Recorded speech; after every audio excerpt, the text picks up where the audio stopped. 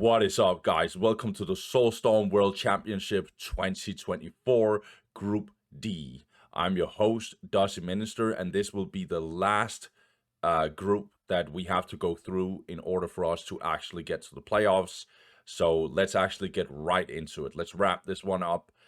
And for this group, we actually got a very interesting group, very, very tight group, potentially. Lots of names that could do some upsets, that could push each other to the brink. This will be very, very interesting. There's also so many dark horses.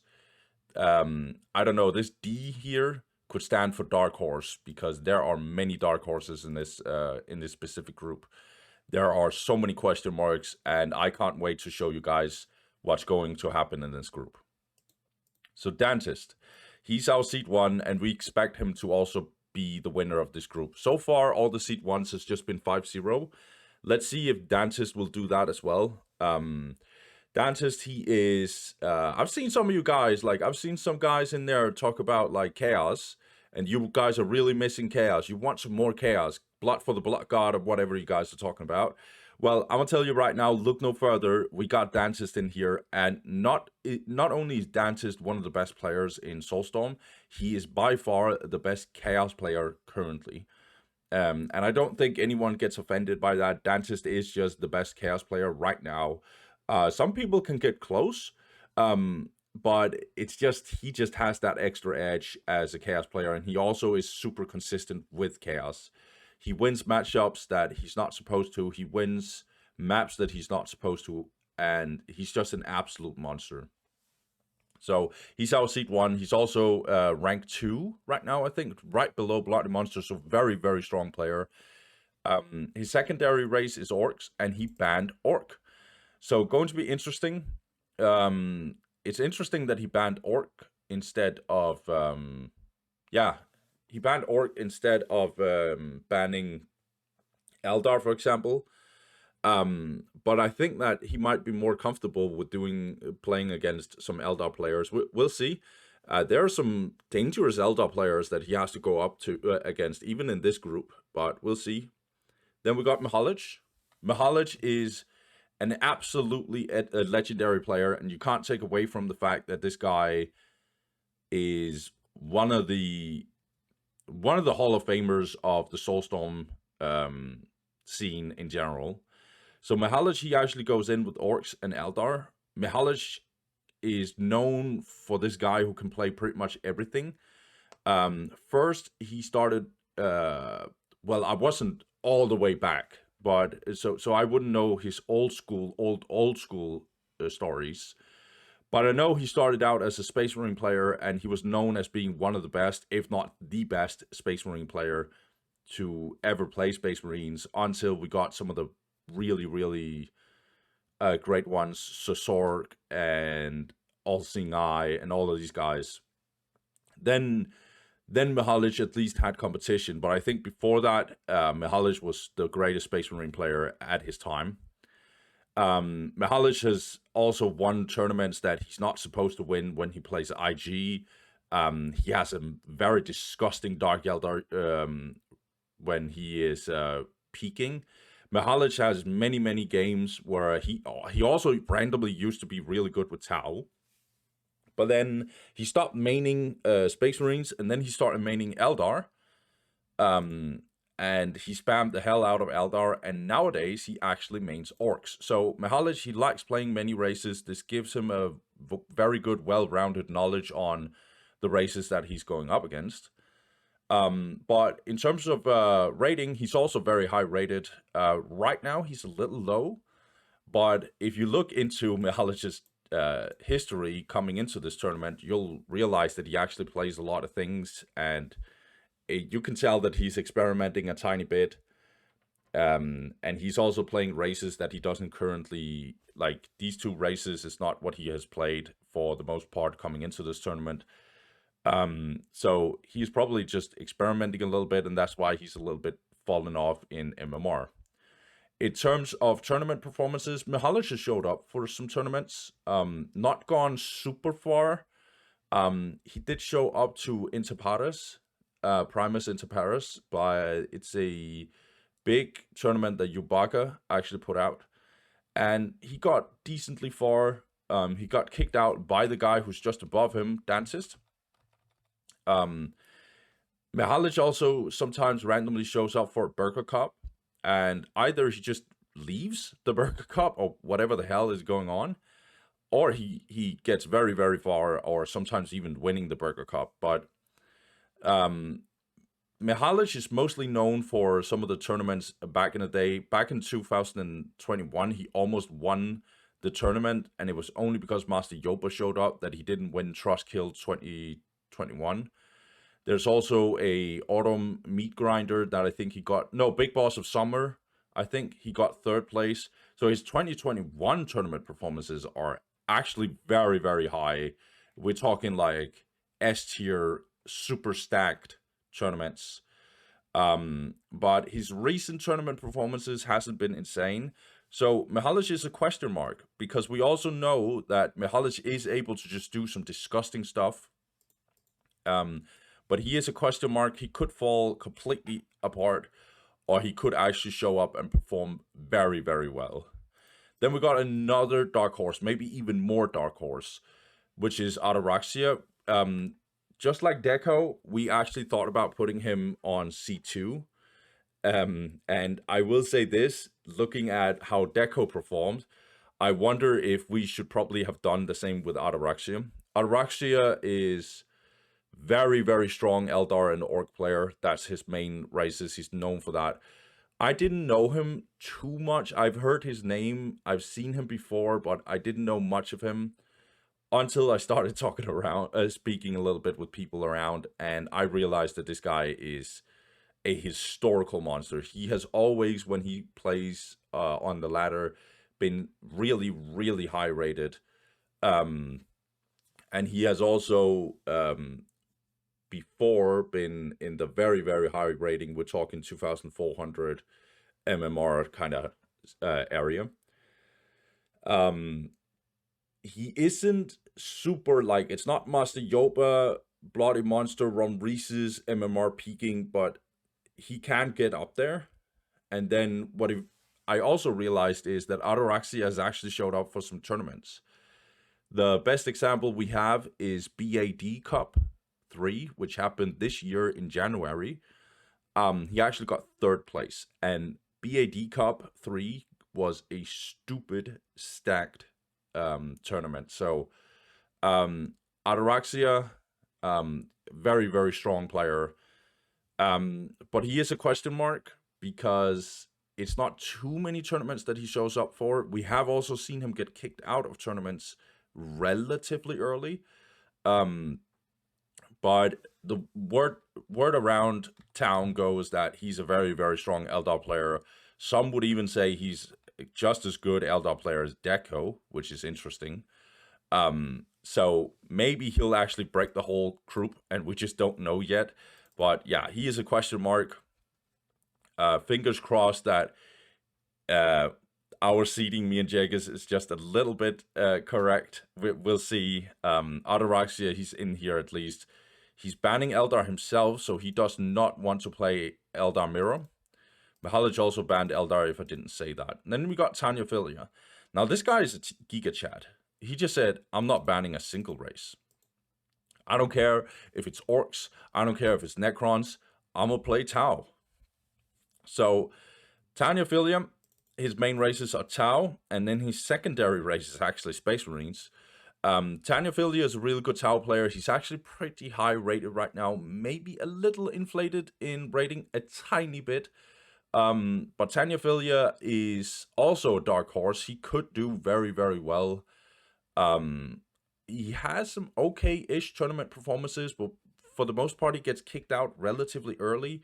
So we don't expect him to get far in this tournament. That's why he's seed 4. But his rating is very high, so we kind of had to put him in here. So it is what it is. Tanyaphilia, no ban. This guy doesn't give a damn. Kudos to him. And then we got Warden in here.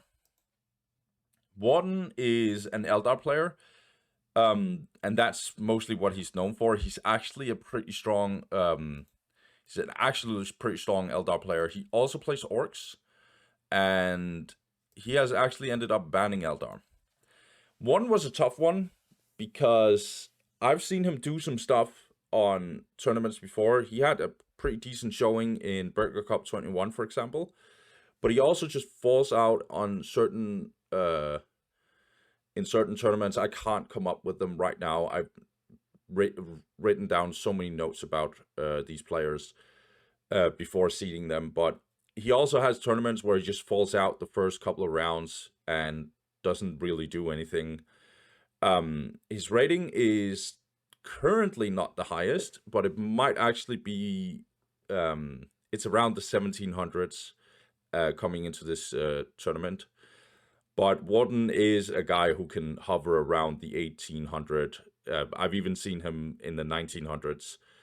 But it just means that he's just a tad too low compared to some of the other players. So that's why he's seed 5. But he could actually, and this is also what I mean by dark horse, he could definitely take 4th place in this group. Maybe if he overperformed, he could take 3rd place. Warden is definitely like in here, and he's not a player you just mess around with. If you underestimate him, he's going to win against you. So Warden, not a player you just mess around with. He's seed 5. And then we got Demilich. Now, we have a history here at the World Championship to have our seed 6 player get absolutely dumpstered. Our last hope is Demilich. That is our last hope, that he doesn't go 0-5. However, let's just talk about who he is.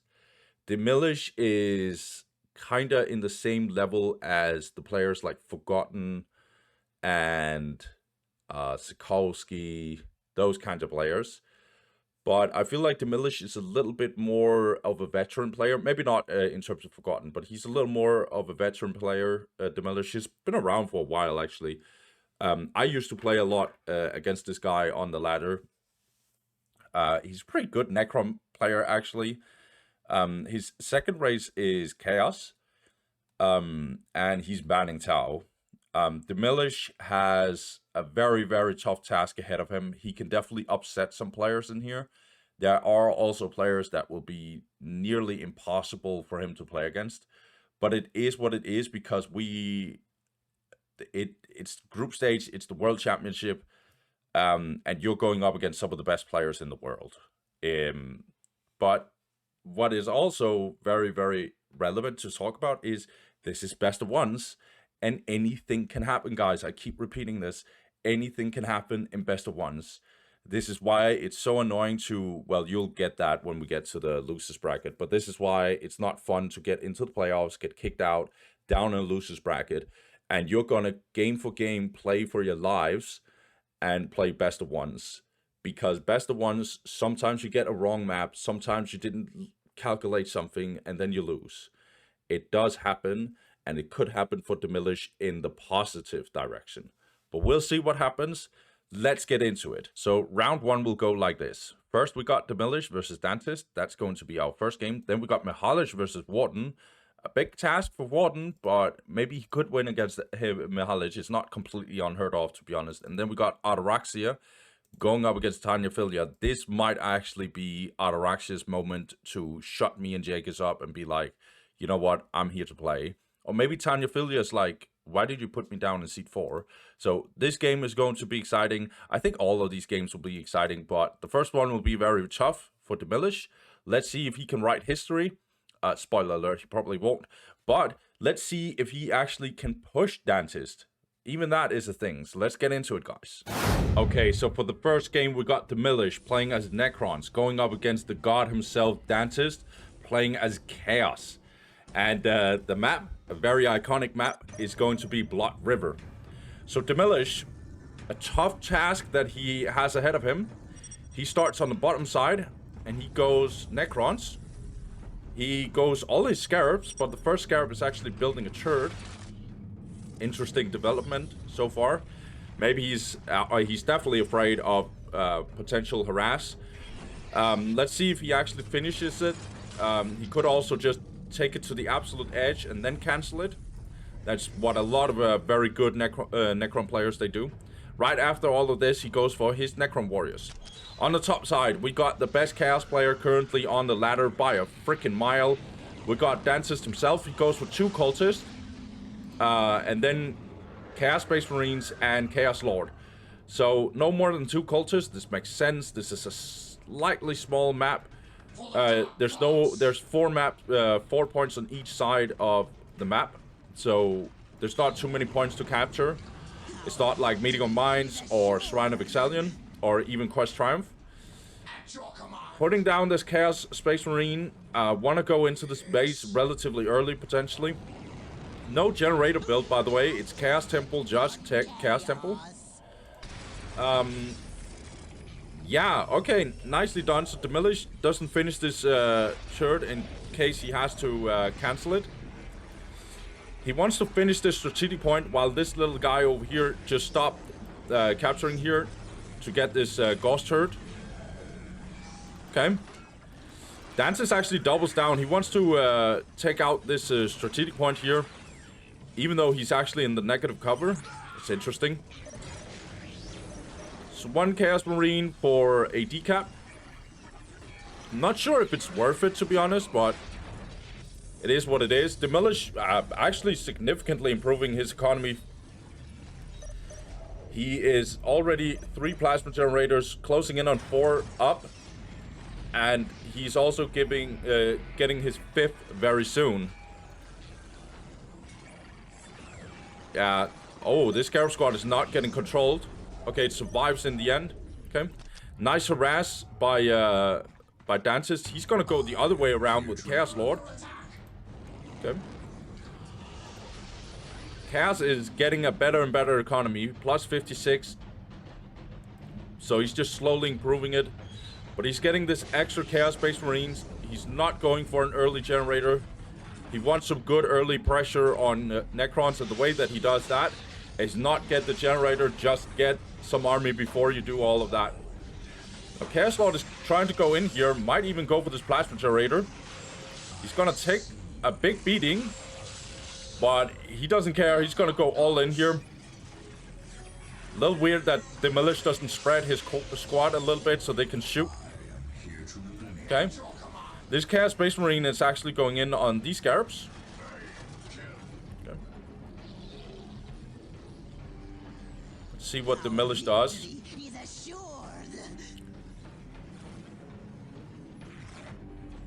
He's closing in on being able to get his Summoning Core up. But he's also getting this Necron Lord first. He only has 2 Necron Warrior squads, so not the 3rd one. Yeah, he's getting the Summoning Core. I actually kind of like this by Demilich. It is what it is. Like, you get put under pressure by a player like Dantist. Dantist has both relics so far. And he's probably gonna get a critical location or 2. Yeah, he's going for the 2 outer critical locations. And he's also going in now. Chaos is attacking from both sides, it seems. But Chaos Lord is now coming out. And the Necron Warriors are also coming in here. Oh, repair this, Demilich. Don't want to lose this generator. Oh my god, that's painful. Oh, you should have cancelled it, Demilich. Okay. Necron Lord hunting down these Chaos Marines. These Necron Warriors need to be careful because Chaos Lord will absolutely murder them. Okay. Generator now out for Dantist. His economy is 92 to 10. Okay. Dantist is smartly going down in the heavy cover. This is because of... Yeah, it's just good to get heavy cover, and Necron Warriors can't use the heavy cover whatsoever. I would recommend Demilich to go back with these Necron Warriors. He should teleport back if possible. He does that. That's great. He could do the same with Necron Lord, because Necron Lord is just one-man army right here. Dantist has just completely fully reinforced all of his squads here. Yeah. Almost. They can go all the way up to 10. Okay. Looks like Demilich actually does a little bit of a wonky counterattack here. He goes in with the Flayed ones. That's going to buy him a little bit of time. This Chaos Armory will actually go up. Okay. Oh, actually trying to destroy this this generator. It's not completely unheard of that he does that. Okay. However, all of these Chaos Space Marines are ready for him. Yeah, these Flayed ones would definitely go down. But this Heretic... No, it got up again. Still alive. Let's see what Demilich is gonna do. He can walk up here. I like it. Lots of damage being put down to Necrolord. Lost so much HP. Okay. Demilich still tier 1. He could go for an extra generator if he wanted, but I don't think he should. Yeah, I like this. Get the Necron Warrior upgrade, but he should get more Necron Warriors. They're still free to produce. 6 minutes until taken. Like right now, nothing comes out of his monolith. Or maybe it's because he suspects that he's going tier 2 very soon.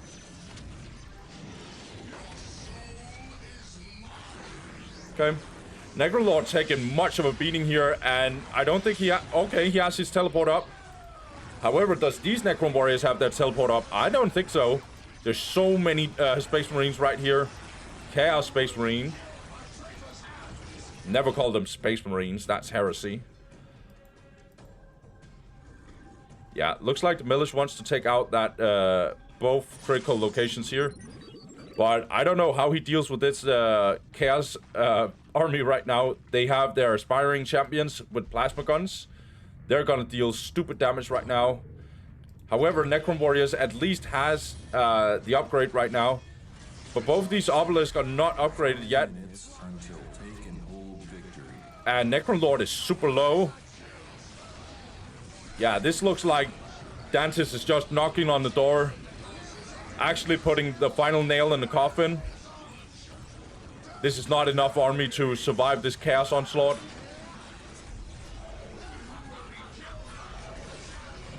Demilich is definitely getting absolutely smashed here. Yeah, GG. The game is over here. So, there's a couple of things that Demilich obviously did that wasn't that good. I mean, his turret, he did build his turret, but then again, it actually didn't do that much in hindsight. Putting it down there was going to cover up here, but then Dantist was like, okay, then I don't go over there. I could just go all the way over here. And that is just 125 power. So the turret, like, cost benefit kind of analysis here didn't do that much.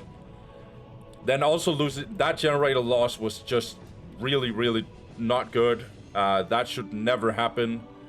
I think he could have saved it. I'm very sure he could have saved it. I was about to say small mistake by Demilich, but to be honest, it's actually a massive mistake. He should try and repair it. And then also not producing army just consistently out of this monolith. Like, a lot of good Necron players, they just keep on being efficient with the time they have in this monolith. That, like, it makes sense that he don't want to get his third Necron Warrior squad if he's thinking about that he's very soon going tier 2, but he didn't go for tier 2. He upgraded his Necron Warriors. So there, I just think that he should have gotten his third one. And then Flayed one's getting in here. I understood the idea behind it, but it's just, yeah, it didn't do much. Dantist was ready for it. So I think Demilich should probably have been a little more defensive with the Flayed ones instead of just throwing them in offensively. What else? He went up here with Necron Warriors that didn't have teleports, which was okay. Like, the idea of it, like, I know what he did, right? That he came in with Flayed ones and then he was gonna attack here. He should have probably attacked here, to be honest, in hindsight. But yeah, it is what it is. These small mistakes that I'm pointing out wouldn't have won the game against Dantist, but it would have made it a little harder for him, I think. yeah, losing that generator and then and stuff, that just delayed his tier 2, which he never got, and it also halted, I think it's called in English. It also stopped his production, or it weakened his tier 1.5 if he wanted to go there, which I actually think is the best way to go against Chaos. Just get Necron Warrior upgrade and get them for late ones. They don't necessarily handle it super well.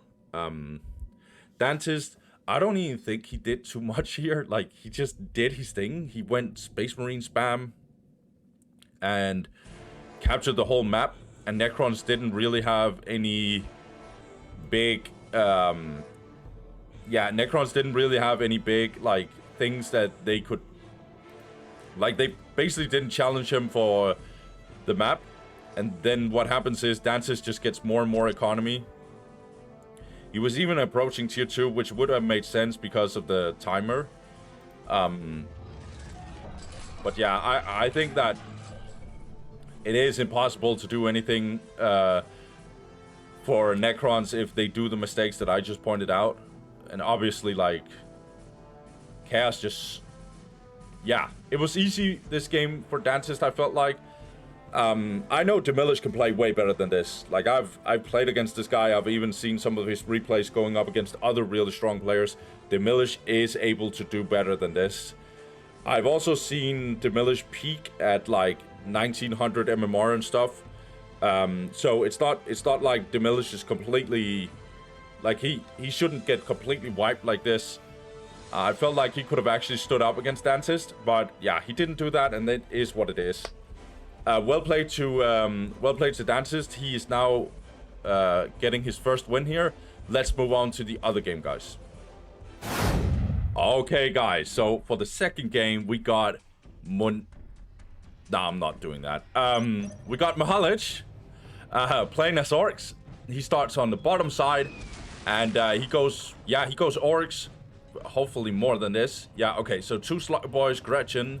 The Boys Heart, I would be surprised if we're not seeing Generator. Yeah, probably standard. That means Shooter Boys and Big Meg as soon as the Boys Heart is finished. And then we got Warden, who also plays Orks. He goes for 2 Slugger Boys. Jesus Christ, the same opening. The reason why both are playing Orks is, well, Mixalich mains Orks. But they both have banned Eldar. So we're not seeing Eldar in this one. We are going to see a mirror, which is going to be Orks versus Orks. It makes sense. We're gonna see some Blood River games here, and it makes sense. We would get a lot of fighting if this was the law. We would get a lot of Orc blood in this river. But last time we saw this matchup, it felt like it was just Shooter Boys versus Shooter Boys. Shooter Boy Mass versus Shooter Boy Mass. I think that was Rom Reese's going up against Dredic. So we'll see if this this mirror matchup will do exactly the same. But yeah, both players going standard. Both players going Shooter Boys and Big Meg. Getting that generator. So let's just see. We're waiting for some action. And it will come for sure. It now belongs to the Orks. It now belongs to the Orks. Looks like both players are... Okay, so... Looks like one is actually going down here with his Slugger Boys. And one is... After he captured this, he's gonna go over here and make sure that nobody is actually attacking him. And surprise, surprise, Mixalich is actually walking up here.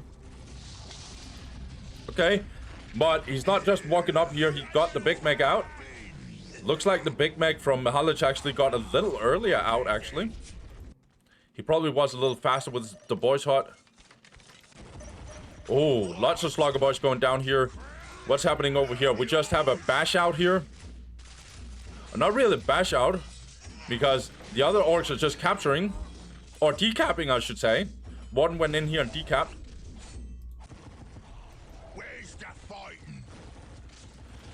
Warden needs to be careful because he's now down in a negative cover. Right, Warden? We careful here, right? Yeah, it's an annoying position that he has to be in here. Okay. So it looks like Mixalich is actually controlling the map very, very well right now. Okay. War banner being built from the point of view of Warden. Where's Mixalich? Okay, he also gets that war banner, but he gets an extra generator. Okay. This means that we're gonna get more economy from Mixalich long term. Okay. Bit of a back and forth here.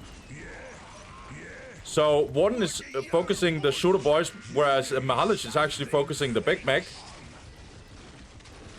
Slugger boys tying up the shooter boys. Same going over here.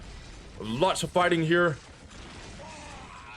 Mixalich's army is a little weakened, but we have some big mech HP difference in here. These shooter boys are getting absolutely bashed to death. Warden is losing this fight. Meanwhile, we also have a bash out over here. I love this bash outs. Let's get more fighting. Warden doesn't control his slugger boy in here. However, he won over here. Okay. Okay. Warden is kind of taking over here. He's also kind of winning over here. Mixalich is not controlling his slugger boys over here, I guess. Okay. But now, Mixalich is turning back. This is what I want to see. This is what I want to see when orcs go up against each other. Fuck all them shooter boys and just playing passive. Get in there and fight. I love this. Now getting a war banner up here. Now, Warden did win over here, but he never got to finish and get this relic. Okay, what's going on here? Okay, Mixalich is actually teleporting back here. Warden has the opportunity to teleport back too. He's getting in here. Gonna fuck these motherfuckers up. Get in here. There's so many. Oh, even the Gretchens are here. We want to fight too. Okay. Wait, Warden just got absolutely smacked here. Yeah. I got excited for a little bit, but there's just too many shooter boys here. Yeah, Pylo got... Wow, this doesn't look too good for Warden. Mixalich's economy is improving significantly. He's now 45 population. This extra generator will definitely give him the edge. Yeah. Completely. Whereas Warden's economy is actually terrible compared to that. It's plus 80 to plus 10. And he doesn't even have that much stronger of an army. I think this is very bad to attack over here, Warden. But he's gonna do it anyway, I think. Where's the fighting? Well, he doesn't know what buildings is being built here. Now he has to turn around. Yeah. Oh, here, boss. Well, that's my bad. I obviously he doesn't know at this point. We knew, or I knew at this point, so... Now we have a bunch of shooter boys here from Mixalich himself. Also getting the custom gadgets. What? We have so many shooter boys now. What is it? Where's the It is what it is. We get shooter boy masses in this mirror. And Mixalich finds a little small weak spot here. He's gonna go for this listening post, which is a little bit exposed here. But we have an engagement here. One goes in. We get a bash out. Yeah, you better run, boy.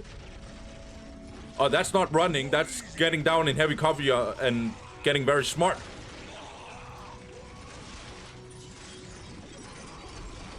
Orcs shouldn't be smart. They should be fighting. Okay, Mixalich is running. Looks like it's a smart idea. Warden has a stronger army for sure. But that will change soon due to this economy difference. Yeah, this Big Mac is frontlining. But he's taking so much damage. He wanna fight. Get in here, boy. This is true war style. This Big Mac is for sure dead though. Okay, the Gretchens try to get in here. They sacrifice themselves to the Blood God, even though they don't preach to the Blood God. Now, Warden's Big Mac is down. Mixalich's Big Mac is almost full HP. Oh, that's changing rapidly. Okay. One is just going in here. He want to fight. Sync kill now coming in for this Big Mech. He's not taking damage in that instance. Okay. One has to do some next level kiting here. Don't want to give Big Mech too many sync kills so we can't kill him. Mixalich is just going in. He doesn't care. He sacrificed his Big Mech. He was like, okay, you sacrificed your Big Mech. I'm gonna donate my Big Mech as well. Well, it wasn't clearly only a donation because he just bought some time, but still. I like that Warden went in first. He didn't care. What is this economy from Mixalich? 128 versus 80 to plus 10. Mixalich is also okay, we have a flank here. Oh, I was about to think that this was Warden's I thought this was Warden's Gretchen's. My bad, guys. We have a big back and forth. Warden has a slight stronger army here. And suiciding his Gretchens.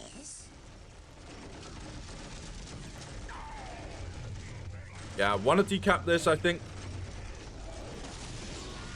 Oh, Sluggerboy is actually doing a bit of a comeback here. Looks like they came from here just to go up here and destroy this. But they're not making it because of the repair from the invisible Gretchens. Mixalich is actually going in here and he has so many big shooters. Oh my gosh. Yeah, this is too much. This is not a bash out, this is a shootout.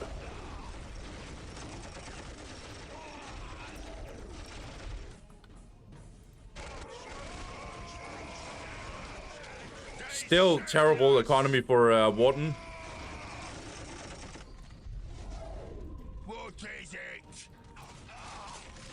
Mixalich is kind of suiciding these Slugger boys. It is what it is.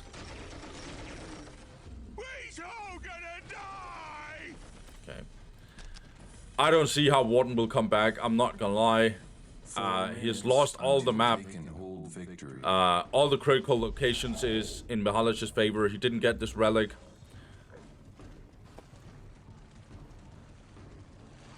And now Mixalich just has a very, very broken army. Gretchens can go on the front line, but they're just dying. Yeah, this is a very awkward game for Warden at this point. He calls the GTE.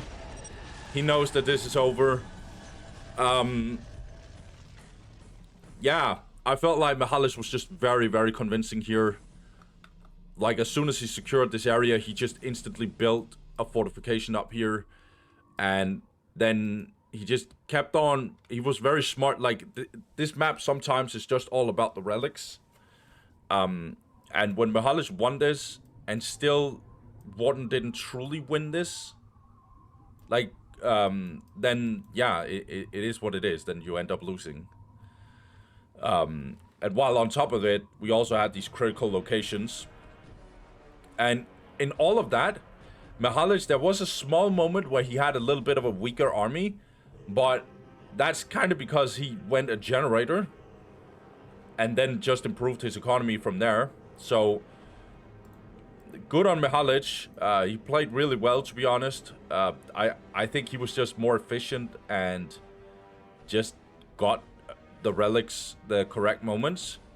But that's the most analytical I could be, because I'm not gonna lie, I was too excited. I was too excited about talking about bash outs and shootouts and Big Meg and saying, "Come here, boy." I was too focused on that, guys. I'm sorry. That's my bad. But it is what it is. Let's get to the third game of round one, and then let's wrap round one up, guys. Oh, round one is going to be Tanyaphilia versus Ataraxia. That one is going to be interesting. Let's get it, guys. Okay, now we got this game, guys. So it's going to be Ataraxia versus Tanyaphilia. Very, very interesting game. These guys are potentially very close competitors in this group. So they want the edge, they want the head-to-head, and now is the time. So Ataraxia, he goes for 2 Bone Singers, 2 Guardians, Fleet of Foot, Aspect Portal, and Plasma Generator. And he starts on the left side playing Eldar. Ataraxia, he will maybe go for Rangers, actually. We've seen that against Tau a couple of times. Yeah. So we're getting Rangers. Usually when we see Rangers, it is maybe because they... Like, the pattern that I've noticed is that Rangers, they get in here if you want to respond very well to the Vespids. Because you can drop the morale of the Vespids and then they can't destroy anything like generators or anything like that. So, yeah, that's mostly when I see Rangers. Rangers are being built when you expect Vespids. And then Farseer right after, so that's going to be really good disruption when the Vespid's coming in. It is a classic Vespid map. Medium Minds is a really good Eldar and Tau map. Then on the right side, we actually got Vespids and... Oh, no generator build. So we got Croots as well. And we got... Yeah, 3 stealth suits actually. So Tanyaphilia is actually trying to capture this. I'm not sure if he makes it. Oh my god, it's gonna be close. Or will it? No, Eldar will get to decap, but the Vespids are coming in here. Gonna try and kill some Guardians. They can kill 1 or 2. Croots are also trying to decap over here. 1 Guardian went down. Now the Croots will go in here. This will be decap for sure. Yeah.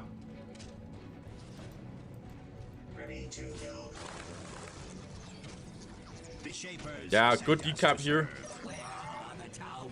Now, morale is being dropped by these Croots. Vespids are now jumping in. Yeah, there's a bit too much damage here. Good Psychic Storm by the Farseer. Hits very few of these Croots, but hit all of these Vespids. They all took damage.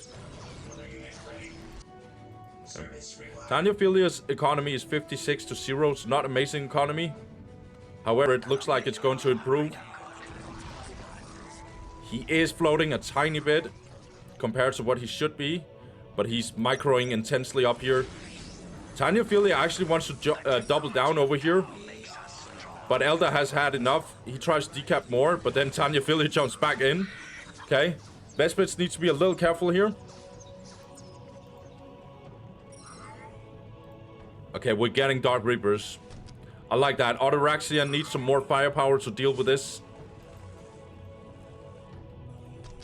Tanyaphilia 68 to +0. 74 to +0. Getting his first generator. Okay. Okay, Croots coming in here. They were ready for the Guardians, but looks like the Vespids were ready for the Rangers. Okay. Oh, but the Dark Reapers are now coming in for the Vespids. Vespids needs to be very, very careful. Yeah, jump out here before you lose too many. Okay, that was actually kind of close. Okay, so this point is still being denied. This has also been delayed. So Ataraxia's economy is actually... Yeah, it is kind of bad. 62 to +10. Whereas Tanyaphilia's is slightly improving.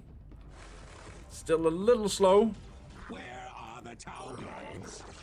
I think if he had insane APM, he would have even better economy by now. He does float a little bit here and there. However, he's super, super good at denying these areas right here.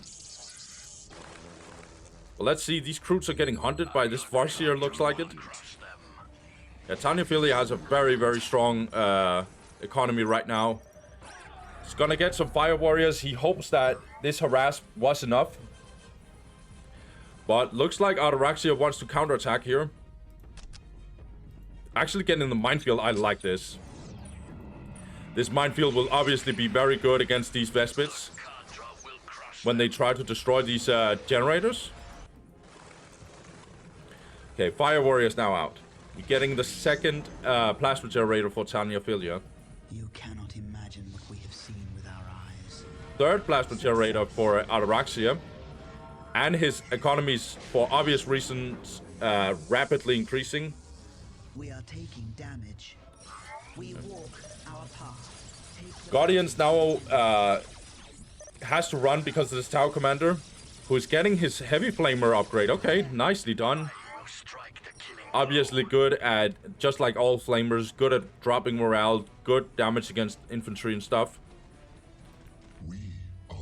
Dark Reaper's gonna go in here, I think, but there's some Fire Warriors. Tanyaphilia suddenly is playing very defensive.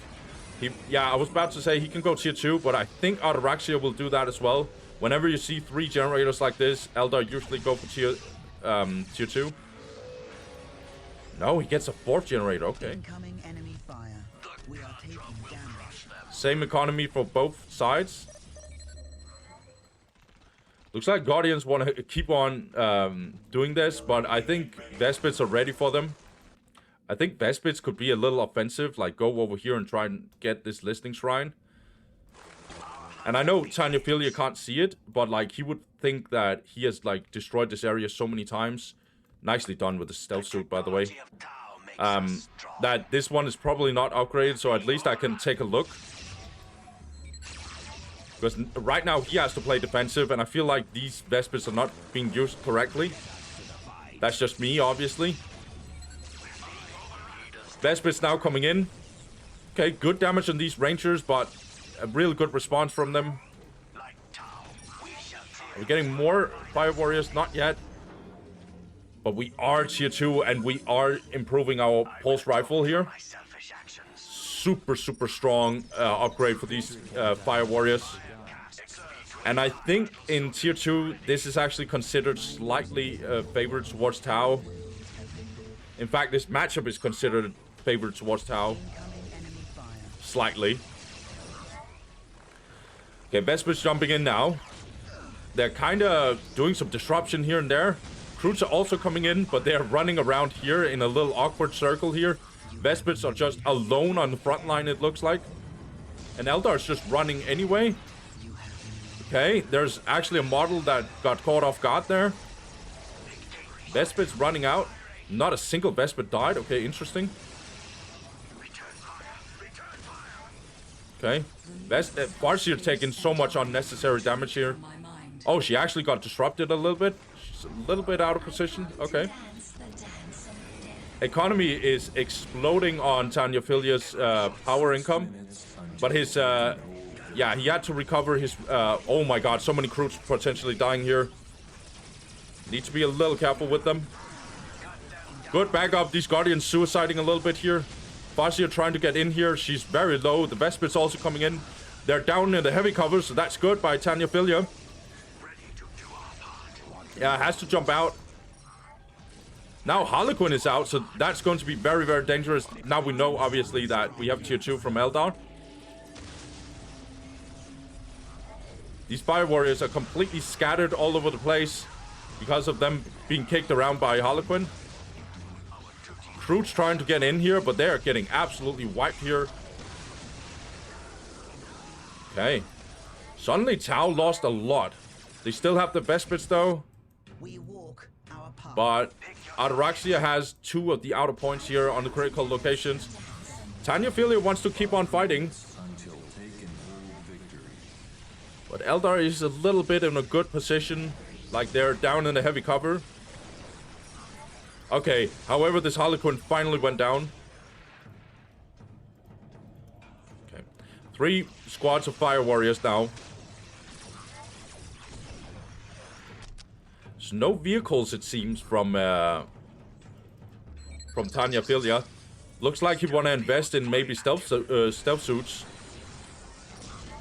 Okay, that was just a Dark Reaper. I was afraid that was a Farseer or something. Okay, a little bit of a backdoor here from Ataraxia.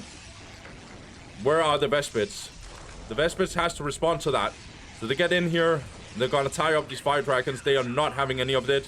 Oh my god, but the whole thing actually went down. Will they go for a decap? That would be crazy. Oh no, a denial from Tanyaphilia. Nicely done. Economy from Ataraxia is just getting more and more ridiculous. 116 plus 50. Just tell us where you need us. I feel like Ataraxia just plays out these fights very, very well. Like his micro is very, very good on Eldar.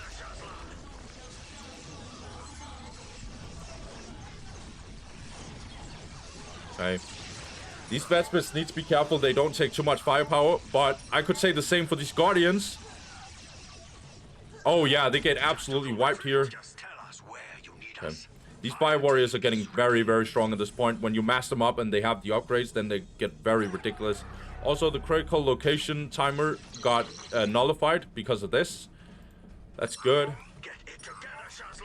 There's no clear winner right now, but Tanyaphilia is a little bit in trouble in terms of economy. And he still can't finish this. You can also see, due to the range, that these Dark Reapers are upgraded. They have the optics. It's very normal. As soon as you get these, this Soul Shrine, that is the first upgrade you get. Okay, interesting snare trap, actually. This Farseer is super low, but she's surrounded by tanky Dark Reapers. Pathfinder is out. I have no idea how he survived. Okay. Oh my god, these two models, they should have been dead by now. Okay, one of them dies. Okay, nicely done. Ataraxia controls his Fire Warriors very well. Now he's going around here. We still have no vehicles, actually. I'm surprised by that. Oh my god, this was the second global. Oh, but this shrine is not going down. It should be down by now. Yeah, this is obviously a mistake from Tanyaphilia. He should have gotten it from here. And now we are in an awkward position because we have no anti-vehicle from Tanyaphilia. He's trying to do a little bit of a backdoor here. But he has no answer for this Falcon. These Fire Warriors are a little caught off guard. They're out of position. Fire Dragon's trying to tie up these Fire Warriors, and they're gonna succeed. Or these Fire Warriors have to run as well. Fire Warriors dying left and right is not looking good for Tanyaphilia. Harlequin is even here. Yeah. Too many Fire Warriors just dying here. Yeah, Ataraxia just putting down hell and fire. Yeah. Tau Empire, they lost this day, that's for sure. Yeah.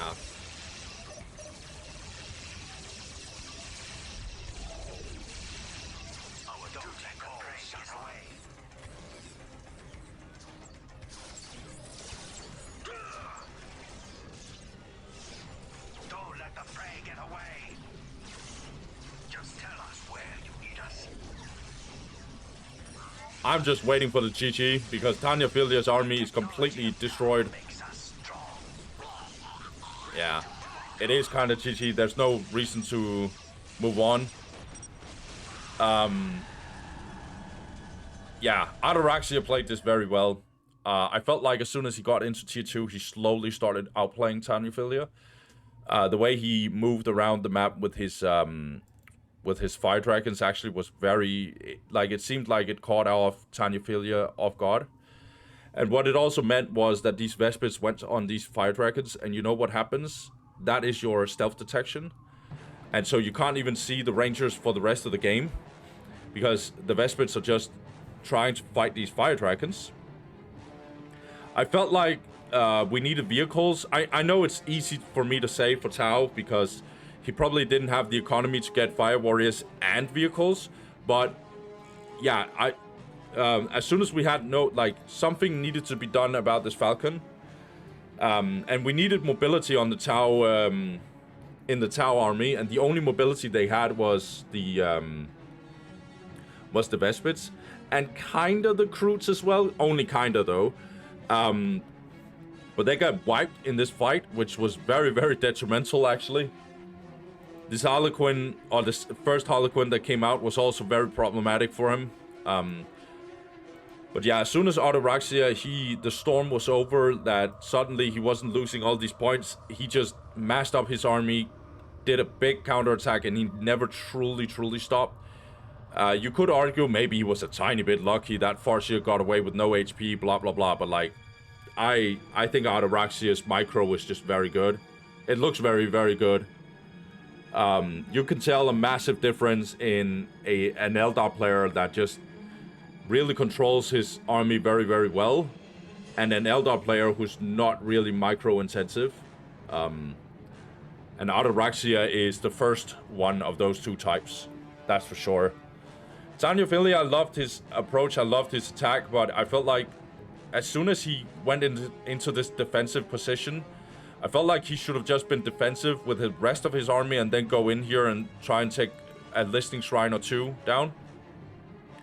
And sure, he can't see which one he can go on, but the thing is just look. I feel like just look. But even on that note, like Ataraxia was ready for him because he built this minefield. So sure, Vespits could have jumped in here as well and then find out there's a minefield. That would have been very bad.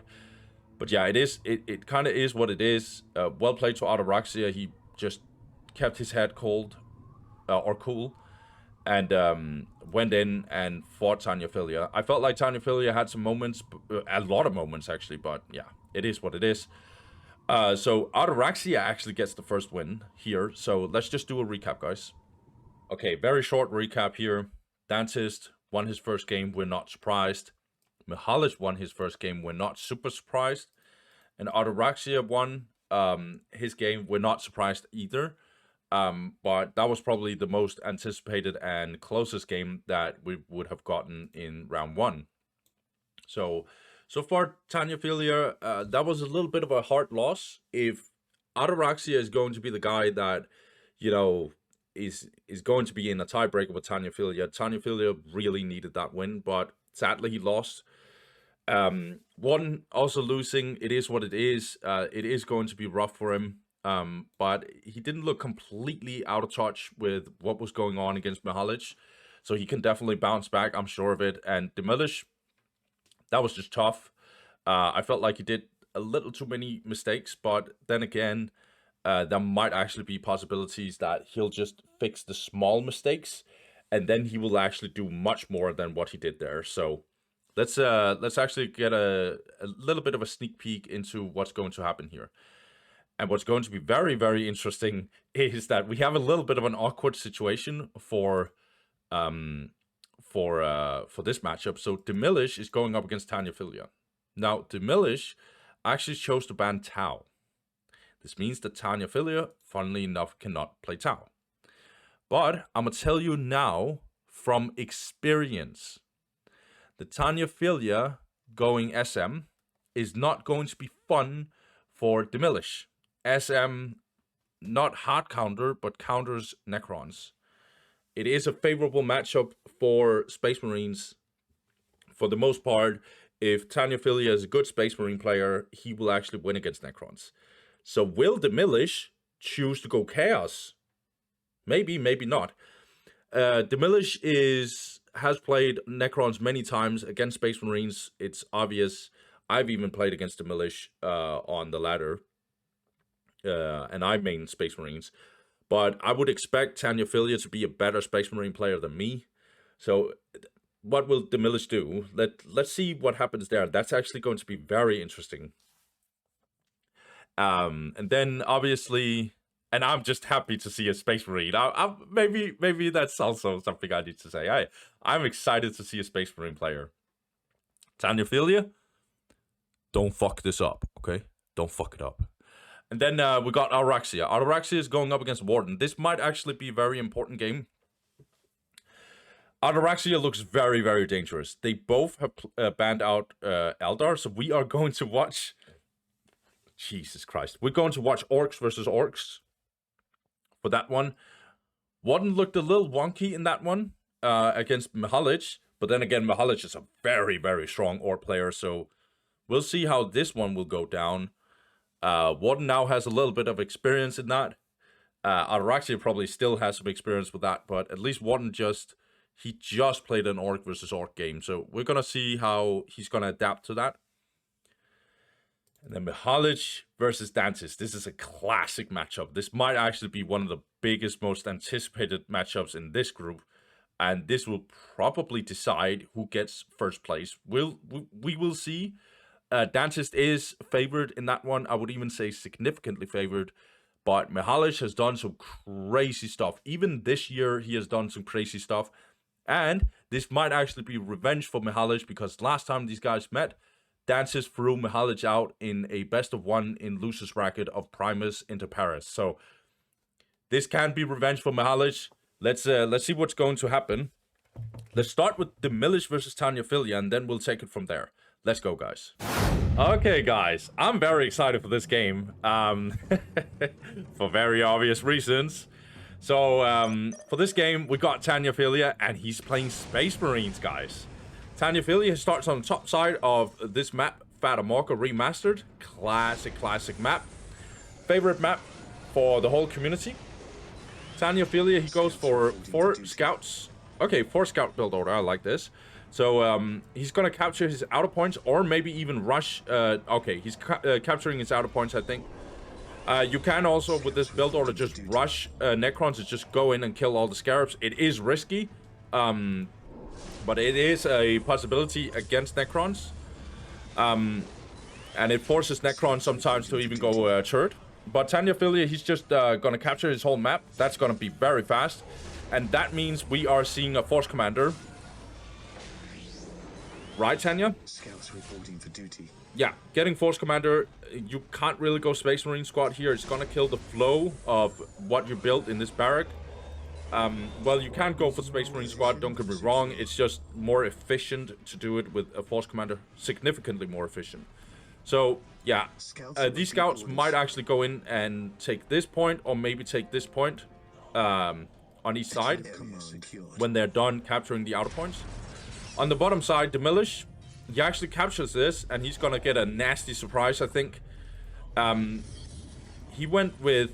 Okay, nicely done. So he went with 2 Scarabs, 2 extra Scarabs, Necron Warriors, and then 2 extra Scarabs, and then Necron Warrior. He expects to get rushed if he does that opening. That's gonna delay some of the building and some of the capture speed, because he's delaying his Scarabs a lot. Nice decap here by Tanya. He's running in here, and he meets these Necron Warriors. He's definitely going to have to run here. Scouts are very, very squishy, but they are fast as hell, so they can just run away from these Necron Warriors very easily. Demilich is finishing his... yeah, he's finishing his plasma generators, so no turrets so far. Okay. Let's see what Tanyaphilia is cooking. So he got this Force Commander. Yeah, he has all his LPs. He can go for a Space Marine squad easily here. He's just floating a little bit. It is what it is. Killing some more Scarabs. Okay. Okay, getting an extra generator. Okay. Interesting, he chooses to go for the generator by now. I would have gotten the Space Marines a little before, like 2 Space Marine squads before you go for that generator.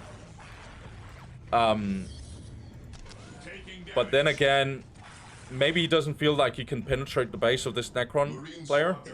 So getting an early generator might actually be a good shout. So he can actually improve his economy even more. He can upgrade 1 LP. I would expect he gets... Yeah. So he upgrades this LP because it's right here with the plasma generator. So when Plate Ones and Necron Lord gets in, this upgraded listening post would be very good. Force Commander, a little bit of a shootout against these Necron Warriors. He obviously wins. Now trying to capture this. Okay. Okay, so we get this Summoning Core from Demilich. That's really, really important and really good. Now need to be very careful with this Force Commander. You don't want him too low, because he needs to have HP to fight this Necron Lord. Okay, we're getting an extra Space Marine squad here. Okay. Well, you should do that. In fact, I think against Necrons, it's very efficient to have 3. Because you have to chase and kite and chase and kite, and there you need more than just 2. Yeah, exactly. Get a 3rd one. It's good to have 3 because you will see Flayed Ones and all of that trying to close the gap on you, and therefore it's very good to be prepared with lots of Space Marine squad. So far, we have a little bit of a back and forth in controlling the relic and controlling this strategic point.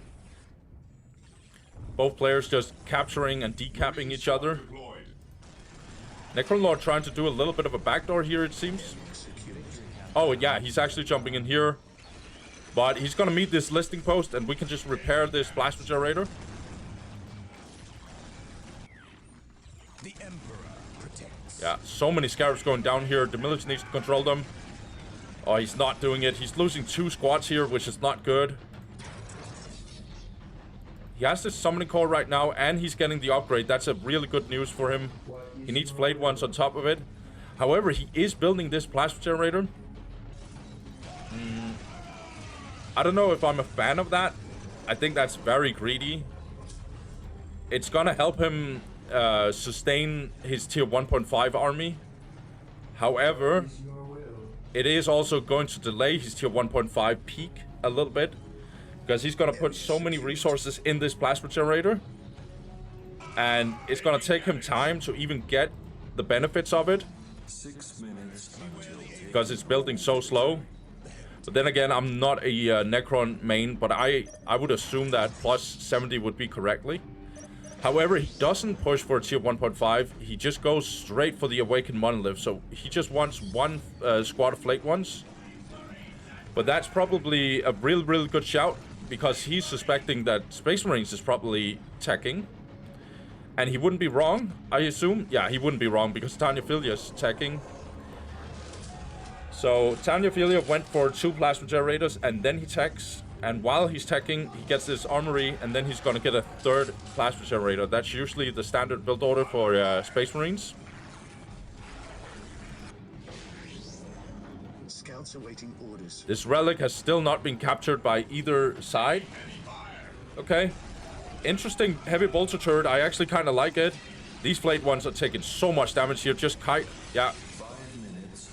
Nicely done by Tanya. These Blade Ones are going to get absolutely murdered here for nothing. Okay. And he doesn't have more Blade Ones. Okay. This turret probably won't get finished. Nope. It will have to be cancelled here.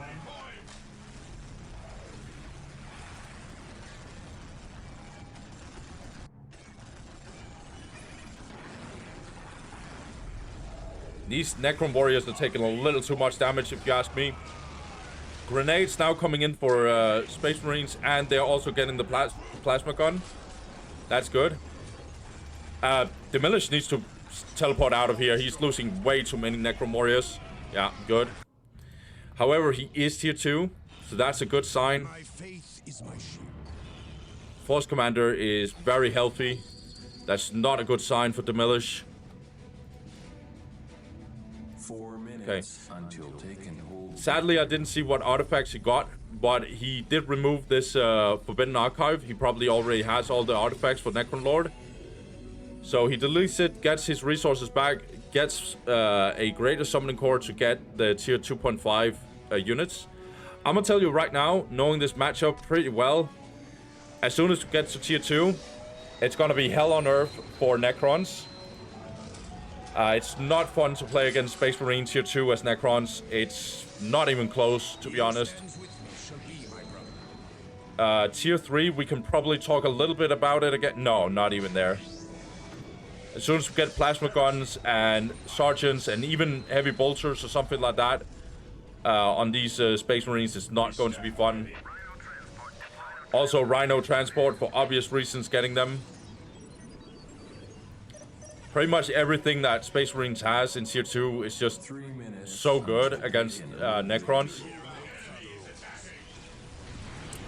Okay, so we get the Solar Pulse. That makes sense. In this matchup, we need Solar Pulse as Necron Lord. Well, in most matchups, we need the Solar Pulse. Now getting an HP upgrade for the Space Marines. And as soon as all these upgrades are coming in, it's gonna be worse and worse for Necrons. Land Speeders.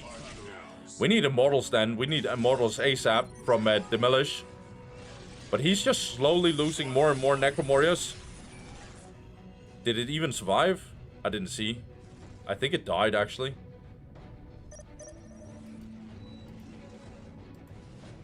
Yeah. Space Marines just keeps on going. They still have the grenades, but they're not throwing them. It makes sense because they were going to get tied up very soon.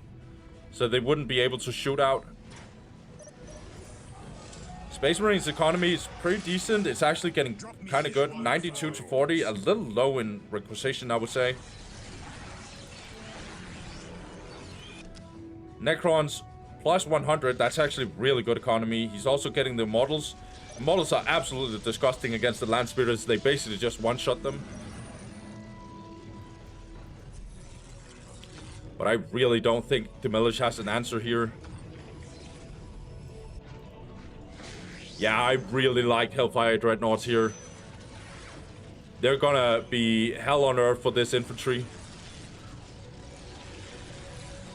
Yeah, heavy bolters for Space Marines. That's more efficient than Plasma Gun. Plasma Gun is kind of good against... Okay, interesting grenade. Oh, it did stun them. That's good. Plasma Guns are a little more efficient against flayed ones, but against, like, every other infantry, heavy bolter is just better in general. They have more range, just a little more DPS overall against like most of the infantry from Necrons. But only one heavy bolter so far from each Space Marine squad here, so not too heavy investment. By the way, Demilich is floating a lot. Now he's getting the Toon Spider. Okay, interesting. I don't know if he can do much with that Toon Spider, to be honest, because all these Necron warriors are just all over the place on the map. But then again, I don't have persistent bodies, so I wouldn't be able to tell. What would I do here as Necrons? I'm not sure. We are tier 2. It's just almost impossible for Demilich to do much. But we definitely need more Immortals and Destroyers. I think Destroyers would be really good. But this Rhino is going to be very important. Also, this Chaplain here is going to be extremely important also. He's basically just giving HP regen to all of the squads, especially the squad he's attached to. Demilich is trying to go in here. But he's just gonna get kited like this, I think.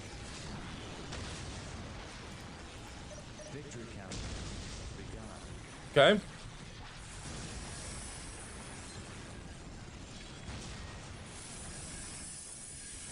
Yeah, Necron army is just getting bullied here, honestly. Blade ones are going down. We got the Toon Spider now. Well, now it actually has something to work with right here.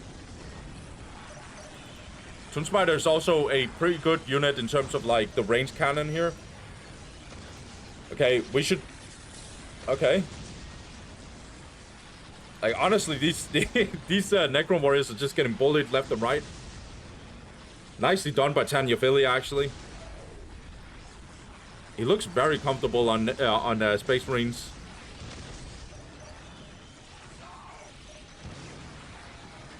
Okay. However, this Hellfire Dreadnought actually went down. Interesting solar pulse here. I don't know if it does anything, to be honest. Necron Lord buying some time, though. Another land speeder. I'm not sure if I'm a fan of this, and this machine cult is actually going down. This is not too good by Tanyaphilia.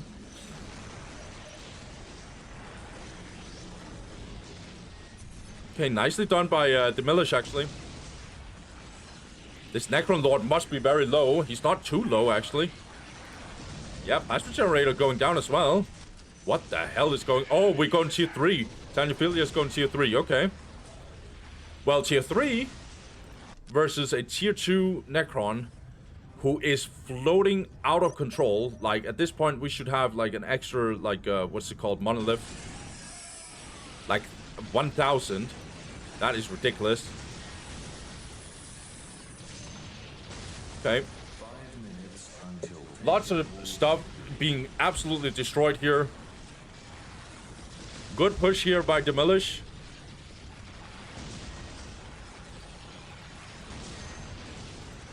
Yeah, good solar pulse here. Very awkward solar pulse here.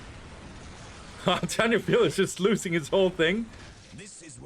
But we have this orbital relay. And we also have a machine cult being rebuilt. At this point, we might as well get a orbital bombardment here from the Space Marines. We'll see. Demilich, she sees that Tanyaphilia is actually tier 3.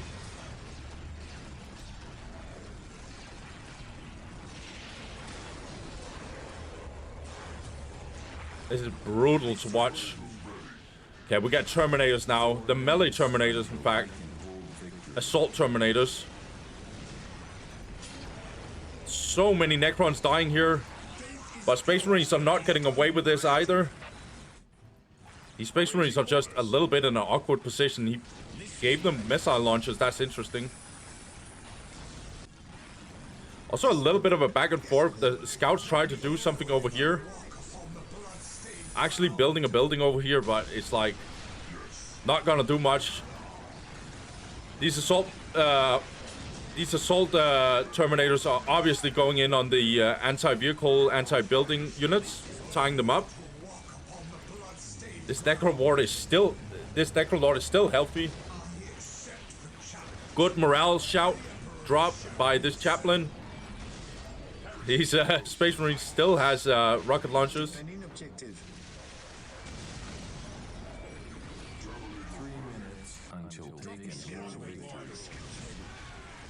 Yeah, Tanyaphilia also has the critical location. We see no tier 2 from Demilich. What is this float Demilich?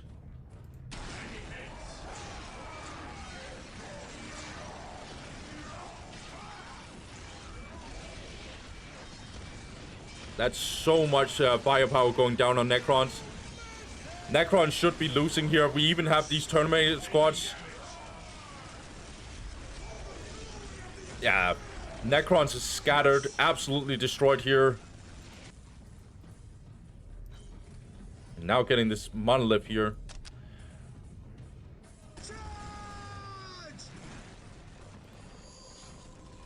This float is crazy. This float is absolutely ridiculous. There is a, like, you could talk about like maybe that this replay is corrupted. Usually when you see players float like this, it sometimes means that there's something buggy going on with the replay, but I don't think so. I'm gonna double check after this game, because sadly we have seen it in this tournament that some of the replays can be a little buggy.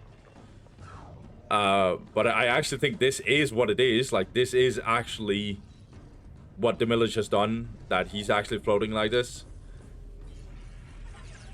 Like, I get it, he only has this monolith here, but he should have had the second monolith for a while. But the game is over. Like, there's no way. I think Space Marines at this point could just drive in here, put down the orbital relay on this this whole thing here. But Necron's actually doing a little bit of a counterpunch here.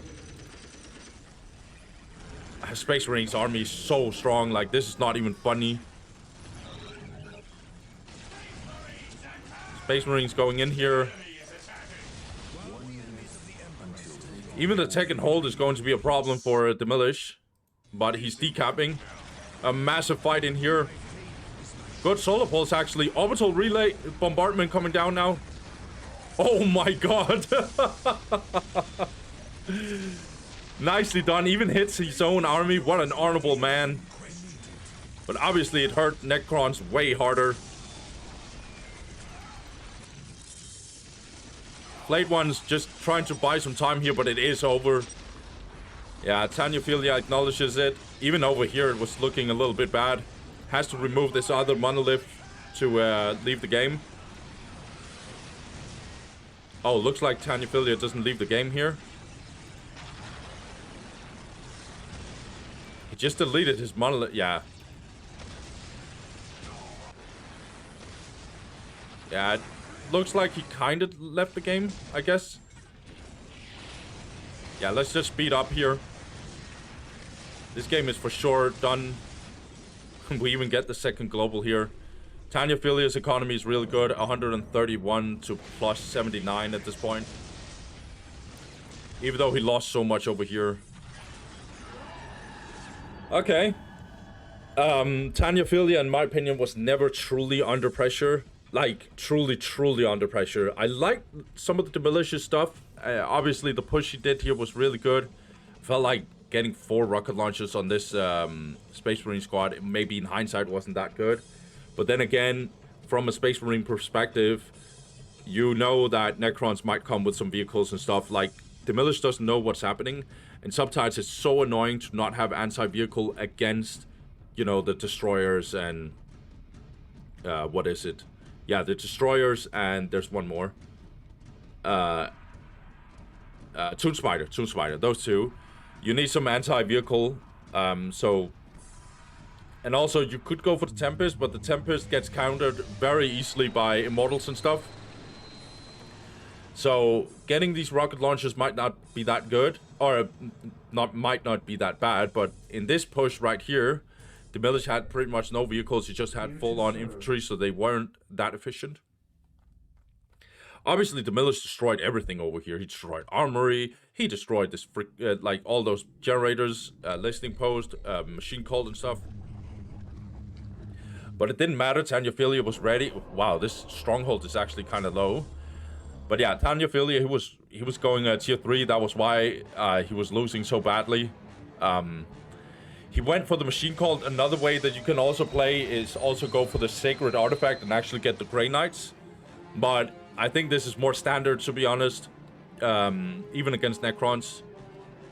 Tanyaphilia, I never felt like he was in true danger. He even, you see here, he even went for heavy armor deployment. This is basically tier 4 for Space Marines. But yeah, really well played by Demilich. I felt like he played this game relatively smartly. Demilich, I felt like he just... I don't know, he went tier 2 pretty early. I don't think if you go tier 2 up against Space Marines, you're gonna lose, I feel like. You need to push Space Marines in tier 1.5 for sure. I think that's pretty much the only way that you can win against Space Marines. I could be wrong because I don't play from a Necron's perspective. I can just tell you how it looks from my perspective playing Space Marines. But also, it's not just my experience, it's also watching replays of this matchup. Like, whenever I see All-Seeing Eye and stuff, it can get very rough when there's like 3 or 4 Flayed Ones in your base and there's just upgraded Necron Warriors and stuff. It gets really tough. Solar pulls getting put down on the Space Marines and stuff. And then Space Marines is in this awkward position where they want to retaliate against this tier 1.5 push, but they can't win, so they have to go tier 2. But if they go tier 2, they're gonna lose even harder, and so they have to kite sometimes a lot. But yeah, Tanyaphilia, he was ahead in economy, he was ahead in map pressure. Demilich never got this relic, I think, and this strategic point was denied several times.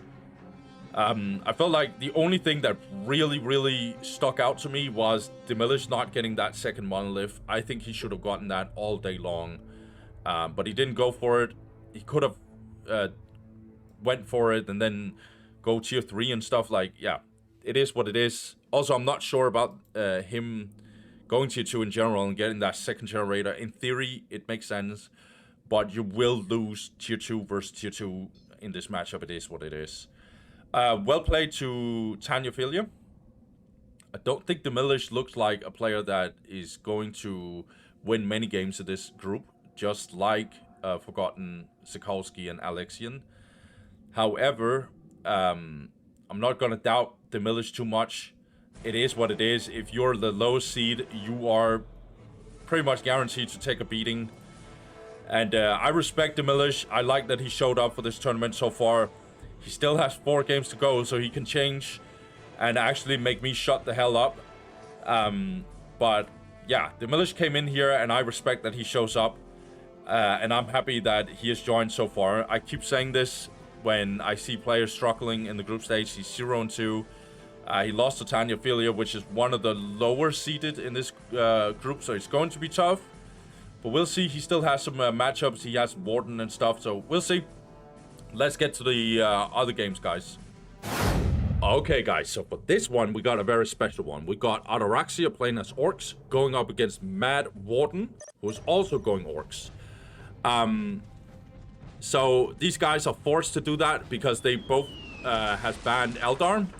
So they are going up against each other in this really annoying situation where they have to play Orcs versus Orcs. It usually looks to me that we just go for a lot of shooter boys. But let's see what's going to happen. We do see variations in these mirror matchups. Ataraxia, he starts on the left side. He goes for 2 Slugger Boys, Aggression Squad, the Boys Hut, and let's see if he goes Generator. Or maybe War Banner. Okay, he gets the Generators. Just standard opening. Warden, exactly the same. 2 Slugger Boys. Right? Yeah, 2 Slugger Boys. Getting Shooter Boys and Big Mag. So, he's actually capturing the outer points here. And let's see how Warden will do here. Warden is a pretty good player. I really will say this. Warden is a good player. But if he goes up against the real Juggernots, it can get a little tough for him. So I'm going to cross my fingers for Warden that he actually puts up a really good fight. But sadly for him, he's going up against a very strong player like Ataraxia. Like, Ataraxia is actually a really strong Orc player as well. I've seen some few replays myself of him. He's very strong. Yeah. Not sure why he cancelled it. I'm sure there was a point. Maybe it was because he needed to get his Big Mag. Okay. So both just doing their thing, capturing relics. No big contestants on both sides. That's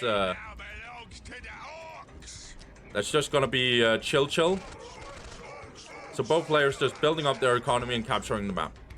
By the way, speaking of the map, we have Blood River, or Bloody Hell, sorry. Bloody Hell remastered. So there's 4 points on each side. The OG one only has 3 points. So this used to be, at least in the old school days, I think it was more in Dark Crusade. This was a classic Necron map.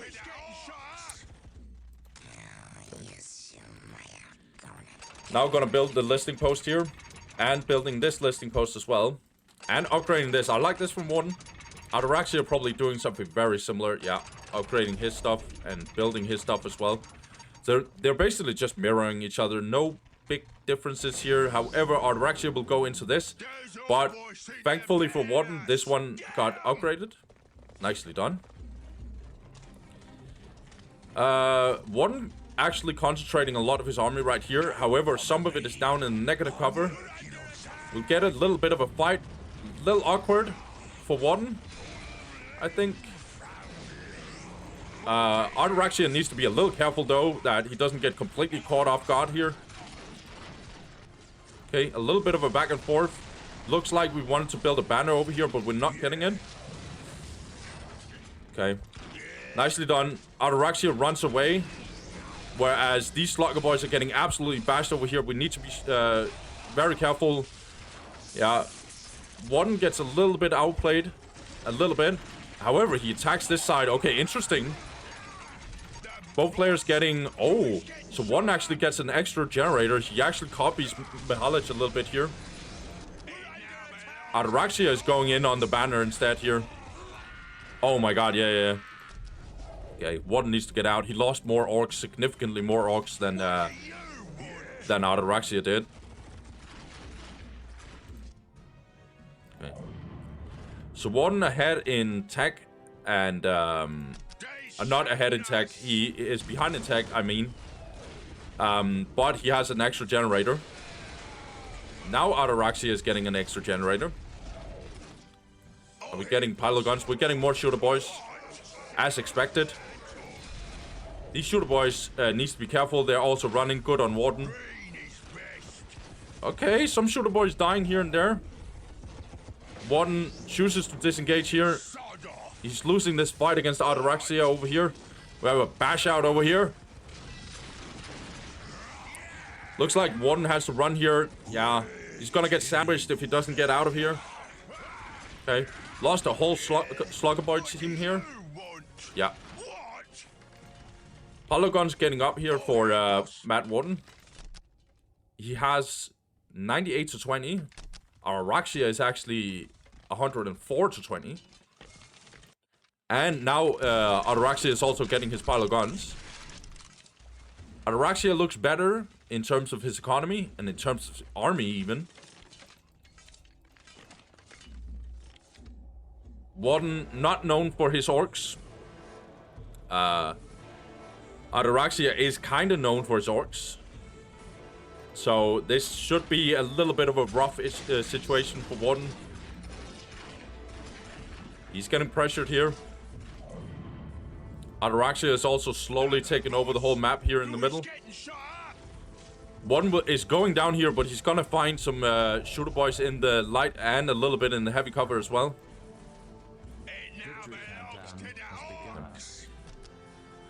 Warden has 45 population cap, but I would assume... No, Ataraxia is actually a banner down. But his economy is way better, like, and he's getting that banner actually as of now. So he's 116 to plus 20. And getting Blastia research and Heavy Boy armor. Mat 1 only 98 to 20.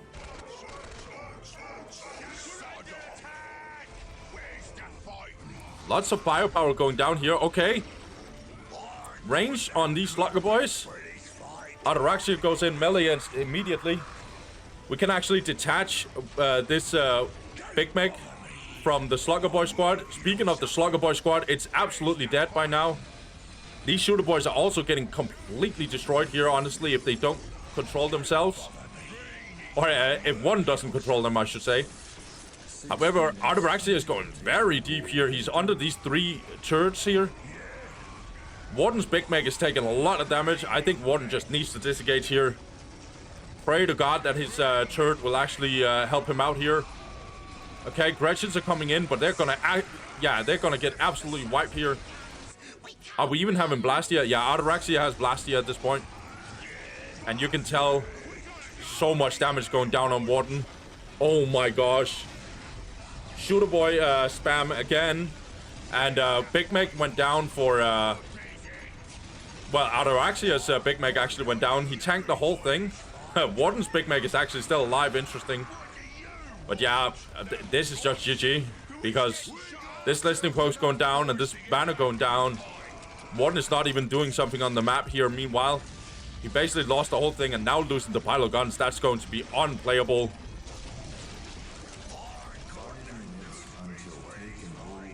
Yeah, the game is 100% over. The only upside is that Warden has his Big Meg, but look at the army difference. It's not even a competition. Ataraxia's economy is just more and more ridiculous at this point. Yeah, and Warden really can't do anything. He's getting Storm Boys. Okay. But even if he gets the Storm Boys, what is that going to do? Am I tripping? I don't think the Storm Boys will do much here, but we'll see. Warden could prove me wrong. No, he's saying GG.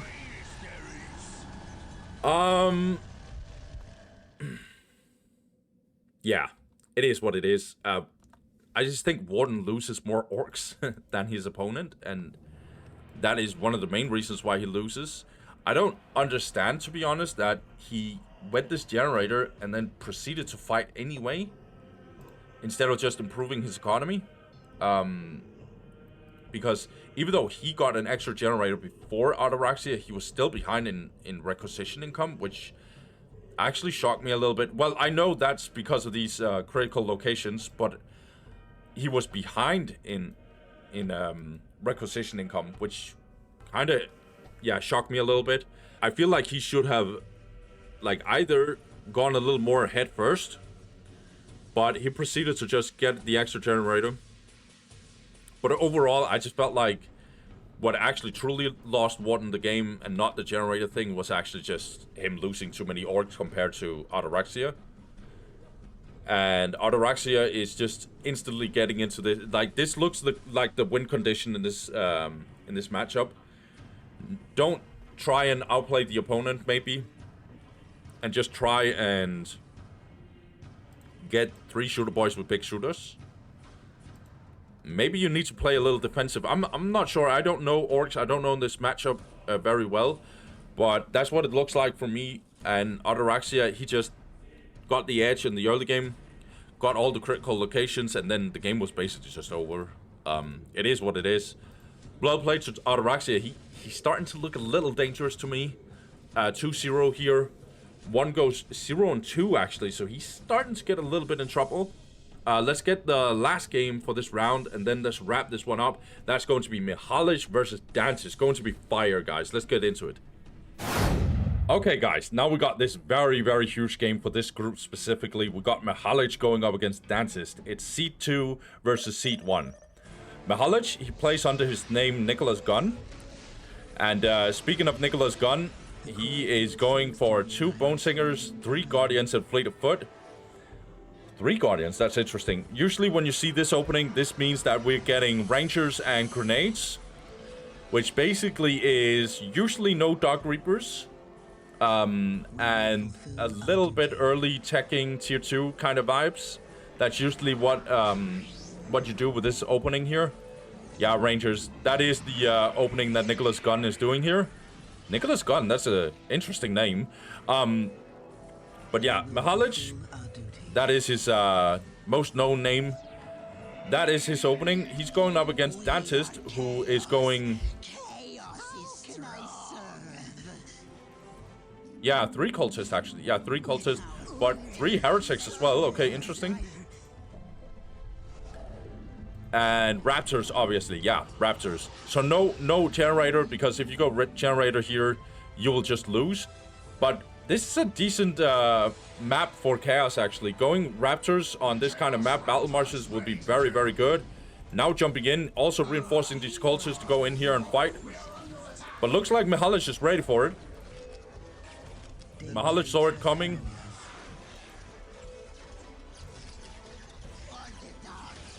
Yeah, these Raptors, their morale will be dropped. But now the cultists coming in. Okay, the Bone Singer looks like it teleported out. The other Bone Singer also teleported out. They're both going over here. Raptors tying up these Rangers. These Guardians will probably lose to the cultists. I think they lose to the cultists. They deal more damage in melee. Cultists are just very, very squishy. Also a little bit of a bash out over here. Raptors still chasing down Guardians. This is delayed. Oh my god, yeah, that's why we get 2 heretics, or 3 heretics I should say. Got this heavy voltage turret, and that is going to be painful. That is going to be very painful for Nicholas Gunn, aka Mixalich.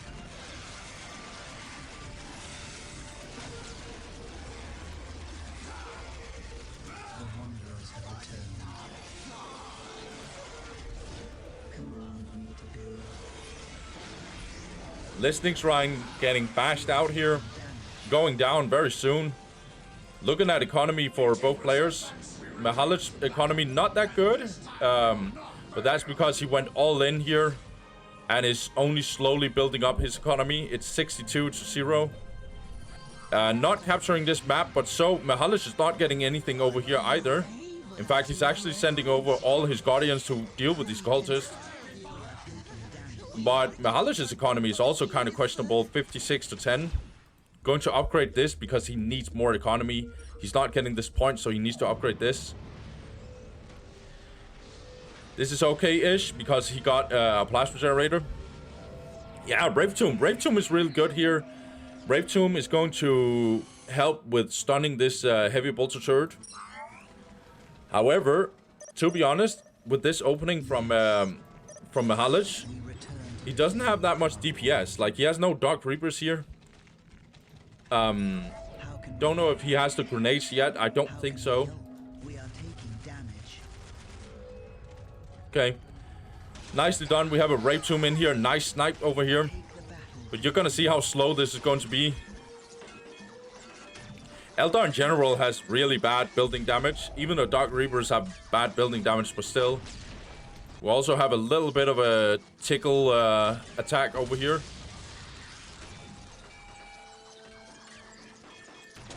This is such a long Rape Tomb. It's just way too long. If Relic ever changes this game a little bit or balances a little bit, this is one of the first thing I would nerf the Rave Tomb for sure. Okay. Dantist is just slowly taking over the whole map. He already got this Relic. Now we have the grenades coming in. Okay, good. These cultists are getting melted here.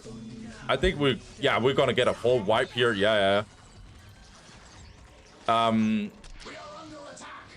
Yeah, looks like Dantist is getting his plasma generator. Or an extra plasma generator. He already got one. His economy is starting to look pretty good. 92 to plus 10. Eldar still struggling. 68 to 30. He still can't take down this listing post because he has 0 DPS. And he chooses to go tier 2. Okay. How can we help? Yeah, Dantist has taken over the whole map, honestly. This looks really, really bad for Mixalich. And he is going to run down here instead of running up to the listing shrine here. Because he don't want to show Dantist that he has this, that he has the tier 2. So he's running down here. Rush the enemy position. Raptors are gonna jump over here and maybe do a little bit of disruption over here. Chaos Lord is now also out. He has been out for a while, actually. He's gonna go into this whole Eldar army. Rangers has to run. Raptors are coming in, but they are gonna get denied through this grenade. Okay. Nicely done. These grenades are actually really good here. Lots of Raptors are low. Very low, in fact. But cultists are now coming in, tying up one of these Guardians. Oh my god, there's so many Guardians going down. We have this Chaos Space Marine squad. And only now are we closing in on tier 2. But look at this Chaos army. Jesus Christ. Yeah, placing down this Tainted Auspex. Good ability for Chaos Lord. Okay. Ooh. Mixalich actually chooses to stun the Chaos Temple rather than the tier 2 incoming. Okay, I like that. Or at least I like the idea of it. It's gonna delay the production and stuff, but also this Unholy Sight upgrade here, which would be really nice for the cultists to actually spot these Rangers. And now Chaos has to run for their lives, but because in comes a Harlequin. But this listening post is still up. These Guardians has to run 24/7. Chaos's economy is starting to look really, really nasty. Whereas Eldar is still on 74 to plus 30. Now getting the enhanced optics. Okay, nice. Armory coming in for Chaos. Harlequin is going face first in. Gonna tank the whole thing.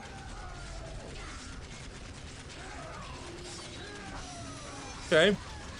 Potentially really good ability here. Lots of low units on this Chaos squad. Good grenade here, I like it. It's an awkward situation for Mixalich, but I like that he's going face first in. Raptors are now having to come in here. Really nicely done. Chaos Lord doing some work here. And look at this army. It has 0 DPS compared to how much that's invested in it. Oh, but yeah. Some stuns here and there with the Rave Tombs and stuff. But we are tier 2 for Chaos. But no machine cult or anything like that so far. Keep getting Harlequins. No support portal. Instead, we use tier 2 for Mixalich to get Harlequins optics, and we will probably get some Dark Reapers because we need some DPS for this army. Okay, also getting the Fire Dragons. This means that these Raptors has to respond over here. It's going to be really good. This Harlequin is just doing some disgusting stuff here. Chaos Lord might actually go down. Nice grenade by Mixalich, actually. Really nice grenade. Maybe this squad will go in and try and save this Chaos Lord, but I don't think he can do it. Or they can do it. So the ancestors decree. Very much a back and forth. Okay. Not the most effective kiss ability. Oh, I don't know if I ever said it, but obviously Sorcerer has been out for a while.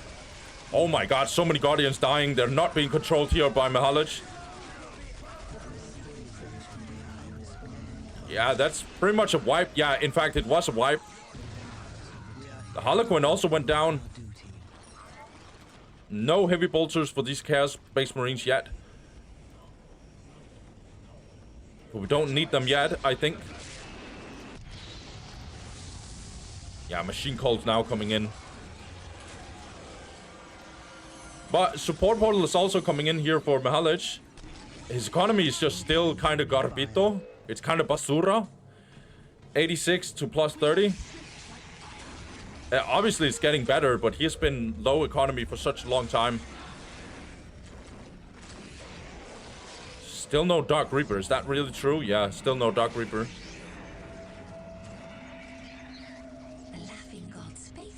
I'm not saying he needs Dark Reapers. It's just, it would make his situation more easy.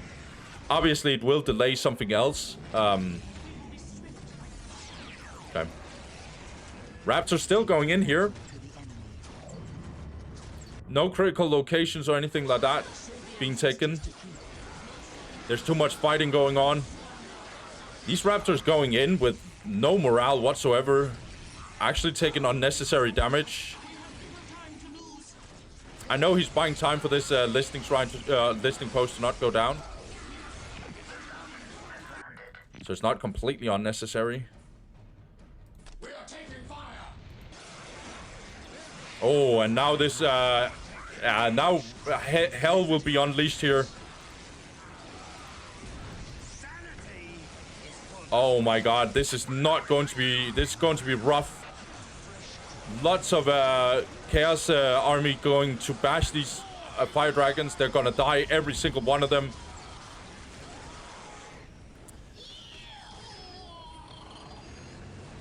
Apparently my keyboard doesn't work. I wanted to have a better angle on this, but yeah, I hope you could imagine what happened. Oh my god, all these Rangers getting absolutely obliterated. Oh my god, and good dodge of the kiss ability into the Rhino. Oh my god, this looks horrible for Mixalich.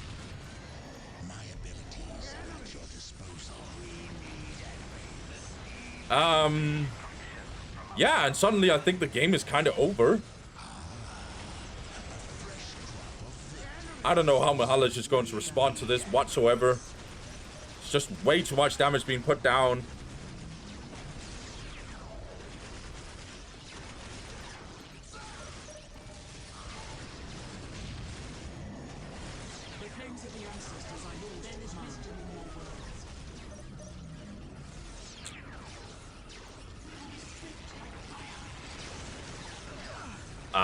Yeah. I know Dantist is kind of losing a little bit here and there, but I mean, he's destroying everything right now. I'm kind of just waiting for a GG. Or maybe I spoke too soon. Nah, I don't think so.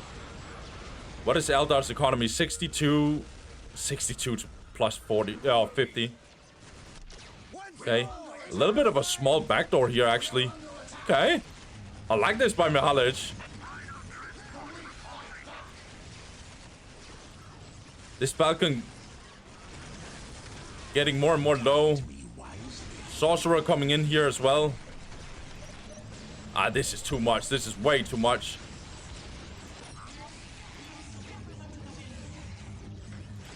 I'm kind of just, yeah. This is so bad for Mixalich. Yeah, he even says GG here. Okay.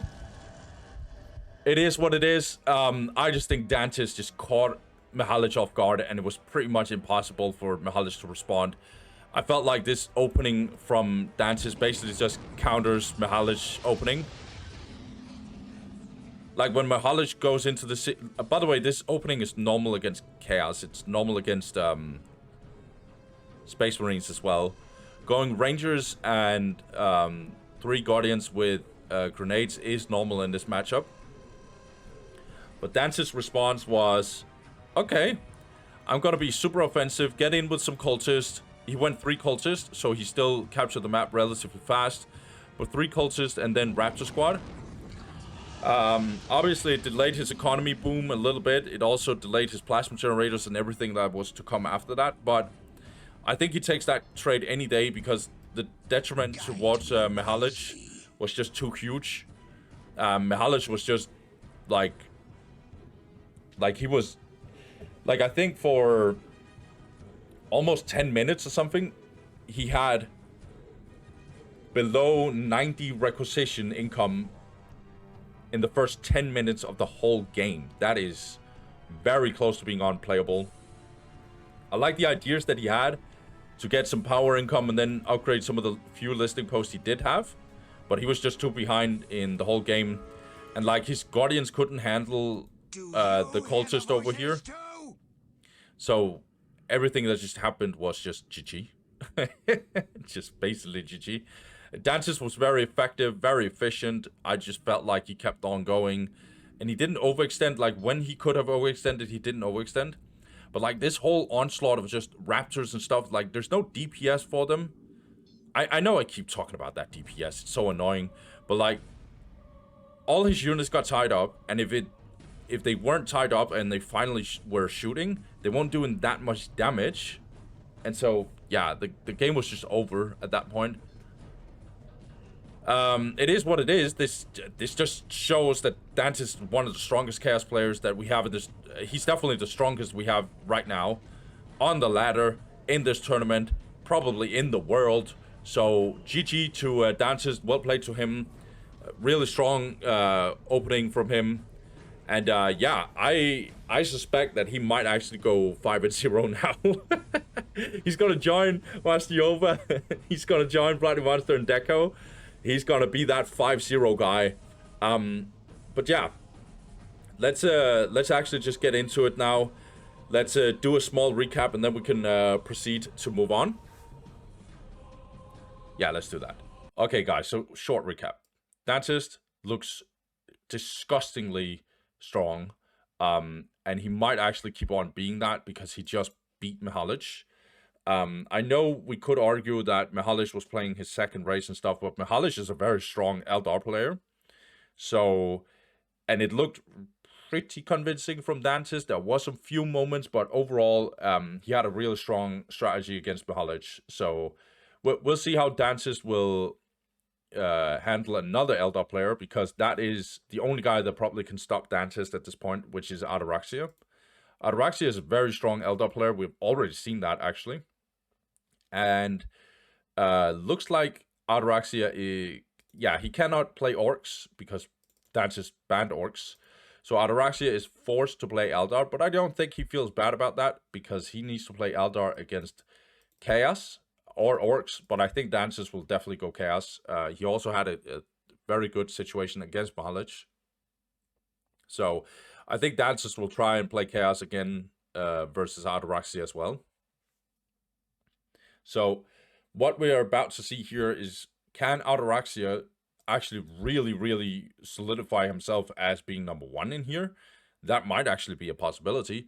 Or will it just be Dantist who's going to fly away and go 5-0? We will find out in this round, I think. And then Mixalich, he's going up against Demilich. Another really tough situation for Demilich. But yeah, it's going to be Necrons versus Orcs. Going to be interesting. We've seen that in other matches in this whole group stage. So we know kind of how that goes. And it's going to be very tough for Demilich. And then Warden versus Tanyaphilia. That might actually be the most important game here, because that will decide, is it Warden who will take 4th place or is it Tanyaphilia? Now, you could argue that both Mixalich and Ataraxia could just lose it, but they seem like pretty stable and strong players, both of them. Tanyaphilia and Warden might actually be the ones who needs to fight over this 4th place. And if that happens, then Warden and Tanyaphilia, they both really want to win the head-to-head against each other. So it's very important for Warden to show up and do his best. We're going to see a Tau versus Orks, maybe? It depends a little bit on what they want. They're not banning each other at all out.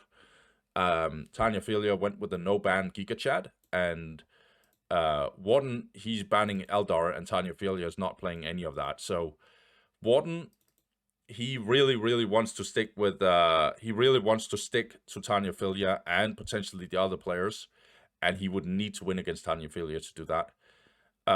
So Warden has been a little bit unlucky. He's been forced to play Orc Mirror twice against two very strong Orc players. So let's see if Warden could do some different stuff. I don't think we've seen the final form of Warden yet, but maybe not Tanyaphilia either. Demilich, all I have to say is good luck, mate. You're going up against some really strong players here. But let's see what's going to happen. Let's start with Warden and Tanyaphilia, actually. Let's go, guys. Okay, guys, now we got this game. We got Tanyaphilia going up against Mad Warden. I've already explained in my recap why this game is going to be extremely important for both players. And Warden, he starts on the bottom side, finally gets to play his main race, which is going to be Eldar. He goes for Bone Singer, 3 Guardians, Aspect Portal, and Plasma Generator. This indicates to me that he's not going Dark Reapers very early. He wants to probably go Grenades and Rangers. Yeah, we'll see here. Not gonna talk too much. I want to see the Rangers first. No, we're actually getting Farseer. Okay, interesting. Farseer's not bad. Obviously, she's really good at mind warring and stuff, which is good against the Tau Commander specifically. Yeah, so he actually opens up Farseer first. Okay, interesting. Then on the top side, we got Tanyaphilia going for 3 stealth suits.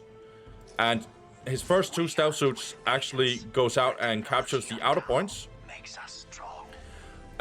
So he went an Earthcast Builder, 3 stealth suits, got the jetpacks, building a Tau Barrack and Plasma Generator, and then getting Tau Commander. Okay. This guy, yeah, this stealth team will probably jump in here and see if he can find anything. He's not going to find anything yet. Eldar will go for his Warlocks on these Guardians, right? Yeah, he's already getting a Warlock here. Okay, we can actually get a decap here, yeah. Didn't have the resources here. Oh my god, Farseer can actually mind war this guy. Oh my god, it didn't finish. Okay, nicely done by Warden. I like that. He's also attacking in here with this Warlock. The only stealth detection in the early game for Eldar. Okay. Okay, interesting. So the Tau Commander actually were shooting this Warlock in the air. So the Warlock actually goes down. That's nice for Tanyaphilia. Yeah, one is doing pretty decent so far. His economy is increasing slowly on both sides of the equation with these listing shrines. Both sides of the equation, that didn't make sense. Whatever. Tau Commander running solo in here, looks like. Yeah, solo. He's just running around in this negative cover. Looks like you want to do a bit of an engagement in here. Want to do some harass on Warden's side of things. And he has the Flamer Gun. That's nicely done, actually. There's so much damage on these Guardians. And we get this stealth team in here, actually. But I think it's suicide if he jumps in here and decaps. He's just going to look if he can see anything. Okay, nicely done, though, because the Farseer is jumping in here. Gonna tie up this Tau Commander. We also get a counterattack here from Warden. Nicely done, actually. Fire Warrior is now out, but they're gonna get tied up for days by the Guardians. And this Earthcast Builder is very close to dying. Can't finish the Relic. This stealth team is on ceasefire, so won't be hit. Okay, so now we have the Dark Reapers. I like this. I like this by Warden. Looks like we canceled the Plasma Generator. We want more army for Tanyaphilia. I don't know, like Guardians, when they have Fleet of Foot on, going in melee against the Fire Warriors might actually win that. Okay, nice. Oh, well, the Guardians actually got wiped. Okay, nicely done. Incoming enemy fire. Economy for, what the hell, Warden? Get out of here, mate. Or at least the snare trap didn't activate. That would be horrible. Okay, Farsia's just doing a little bit of a drive-by here. These guys need to have their fleet of foot off. They're doing no DPS here for Warden. Right, Warden? Okay.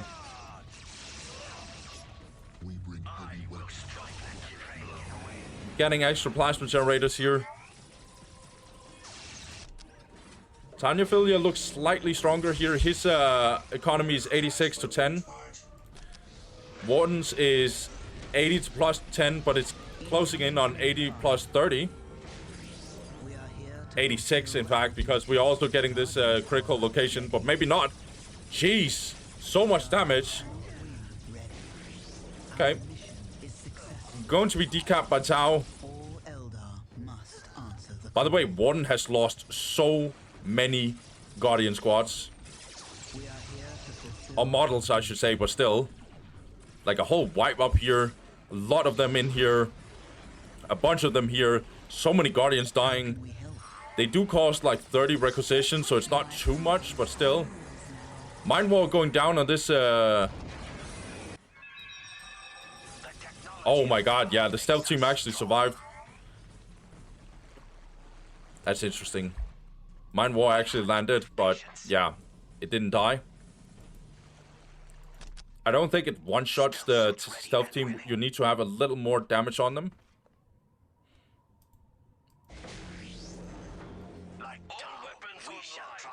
I actually don't know if the Farsian needs to see the stealth team, so if he actually went in stealth, that meant that the mind... No, I'm pretty sure it follows. I actually don't know. I'm not going to speak too much on that. I don't know that. Now we get tier 2 for Tau. His economy looks pretty good, I would say. Only 86 in requisition. Eldar is tier 2 and getting the support portal looking pretty good for Eldar, to be honest. He has 2 Dark Reaper squads and a Farseer. Okay. These Dark Reapers shouldn't be having a shootout against his Tau commander. They're gonna lose when he has this Flamer, especially. Okay. Advanced Pulse Rifle. I don't think this is going to be very fun for Eldar. But then again, it might actually be possible for him to win because Eldar is a very strong race. But Tanyaphilia is a very strong Tau player, and he's going in here. He's going to besiege this listing post here. Getting Fire Warrior spam, it seems. Target lock. Okay, this will help the stealth teams really much with damage and stuff. We need anti-vehicle for the stealth teams. Because we're getting Falcon. And last time this happened, where Ataraxia got a Falcon... Last time, we had no answer from Tanyaphilia. And basically, Warden is just waiting to get... okay, so he already has this optics. He's getting reinforced armor. But he's waiting for this Falcon. So he can actually do something. I don't know what the hell is going on over here. Like, Warden should get out of here. He's not controlling his Guardians for some reason. Warden? Oh my god, Warden. Homie, like, yeah, whatever. It's okay. Like, it is what it is. I just felt like he was not under pressure anywhere or anything like that. So it's just like him completely forgetting about the Guardians isn't that good. By the way, I saw, I saw War Spider actually getting in here. Going to be very, very strong, actually. Good engagements on these Fire Warriors will absolutely murder them, especially in negative cover. But we actually get Vehicle Beacon from Tanyaphilia. This means that he'll probably get some Devil Fishes. Looks like this Falcon actually got stunned by some stealth suits. And we also have anti-vehicle. We have fusion blasters on these stealth teams. Tanyaphilia actually controls the whole map, to be honest. Except for this one. But he has this one in the middle. This means he has good vision. If you look at the map right now, he has really good vision. He knows where Eldar is for the most part. Also got Pathfinding here. Economy is also really, really strong for Tanyaphilia. 110 to plus 40. Incoming enemy fire. Warden getting some tier 2 army. His economy is not terrible. It's just under siege. Shall I divine your next Materialized and prepared for war. A shadowy death.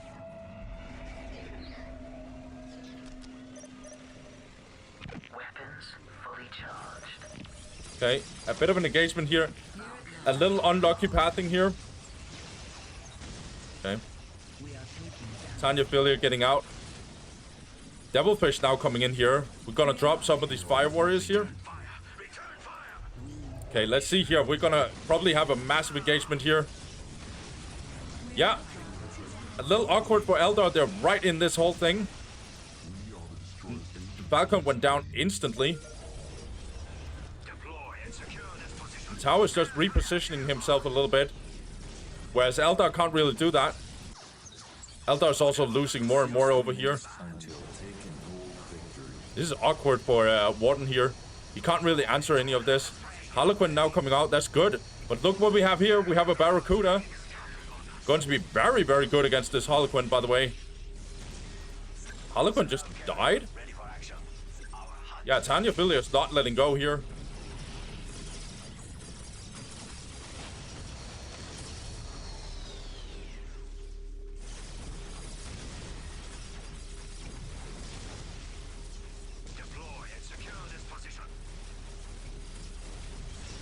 Yeah, this next round is just going down. I feel like Warden is just kind of giving it.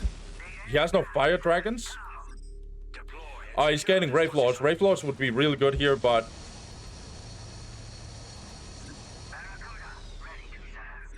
I feel like Warden is just losing everything and he can't really answer to it. 68 plus 40. And yeah, these Dark Reapers are getting outranged, outdamaged by these Fire Warriors. We have no true anti-vehicle yet. We're getting the Bright Lands though. What about... Yeah, now we're getting... Oh my god, we're getting tier 3 from Tau, and this is going to be hell on earth for Warden. Kaon Command Post is going to give some ridiculous upgrades for these Fire Warriors. They're going to shoot for a million miles and absolutely destroy everyone whenever they hit. Barracuda is just attacking from different angles here. We don't even have the D cannon upgrade for the support platform, so we can actually shoot down this this Barracuda. Oh, but big engagement here, or maybe it wasn't. He just killed. I thought there was more army here. That was just stealth suits. Okay. 4 minutes until taken hold victory has begun. Incoming enemy fire. Your song shall I guide. sense the enemy. They are closing. Yeah, one struggling a little bit here, sadly.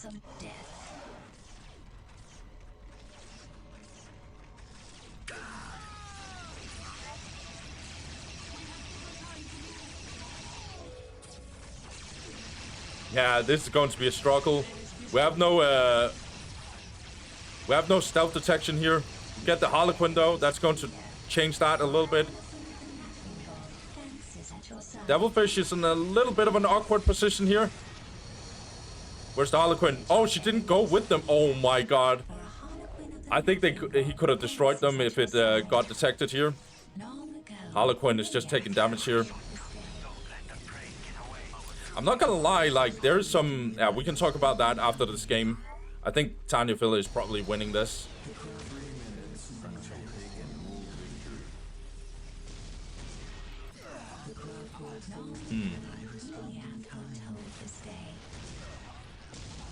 The craft world sings to me and I respond in kind. I don't know, like... This looks really bad for Warden. Like, absolutely dreadful for Warden.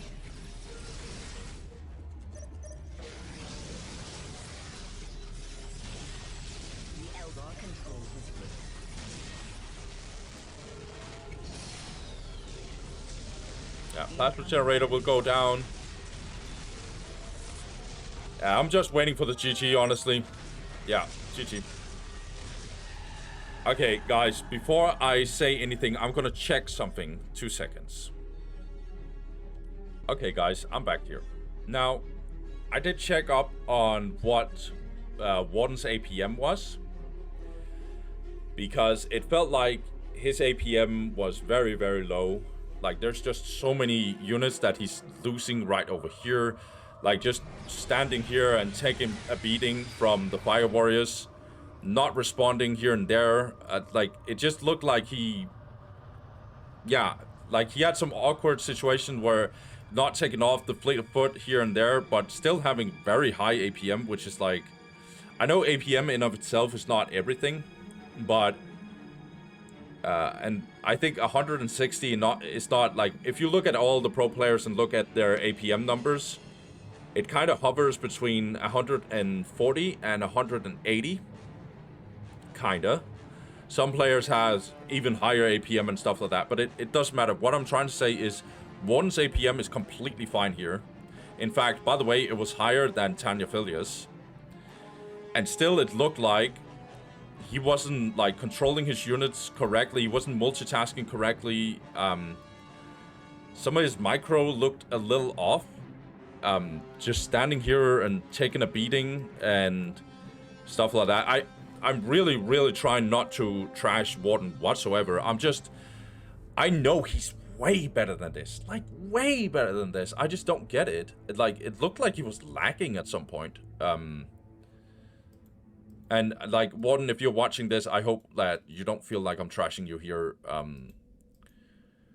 I just don't... Like, this felt like Warden just didn't control what was happening on the map enough, and he just lost way too much. Macro-wise, it looked pretty good, like in terms of economy and in terms of what when he teched, when he did not tech and stuff like that. It just looked like he was losing everything slowly, and he couldn't really respond to it. And when he finally did that, like, killer engage, where he went in here, he didn't kill that much. And then he lost a Falcon, and then it looked really awkward for him because he was over here. And Tau, all that they had to do was just reposition a little bit here and there, and then they were Gucci. Yeah. I really, really, like... I'm kind of shocked by this, by Warden. It's okay, man, but I just expected this to be a little more intense and closer.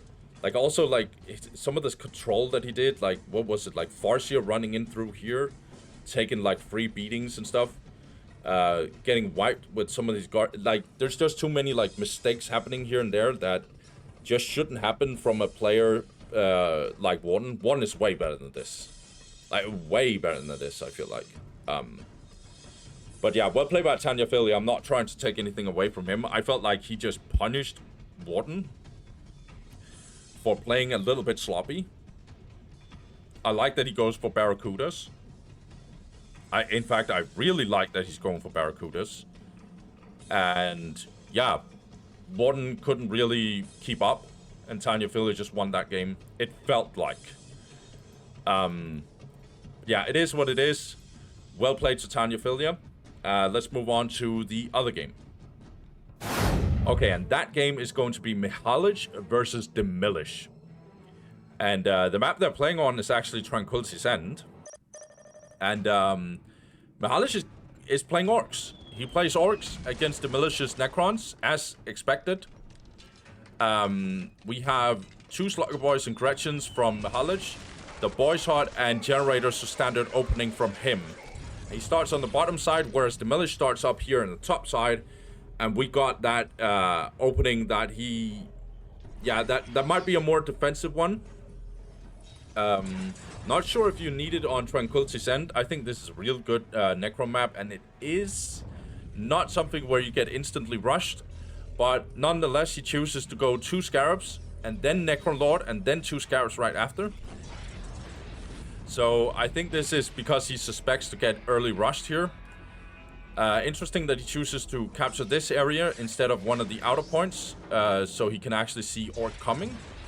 Also, Mixalich will probably try and capture early points here and then go in and actually try and capture these. But it is what it is. That's what Demilich is going for. He's getting Necron Lord very early out, actually. Not sure if I'm a fan of it. But it is what it is. Getting him early out will also help actually deal with some of the orc aggression in the early game. So this Slugger Boy squad will choose to capture the rest of the map, where I think, yeah, these will go up and try and capture this.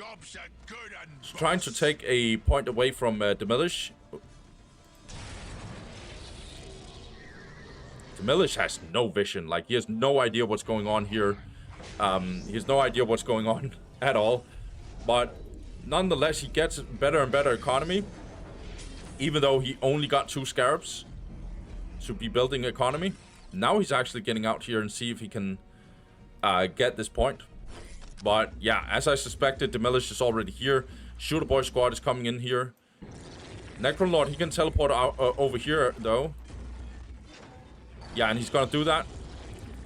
And these scarabs will be potentially free to decap. I'm not sure now that the Big Mac is coming in here. No, I don't think so. Yeah, the scarabs are going down. Oh my god, that's not too good by Demilich. Good engagement here by Mixalich. That's stone cold. Just going in with a Big Mac. No problem. That is my strategic point, is what he's saying here. Good engagement here. Yeah, Mixalich is just building up his economy more and more. 80 to plus 10. Demilich doing kind of the same. He's getting his 6th generator and then getting Summoning Core right after.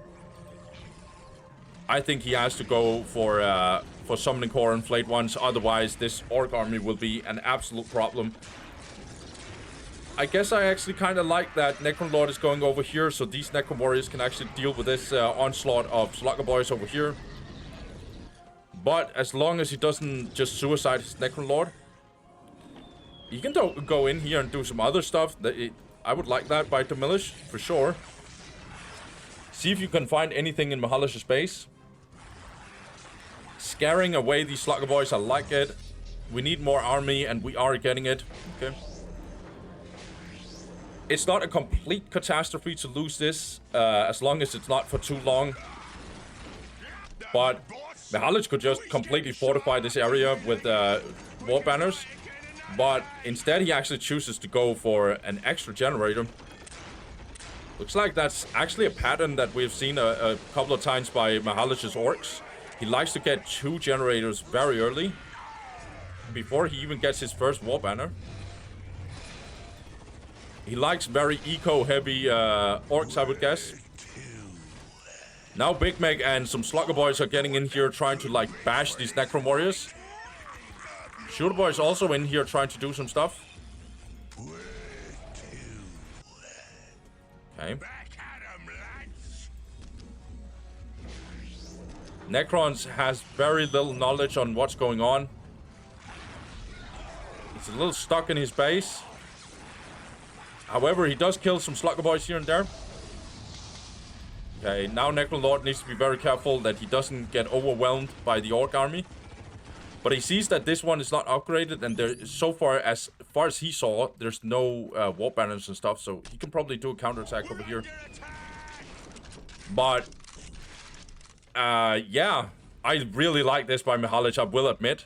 Like, he's just, after this generator, he just spams the hell out of these war banners, not suiciding any units. And now his economy is out of control, 116 to plus 20, getting the pile of guns. It's gonna be absolutely disgusting to see what he does. He's gonna be able to get these big shooters. He's gonna lose this point for sure, so good on Demilich to check this out. Also getting the solar pulse, this means we have the Forbidden Archive. We keep getting Necro Warriors.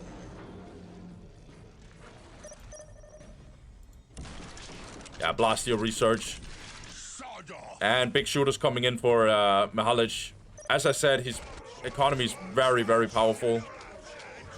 It got toned down a little bit. However, Demilich's economy is now plus 80. That's pretty good. He has an extra plasma generator. And getting the Necron Warrior upgrade. But these Necron Warriors will get absolutely murdered before that upgrade. Okay, but he actually goes in and phase shifts. That's interesting.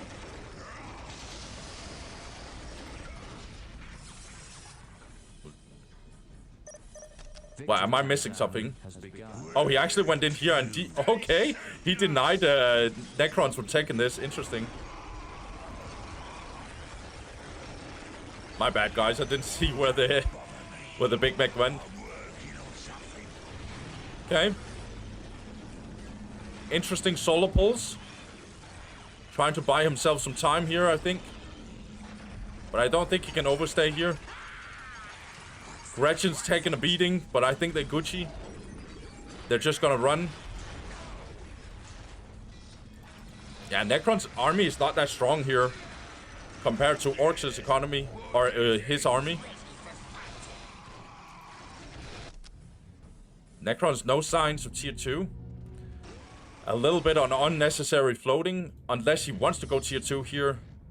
But so far he's just going for Necrons. And he wants this fight, apparently. Okay.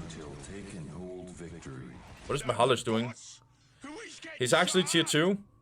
In terms of 55 population cap. This Necron Lord is very low at this point. He did kill some Slugger Boys, some very few Shooter Boys, but pretty much nothing.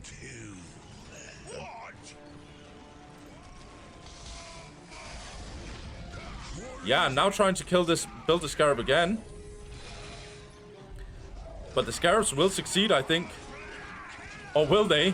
Oh my god, okay, nicely done. So, looks like Mixalich is actually doubling down on this take and hold win condition here. Oh my god, these Necrons are just gonna get kited and killed. Tougher bosses coming in. No vehicles for Mixalich, but I think he's Gucci with that. He just wants more Shooter Boys and more firepower. And better upgrades for his Orcs. Also going in here. Still in range form, apparently. Okay, Demilich is actually going tier 2. That's interesting. Yeah, he needs to get out of here.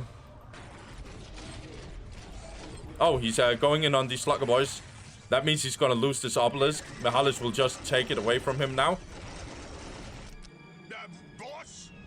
Yeah, knobs are now coming out for Mixalich. He's actually getting another war banner. He could be pushing for tier 3. When the boss ain't around, you listen to me. Okay. I feel like Mixalich is in a very good spot. Let's see how he responds to this counter attack here. By the way, I didn't see, but Necron Lord apparently went down somewhere. Yeah, he went down here. He was very low. Bekmek is getting in here. There's just way too much firepower. I don't know how the hell Demilich is supposed to win here. Necron Lord got revived. Good solar pulse, actually. But, I mean, aren't we just extending the inevitable? Knobs are now coming in, absolutely bashing these Necron warriors. Do they even have the teleport? I don't think so. They just used it up here. Nice phase shift, though. Oh my gosh. We're under attack. Not really. Just keep on going, Necron warriors. I don't get that. Why are we going tier 2 if we're not? Yeah, whatever. I think destroyers, for example, would have been really good here. We're still floating. I mean, we're getting global right now, but it's too late.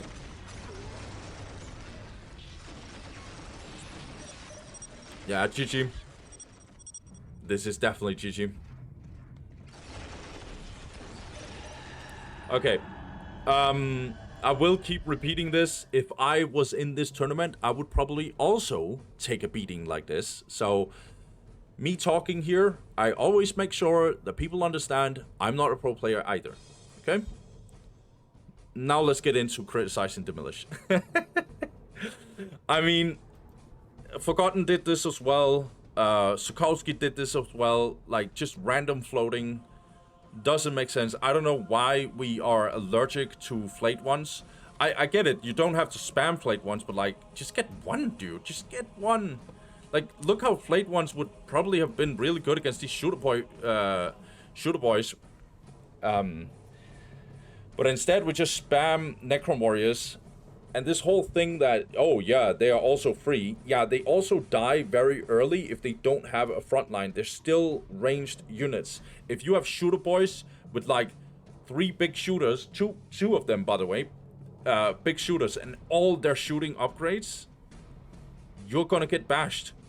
Also, like, Knobs obviously coming in, but even like Slugger Boys together with like a Storm Boy squad maybe, or whatever, like pinning down some of your Necron Warriors. I just think Flayed Ones is getting really underrated by some of these very, or they're getting underrated by some of these Seed 6 players that's playing Necrons. I feel like they could get just 1 or 2, and just it at least helps with like buying some time. But other than that, just floating too much. Like, I think there could have been a destroyer or 2 coming out of this monolith as he went to tier 2, but he didn't even do anything when he got tier 2, and it is what it is, man. But obviously he's going up against Mixalich. It's not easy to play against Mixalich. Mixalich kind of sneaky, got extra generator and then a bunch of war banners, and suddenly he was very far ahead. Looked really strong to me. It just, I don't know, I just feel like Demilich, his early game, it's in here, like he's doing his thing. It looked kind of stable in the early game, and then there's just something that fumbles as soon as we hit tier 1.5-ish, where there's just either some weird floating going on, or we are building weirdly, or anything like that.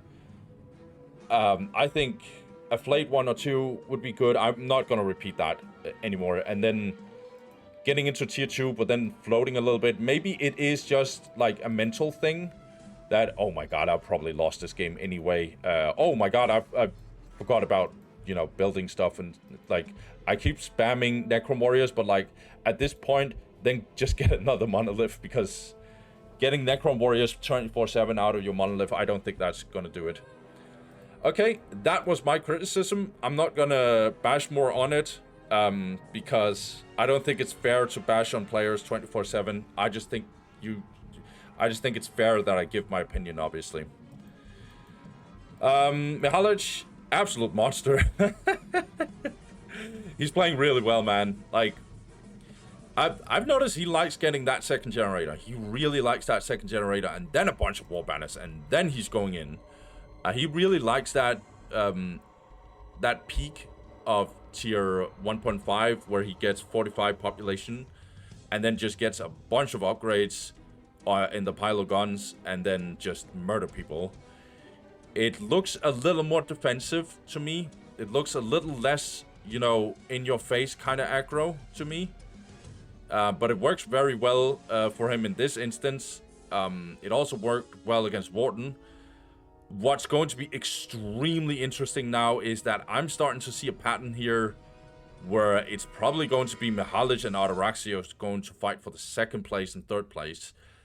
And that will be very interesting to see how Mixalich will play Orks in that instance, because Ataraxia has banned Eldar. Yeah, so he's forced to play Orks. But regardless of that, we still need one last game, and maybe I'm just talking my ass off, because I have no idea yet what's going to happen with Ataraxia. Will he actually beat Dantist? It's going to be a tough task because Mixalich couldn't do it. So will Ataraxia do it? We'll see. Let's get into that one, guys. Okay, and so here we have it, guys. We got Dantist going up against Ataraxia, also on Tranquility's End. This group starts to look like a Tranquility's End kind of group. In Group C, it was Titan's Fall, but this one is definitely looking like it's going to be Tranquility's End. But in this matchup, we got Ataraxia starting on the top side. He's playing Eldar, and he goes for 3 Guardian Squads, Fleet of Foot, Boneseeker first, obviously, and then getting Aspect Portal and Plasma Generator. Probably Grenade build. We'll see. It's probably the same opening as Mixalich. Yes, same opening as Mixalich. Interesting. This is not the remastered version. Even though it's in the rules, but it is what it is. Also, you see that this map is completely messed up on my mini-map over here. So I hope it doesn't confuse you too much. I'll just try and be as sharp when I read into this. It's actually going to be very annoying, but you know what it is. It is what it is. We also got Dantist here on the bottom side. Same opening as last time. Or is it? Yeah. 3 heretics. He goes for raptors as well. And 3 cultists. These cultists are already reinforced, so we know what he's going to do. He's going to go over here. Maybe we'll get a turret rush. Or not maybe, I'm pretty sure it will happen. Getting in with the raptors and the cultists. This is not just in this tournament. I've seen Dantist do this pattern usually in this matchup. He likes to do this. But looks like we have the same situation here. Ataraxia, he sees it coming. But does that help him anyway? Because he, again, maybe he has the same DPS problem here.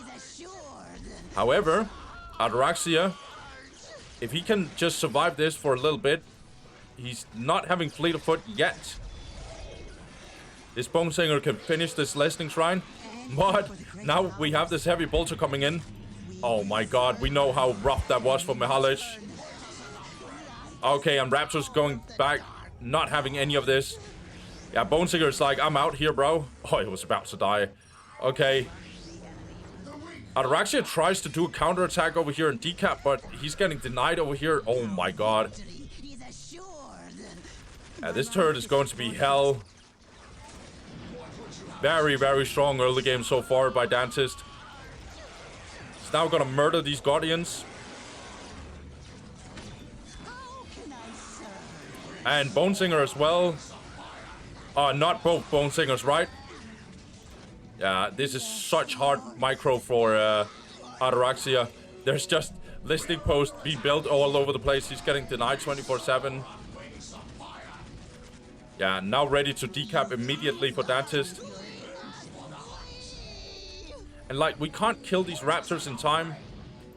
Oh, yeah. But now Ataraxia is like, okay, then I need my Dark Reapers. He's not going Farseer first. That's very, very important, I think. He needs some firepower to deal with this. Nicely done.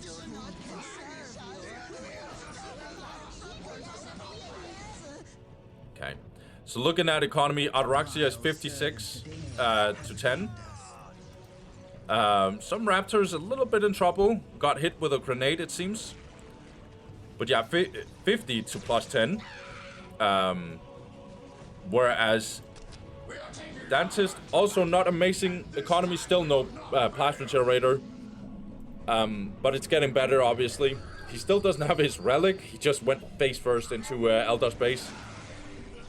Gonna absolutely murder these Guardians, actually. Okay. Raptors a little bit in trouble here. They have to run. I like that we upgrade this listening post just like Mixalich did.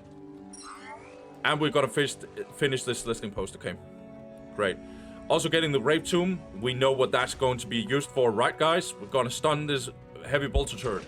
Incoming enemy fire. Okay. We are here to fulfill our duty. Our mission. Dantist doesn't have the same success, but it's also a different map. Like, relics on what is it, Battle Marshes is out from the bases, but here it's pretty much in the base. So he can't do the same harassment. He can't control the map completely like he did on Battle Marshes. Okay. Nicely done. I like this Dark Reaper squad to respond to this. I really do. Okay, now getting an extra plasma generator. So we delayed this plasma generator a tiny bit because what Mixalich did was that he got plasma generators a little bit early. But let me guess, Dantist is going tier 2. Okay, maybe a little too early. But he is getting this plasma generator. And he might not actually be able to respond to this, but maybe he doesn't want to respond to it. He's just gonna go harder here. But he knows that this is an LP2. Let's see what he does, actually. I like Ataraxia's way of playing here, to be honest. I think he knows that Chaos can't really deal with him because all Chaos has is Raptors. And in fact, he has 2 Raptors. I didn't even notice that. My bad. Okay, nicely done. Now he actually has to go back. Okay, support platform. Interesting. Might be good in the long run if we're building a lot of plasma generators here. We also have Chaos Lord coming out now. We need to control these Dark Reapers so they don't die randomly. Or do we? Because they're very tanky compared to these cultists. They might win the melee, actually. But they're not winning against the Raptors, though. Yeah. Okay. I feel like Ataraxia is kind of controlling this relatively well compared to what he has to deal with. His economy is 86 to 20, not really trash, to be honest. Obviously, Dantist's economy is better, 104 to plus 20. Some of it is also this critical location only. I thought he had more, to be honest. Okay. Nice response by Ataraxia. I like it. He's in such a terrible spot, but honestly, he's handling this very well. I also think Tranquility's End, due to the relic differences, might actually be a little bit better for Eldar. And also this negative cover also makes it so these melee units from Chaos can't just walk wherever they want. Okay.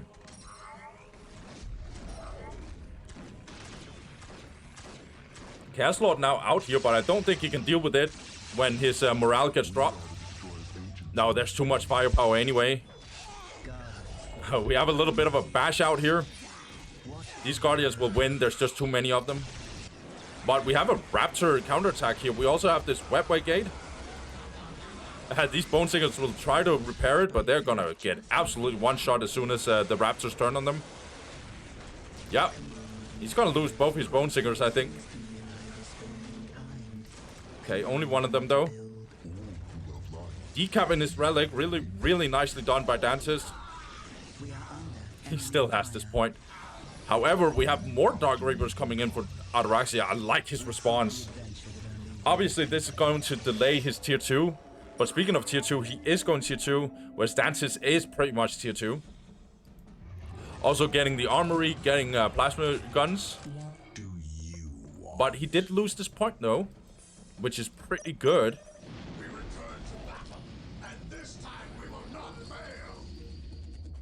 Ataraxia will try and retake this for sure, but he's doing a counterattack actually. But is he going to regret that? I don't know if he is. Oh, these Guardians are getting absolutely murdered here. Has to run. Nicely done. Trying to kill some cultists here. I think Ataraxia says to hell with it. I'm gonna destroy this heavy bolter turret. Let's see what Dantist is going to do. He's getting the Sorcerer. Is he gonna get the Sacrificial Circle?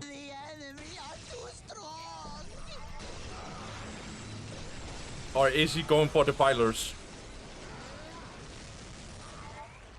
He's still very much in control with this, but Ataraxia is not laying down and dying. The economy is not good for Ataraxia though, I will say that. But his army is super strong. And when these optics are coming in, these Dark Reapers will absolutely melt these, yeah, they'll absolutely melt these Raptors. There's so many. Is that 4 Dark Reaper squads? Yeah, it is. Yeah, Ataraxia is really... He has a very, very powerful army. I think Dance's response will be to get Defilers, which would be super good against these Dark Reapers. Dantist is a little bit in trouble, I feel like, if he... Yeah, no vehicles, no Sacrificial Circle. Can that really be possible? I think it is. Yeah, and I don't think he has a respond... like, he can respond to this. Or can he? He's actually going in here trying to disrupt Eldar even more. Eldar's economy is still garbito. It's completely basura. It looks like Paz wants a little bit of a base trade here. Oh my god, this Dark Reaper army here is disgusting to watch. But come on, are we getting Defilers? We are getting Defilers. They'll be absolutely shredding these Dark Reapers. Webway Gate will probably go down here. 68 to 20 Eldar economy. It's getting, I guess, better for what it is. Eldar is destroying the economy of Chaos. But this Defiler will put an end to it. And Eldar doesn't have any anti-vehicle. And has a lot of damage on this listing shrine. Yeah, these guys has to run immediately. So Chaos's economy finally has been halted a little bit. 74 to plus 20. But Eldar's economy is just permanently trash. We will need some fire dragons for sure. Our mission is successful. Did capture this. But this webway gate is definitely going down. Ataraxia keeps on going for this base trade. Not sure if it's a base trade he'll win.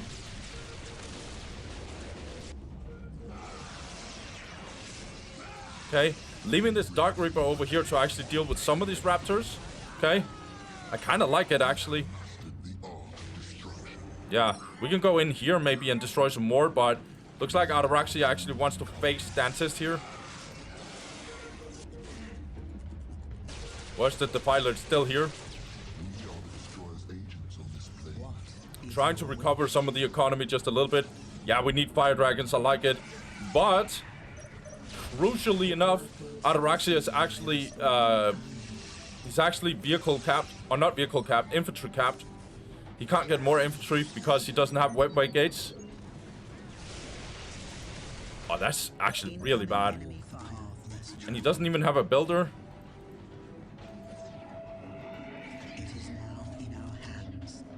Mixalich is, what am I saying? Dantist and his economy is trying to get up again to a better level. Now has these Chaos Space Marines.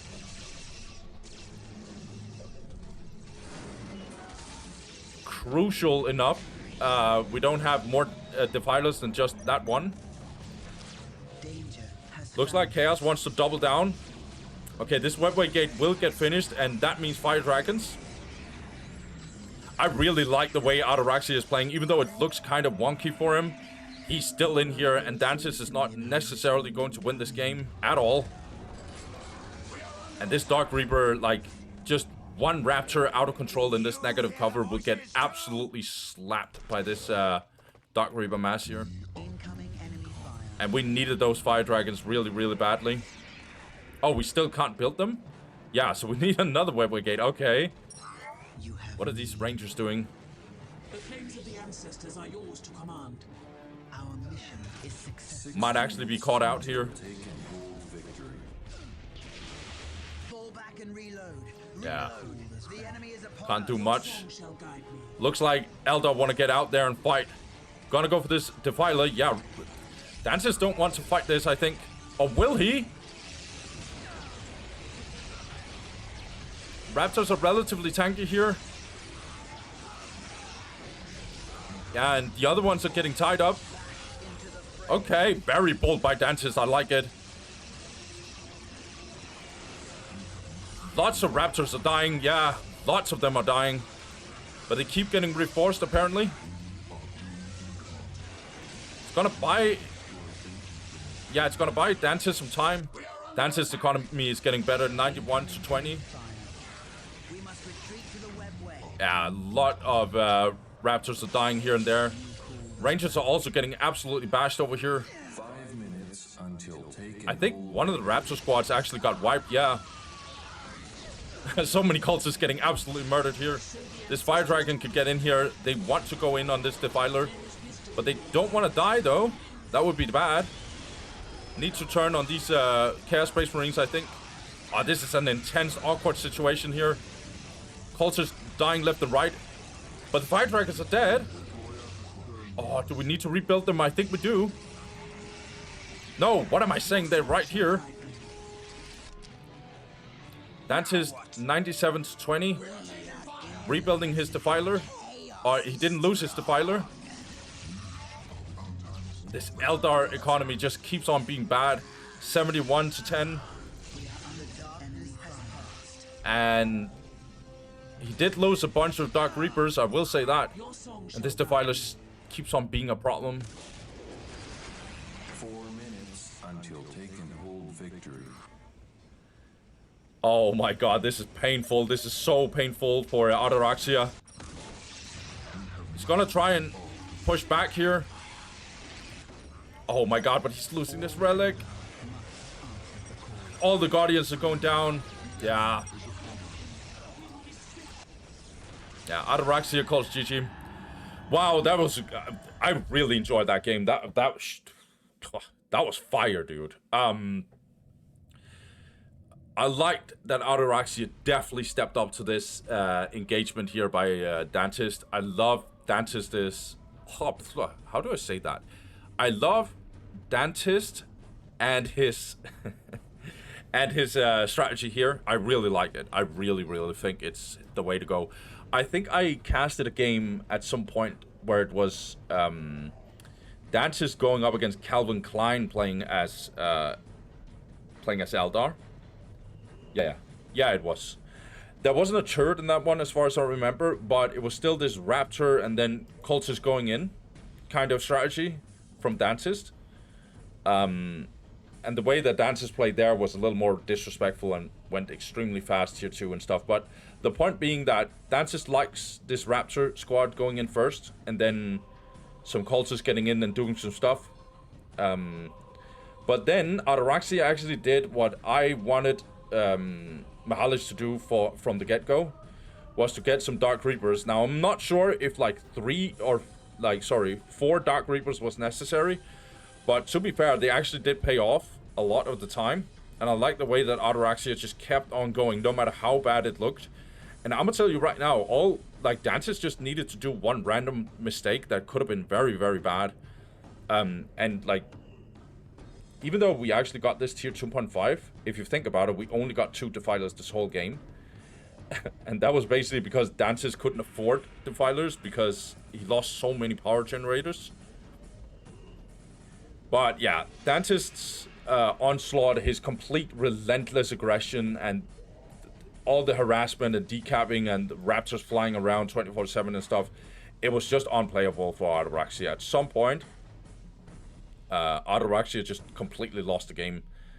And he pretty much couldn't contest any of these critical locations even. So even on that front, he was losing. And yeah, it was just too bad for Ataraxia. But I really felt like he stood up. Like, Ataraxia looks like a very strong player. Like, a very, very strong player. And Mixalich has to, like, look out, because it's not going to be easy for him to deal with this guy. I felt like Ataraxia definitely stood up against Dantist here. Mixalich didn't look trash against Dantist. It just... I felt like he didn't handle it the same way as Ataraxia did. Ataraxia actually legitimate... there was a moment where I actually felt like Ataraxia could have won this. But yeah, Dantist, an absolute monster.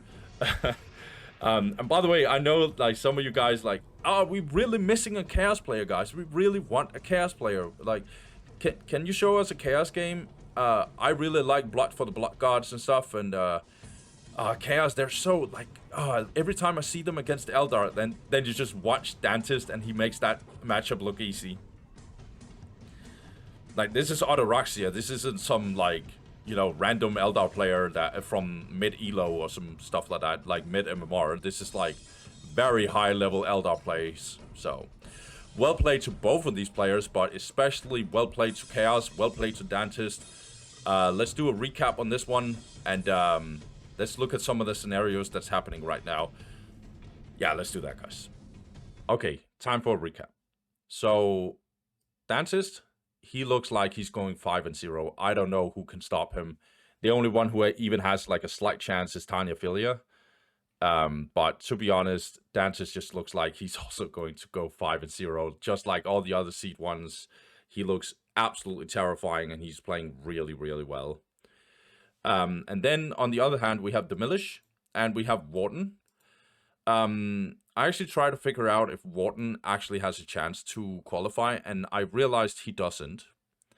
He's going up against Dantist, and he's going up against Demilich. Now, say that he wins against both of them, which already would be ridiculous, because he needs to win against Dantist. It doesn't matter, because Tanyaphilia, Ataraxia, and Mixalich, he lost to them all, so it doesn't matter who he ties up with. All these three, if they, for some godforsaken reason, lose all their games, all three of them, which I don't even think that would make sense, but you know what I'm saying. Then Warden going 2 and 3 and tying up with them wouldn't matter. Because he lost head-to-head against every single one of these players. Not a single one he won against. So Warden is actually out. And Demilich, on the other hand, I've tried to figure out if there's actually some crazy way that he can actually get through. If he wins against Warden, he also has a game against Ataraxia. So if he gets tied with Ataraxia and wins against Ataraxia in some crazy scenario, but let's just say it happens. And Ataraxia, he would have to lose against Mixalich, and he would have to lose against Demilich, obviously. Yeah, it's not completely unlikely. Yeah, in that vein, yeah, it is possible. But then, on top of that, it's going to be even harder because not only does Ataraxia have to lose all his games, he also should not be tied with some other player, but because then Demilich will go into a 3-way tie or something, and then we would end up having a new situation for Demilich that's still going to put him below because he is not he's a low seed. So that's where the seeding tiebreaker will come in. So Ataraxia needs to lose everything, and then Mixalich and Tanyaphilia should win at least one game. That would be Tanyaphilia probably wins against Mixalich, which is also a little bit unlikely, to be honest. It's actually, yeah, I think that's actually a little unlikely. And then Tanyaphilia, he needs to... Tanyaphilia could win against Dantist. I just don't see it. So you already see here, it's going to be tough, right? It's going to be tough. Because if Mixalich needs to lose against Ataraxia, then Mixalich needs to win against... Yeah, it is pretty much impossible for Demilich. Yeah, these guys are pretty much out. I think there's some crazy scenario where Demilich might actually make it, but I can't figure it completely out, to be honest. And then Dantist, he's definitely secured. The only thing that might actually fumble for him is if he loses 2 games in a row and some other player will overtake, but that would be crazy because Dantist got 1 and Tanyaphilia. That's going to be unlikely. So what we are actually going to look out for is these 3 here. Who will win against who and how will it go down?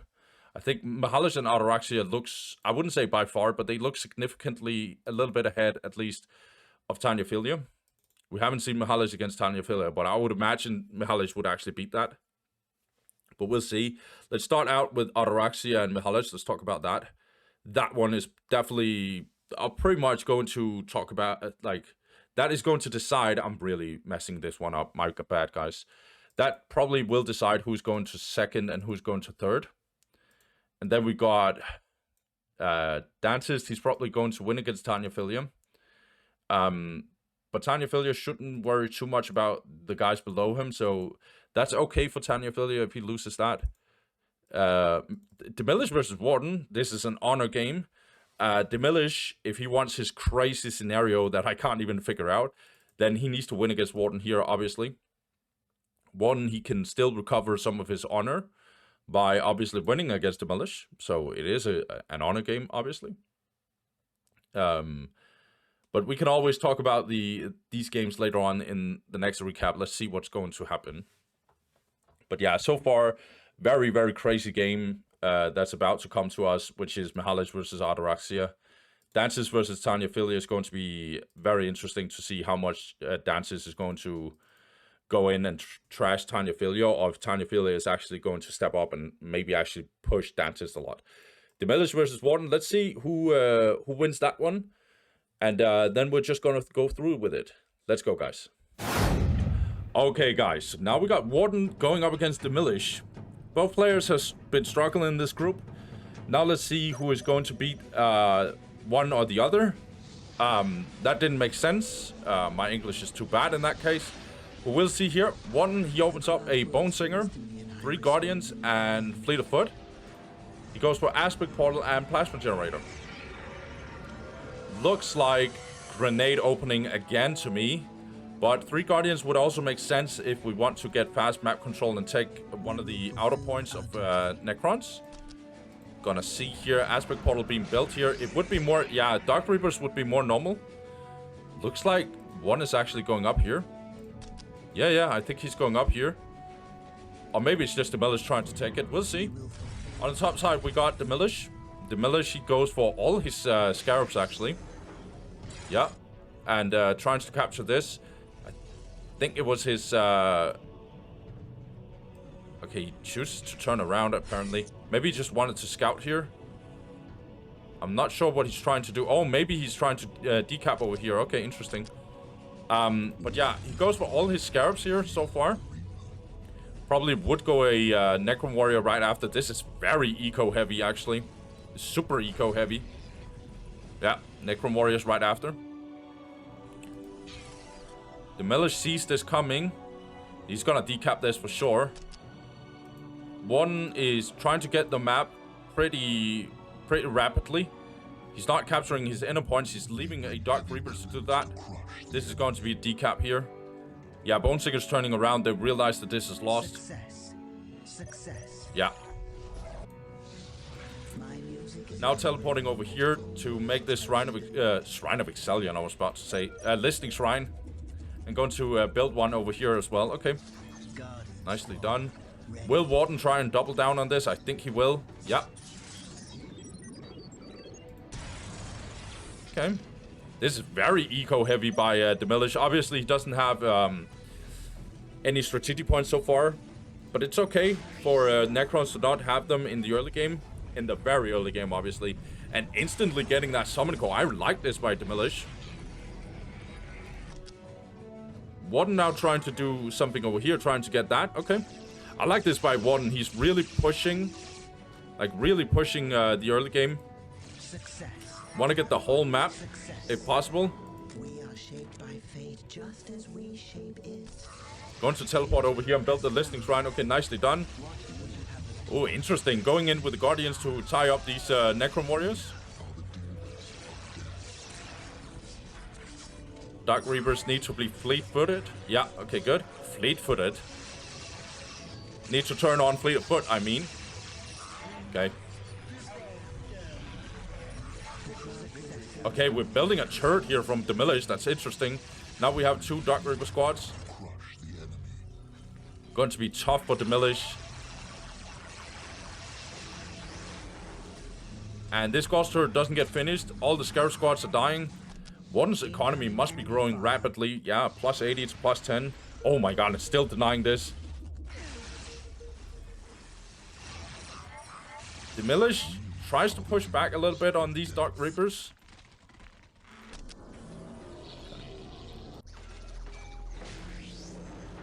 This matchup is obviously favored towards Necrons. But Necrons has an opportunity in tier 1.5 because Eldar doesn't have a tier 1.5. Their tier 1.5 armory is basically the same as their tier 2. Or not turning Fleet of Foot off, up in time. Okay, Rave Tombing in here, I like that. Right? Okay, we're not Rave Tombing yet. Oh, we don't have it. Okay, interesting. Well, this Bonesinger will die then. Okay. Demilich is pushing hard in here, actually, and he's reinforcing all his Necrons. But yeah, forcing this tier 2, actually, from Warden. And the reason why I'm saying forcing is that he's building it as he doesn't have any generators so far. It's interesting. Very interesting plays by him. Again, like just too much floating from Demilich. Like he needs to use these resources. Like he's under pressure from many sides and going to also attack over here. Okay, he's getting the upgrade here. That's nice. Still no Flayed Ones. Still no Flayed Ones. 6 minutes until control area. No archive, nothing like that. Okay, these Guardians just got absolutely murdered though. Danger has found us. But yeah, I just don't get it. If you have 300 power right now, what are you using it for? Okay. Now we can go in here and try and kill these Dark Reapers. If they don't control well enough Yeah, we're killing scarabs, but taking a lot of damage from these Necron warriors. Nicely done by Demilich. We can turn around and destroy this listening shrine, but we're not. Okay, just got shot down. We are under enemy fire. We've been tier 2 for a while, Warden, but we're not really getting anything here. Okay, we're getting optics now. That's good. So he wants to upgrade his Dark Reapers with optics. Sounds good. Now we have the upgrades for the Necron warriors coming in. And Forbidden Archive.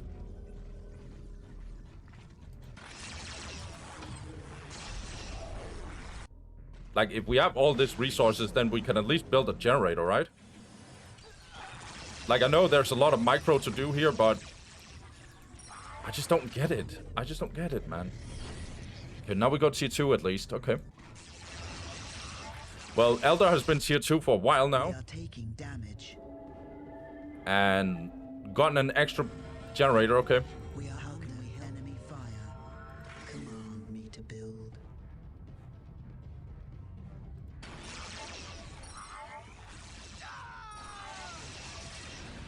Necron warriors trying to force this fight a little bit, but they're just gonna take free damage, to be honest. These Dark Reapers are dying, though. I will say, though, Warden, even though, like, we can always talk about small micro mistakes here and there, he's not completely idling his units. He's not dying 24/7 randomly. Also building this plasma, or not plasma generator, webway gate. Interesting. We're also building this turret here from the Demilich. There's actually a lot of Dark Reapers dying. As I just said, that Warden is not completely trolling his micro. Not using Fleet of Foot here either.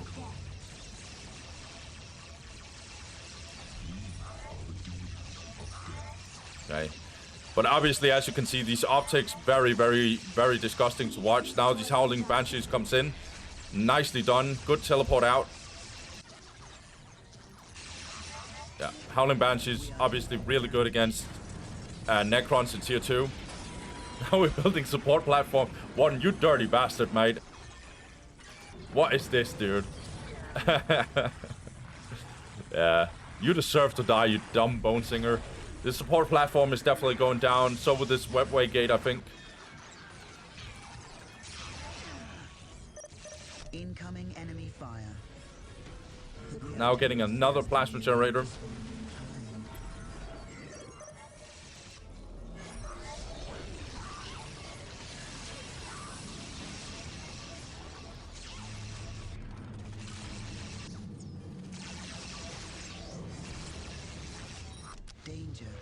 I mean, both players doesn't have much of an army. And to me, that's just because their army just keeps dying. They just keep bashing each other. There's so many dead bodies everywhere. We're just fighting 24/7. Looking at the economy from Eldar, 92 to plus 30. Plus 40, in fact. Necrons is still plus 70. Could be looking for a slag deposit build, to be honest. He's kind of lost control over this area, but he could regain it, I think. Okay, now upgrade for Wraiths. So this means that we can get some Wraiths and actually do something against these Dark Reapers. Obviously, the Howling Banshees will be a problem still, but they'll be a problem regardless. Okay. Bit of a fight going on here. I think we need to focus the Howling Banshees. Okay.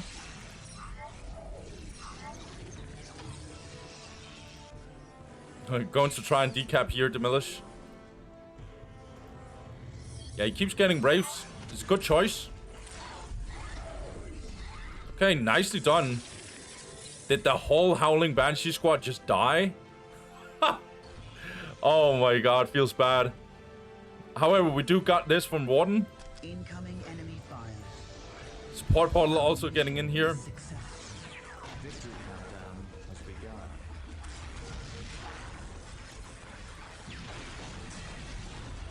Listening Shrine getting destroyed. But Warden's economy is actually kind of crazy. 105 to plus 80. Getting support portal. A little late, but it is what it is.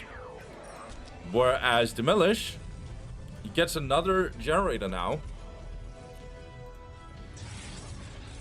He has 2 big turrets that's fully upgraded in here. All have stopped. Not sure what he means.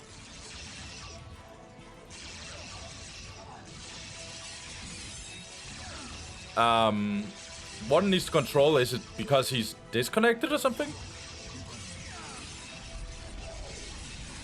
He's just fighting these plate ones in melee. 6 minutes until taken hold victory. This is absolutely dreadful. And Demilich is actually just pushing now. Looks like we don't have a disconnect. It just looked like a disconnect to me. Especially with what he said. This Dark Reaper is not getting control. Oh my god, dying again. This Dark Reaper might actually also die. Now we get the solar pulse down, actually. Wait a minute, this actually kind of looks bad for Warden now. Oh, but the Brave Lord is getting out here. Forget what I said, because now we don't have any anti-vehicle from Demilich. He has to teleport out here, I think. Or will he just double down and not care? I think he needs to get out of here. Oh my god, the Howl comes in here. Yeah, we need to get out of here, mate. Okay, we just teleported over here. What a crazy game. What am I watching? This generator never got finished, so now we're focusing. What is going on, dude? Phase shift coming in now. Rafe is shotting these Dark Reapers up. Incoming enemy fire. We still have no... What is this? Like, why are we...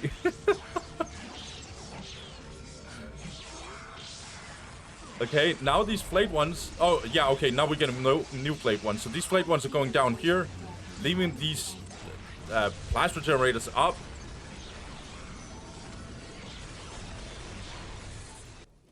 Okay, going to try and decap here so we actually stop the take and hold. 4 minutes until taken hold. Like Necrons, if it wasn't for these Wraith Lords, this looks really good for Necrons, right? But we have no anti-vehicle. I like that we go in with Flate ones now. There's Flate ones everywhere. It feels like Demilich was like, oh yeah, I know. Like, Dusty keeps talking about these Flate ones. I'm gonna give him Flate ones now. Now we have Flate ones everywhere, bruh. I like this engagement here. We also have this, the tier 3 global now from Warden. That's really great.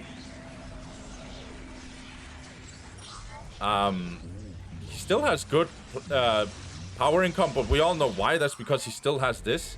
What would you have us do? What is Necron's going to do? Okay, now finally we get these models. But the problem is, now we see why these Banshees are so good. They absolutely murder these immortals. One is going all in. I like this. Like, he's completely relentless in this. He's not having any of this. I mean, is he buying time for anything? I don't think he is. But he's not floating, at least. That's good. One is floating a little bit in power, but that's because he has like income imbalances right now. It's hard for him to use the power when he has so little requisition. What, like these these Wraith Lords are doing so much actually. We also have a Harlequin in here. This Harlequin will absolutely shred all these Necrons.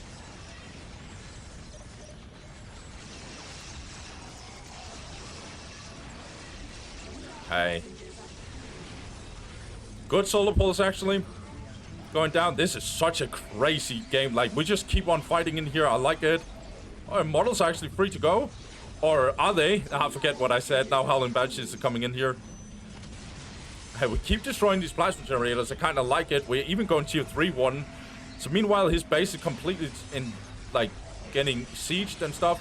He's going tier 3 in that time. So he's just chilling. He's very comfortable that he's going to survive this. And to be honest, I understand his comfort. It looks good for him. Good flaming here. Good AoE.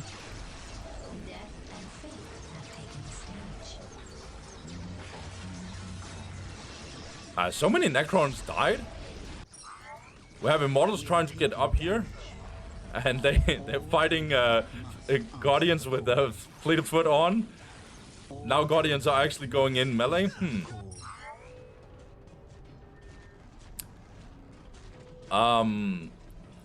This was an absolute, like... This was just completely, like, they just went in. I liked it.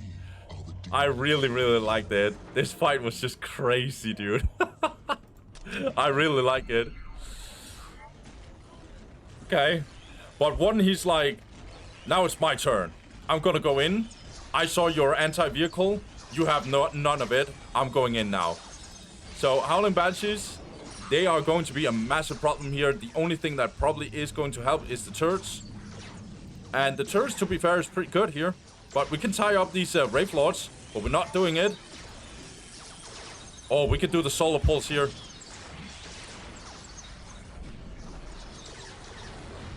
Okay. Teleporting back here with these Immortals. But now they're gonna get focused here. Warden really wants to finish this game. He's going in. I think he might succeed.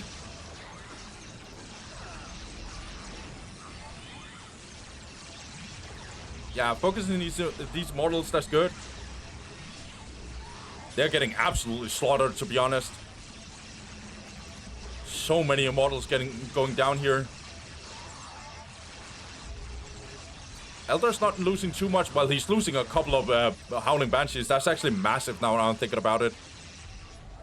Yeah, it stops the whole attack from Eldar. Now, are we getting a back and forth?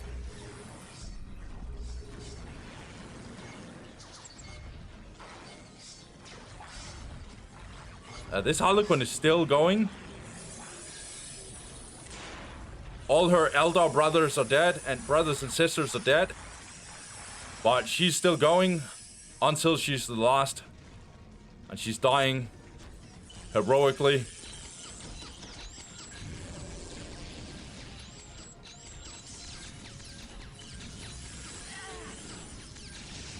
Okay. Bonesinger is getting smashed here. I think. No? Yeah, Bonesinger's dead. Yeah. Warden still has the critical locations. Except for the middle one. Demilich got that one. Interesting.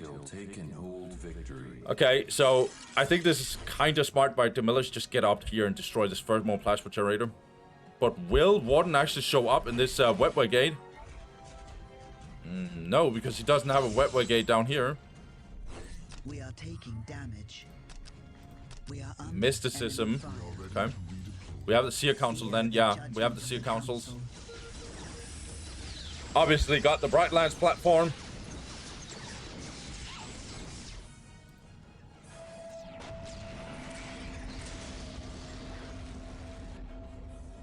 Still idling Guardians. They could be over here and try and decap this, but it's fine.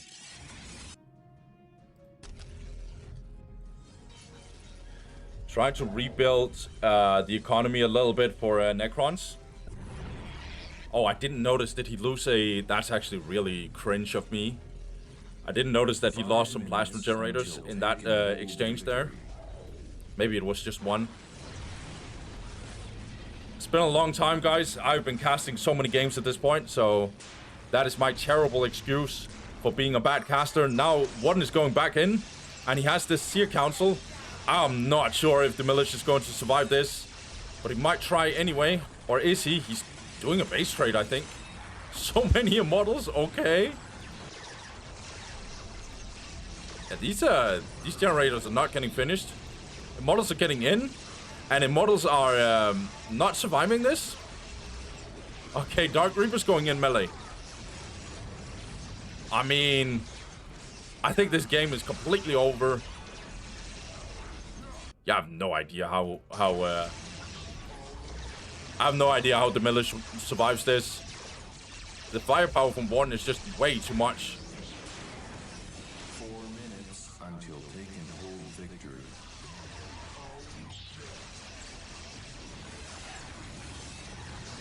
Okay. Yeah, at this point, I just wait for Demilich to say GG. I think this game is completely over. I don't see how he survives at all. There was never really a truly an answer for these Wraith Lords. And the answer that Demilich had was basically just these Howling Banshees. Oh, it was the Immortals that got countered by the Howling Banshees, I should say. So you can see how Howling Banshees are just completely flipping this matchup over. Very, very hard to play Necrons in that instance. Demilich is basically just extending the game at this point. Yeah, I was about to say, I would imagine that Warden is just floating. 3 minutes. And the only reason why he doesn't float in power is because he doesn't have that much power income. Well played, Demilich says. Nice sportsmanship. You too, GG. Big GG. I like it. I really like it. Now, I like that these two players, you know, they've been struggling a lot. And they'll just tell each other, well played. Good spirit. Demilich going out and taking this beating. I like that. He's just taking it as a man. He's just respectful about it anyway. It is very, very, very mentally draining to just keep on losing. You show up for a tournament and you get beaten by like so many good players. And then the only guy who's also losing, you also lose to him. So thank you, Demilich, for being this really nice person in terms of sportsmanship. I respect you for that. And also Warden in here, he got his first win. Potentially his only win because he's going up against Dantist. But yeah, Warden, this must be a bit of a mental boost that getting a victory, even if you might say, well, it's the worst player in the group, right? Well, it doesn't matter because like just getting a win can be mentally fulfilling. And it might actually just like open your mind a little bit up to actually get a little bit of confidence and start believing in yourself. Because if you keep losing, at some point, you just think that you can't play this game, right? So, well played to Warden.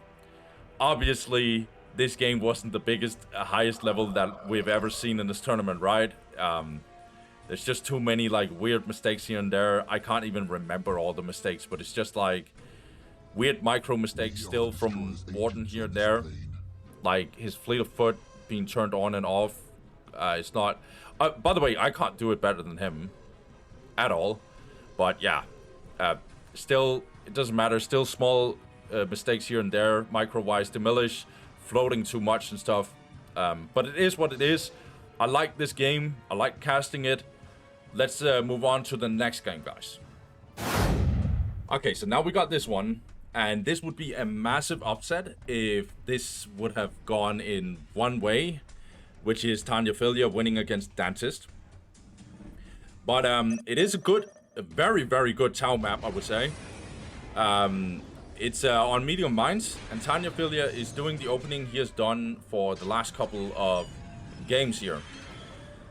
So, stealth team, 2 stealth team, Earthcast builder, and then his 3rd stealth team here. Tau Barrack, will he go for Kroops and Vespits? We'll see. So far, no generator. This is a hard matchup. Well, slightly favored Chaos matchup, depending on who you ask. Maybe we're not going Fire Warrior spam here. No, we are going Kroops and Vespits. Okay, I love this. I love when Tau players, they do this. Just not against me. Just don't do this against me on ladder, okay, guys? I hate it. And then we got Dantist. Dantist, he starts on the right side, on the other hand. And he goes for 3 cultists, and he actually gets the generator. Okay. I'm not gonna lie, this seems a little greedy from Dantist, but he is a smarter player than me, so we'll see what happens. It's way smarter than me. Okay, gets that Chaos Lord. Obviously, because he went generator and 3 cultists, he cannot in any way, shape, or form get the Chaos Space Marines. Let's see how he handles a Vespits invasion here. Because these Vespits will just, I think they can just for free take this plasma generator. Yeah, Vespits are now coming in. And looks like Dantist actually want to do some funky stuff here. Cruz also getting in here. Tanyaphilia not going offensive with his stealth team. That might actually be a smart idea. These crude carnivores trying to kill these heretic, not succeeding so far. Listening post getting attacked here. Maybe Tanyaphilia doesn't expect that Dantist actually went for a generator because it's for free for him at this point. Or at least I think it is. Unholy Sight, this makes sense. This is a must have when you play in this matchup as Chaos. You want to detect the units here. And speaking of these units, they're called Stealth Team, obviously, Stealth Suits. They're actually decapping this. Looks like Dantist wants to do a little bit of a counterattack here. Oh, and here comes the Plasma Generator. It's getting attacked here.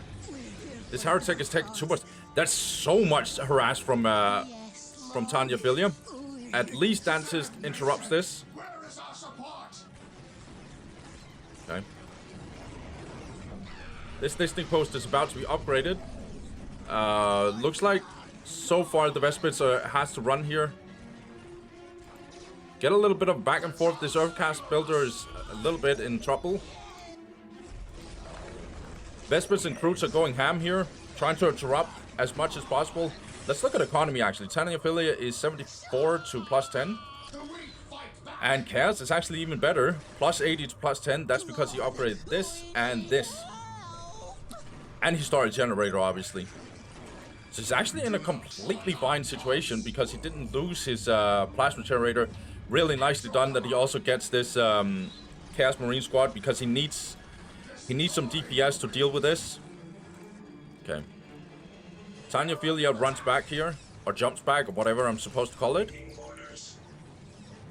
Because he needs to stop these cultists from doing anything. These Croots also needs to be careful. They can't stay here too much. They're out of this heavy cover. And there's so much DPS going down on them in the long run. Yeah, they have to run. Okay. These stealth suits will probably survive. Yeah, Tau Commander now also comes in. I like this by Tanyaphilia, but Dantist is 80 to plus 10 still. It improves even more, and he still doesn't have these 2 points. Yeah. Good by Tanyaphilia though, because he's 92 to plus 10. He has his generator, and he's getting Fire Warriors. Okay. He needs to build this. He's floating a tiny bit. Okay, he wants the Plasma Generator instead, I guess. I feel like Tanyaphilia hasn't lost too many Vespits models, so that's good. Oh my god. This might make or break the game for one of these players. Tau Commander actually trying to get in here, but there's so many Chaos units. I don't know if Tanyaphilia can do anything here. Yeah, and don't even think he could jump in here because there's too much fortification.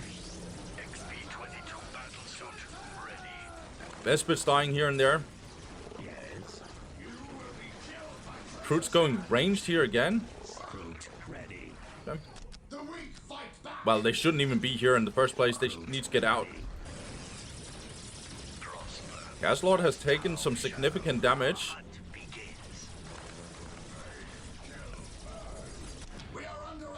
What is Chaos doing? No tier 2 so far. But he has recovered his... he's very well recovered his economy. Okay, Fire Warriors need to be a little careful. We get Fire Warrior spam. I actually like this by Tanyaphilia. He's 98 to plus 20. We get an engagement here. Okay, interesting. Lots of Croots dying. No reinforcement. Even though we actually are floating a little bit on Tanyaphilia's side. Oh my god, the Croots gets wiped. Did he forget to reinforce them? I'm not sure. He could have put them on Overwatch. Well, he could also not take this fight in the first place, but I mean, at least if he doubled down on it, I think he could have probably made it work. He gets this critical location though, jumping out, that's good. Okay, pretty good Chaos Army. Now also getting Raptors, that's smart because we're seeing these Fire Warriors. We're getting even more Fire Warriors. Are we gonna see 4 Fire Warriors? I don't think so, because Tau needs some extra. They need some extra vehicle, a squad cap, and they can't get that before they get to tier 2. This is one of the big weaknesses of Tau. However, these Vespids are still trying to do some harassment here. This Heretic might actually go down. He'll probably go down, yeah. Yeah, going down. Raptors doing a little bit of harassment in here, just jumping in, seeing what happens. Are we getting another Plasma Generator? Okay. I think Chaos must be tier 2. No, he's closing in on tier 2. Our victory is assured. 6 minutes Still until haven't taken really, hold victory. like, he has been very close all the time, but he has never truly secured this area, this relic yet. We are under attack. But his economy is still fire, 116 to plus 20. Tanyaphilia is still pretty good as well, 110 to plus 30 about to be. Okay, good. All these cultists might actually die here, to be honest.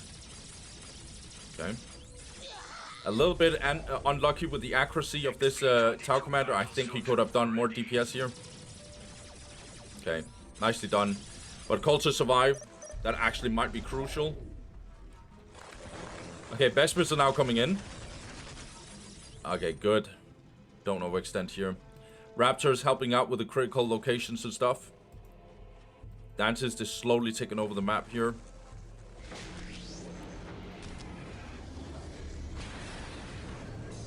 I think Tau might actually have a good chance in tier 2. Yeah, For the greater good. I think so. I think Fire Warrior spam is just really, really strong in this matchup. If you also get Path of Enlightenment.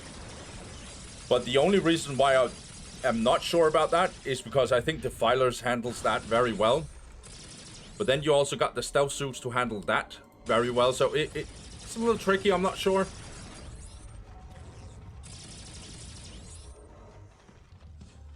I know this can be rough for Space Marines if this goes tier 2. And it can even be unplayable for someone like IG and stuff. So Tau is really, really good if they get this kind of Fire Warrior situation here. Like Tau, we shall triumph. See. Wants to get more Fire Warriors, obviously, but we're squad capped. Stealth Okay. suits ready and willing. Stealth team actually coming in here. Just trying to see what's happening. What is Raptors doing again, too? Okay. Killing a Heretic again, that's so annoying. The silent hunters. Oh my god, and the stealth team went down because of the sorcerer. Okay. Okay. Okay, nicely done. These Raptors going in here. They go, they use their Berserk. I can't remember what it's called.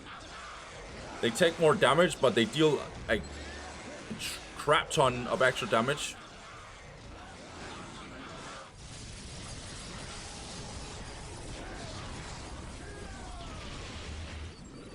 Okay, now we got an engagement in here, but we got the snare trap here.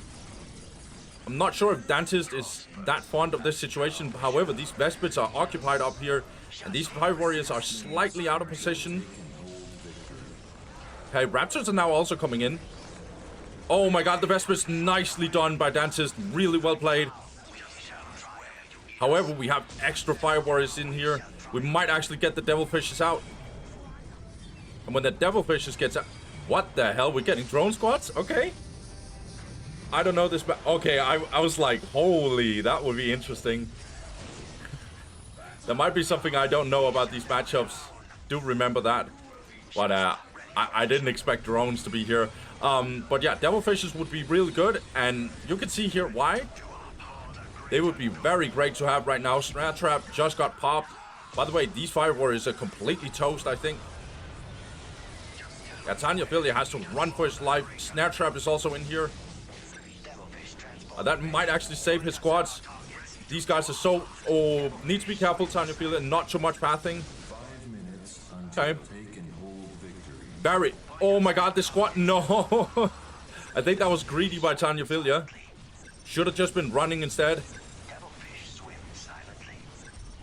For the greater Oh my god, so many Fire Warriors dying. This is relentless from Dantist. Now we actually get the drone squad, okay. They are really good against this army composition. I just normally don't see these drones. I don't like Tau is one of the races that I don't know very well. But yeah, drones are a nice unit. I rarely see them. Okay, now burrowing down. Okay. By the way, Tau is in really a trouble. I will admit that. Don't have too much stealth detection. It's only the sorcerer that can help with it. These fire warriors are definitely also in trouble. Getting more drones. Okay. To be fair, drones might actually be really good here because they are vehicles and they deal really well with like infantry. Yeah, but here comes the Hell Talon. Okay.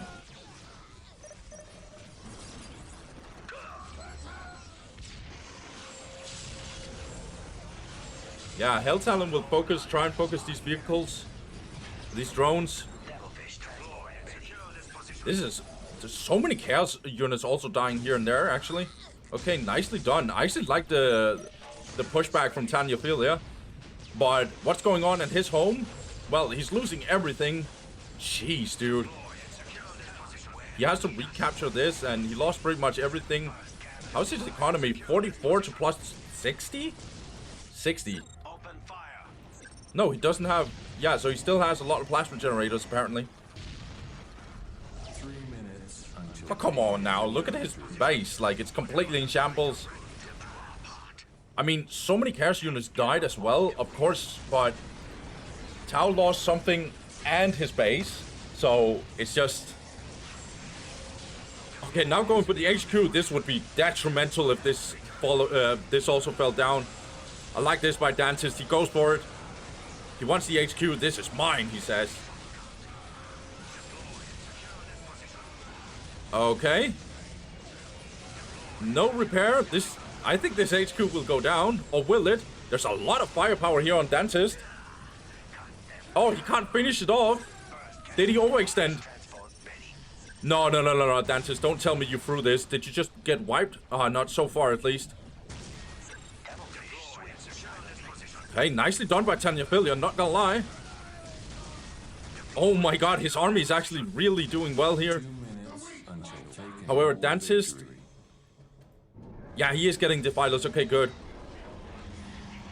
By the way, his economy is completely ridiculous. 161 to plus 80. But look at this critical location situation for Tanyaphilia. And his base is just completely in shambles. Even his HQ is burning, dude. Like, Tanyaphilia, what are we doing here? Because we need to do something about this. This stealth team should be over here ASAP decapping. Or does he think that he can actually decap this? We'll see.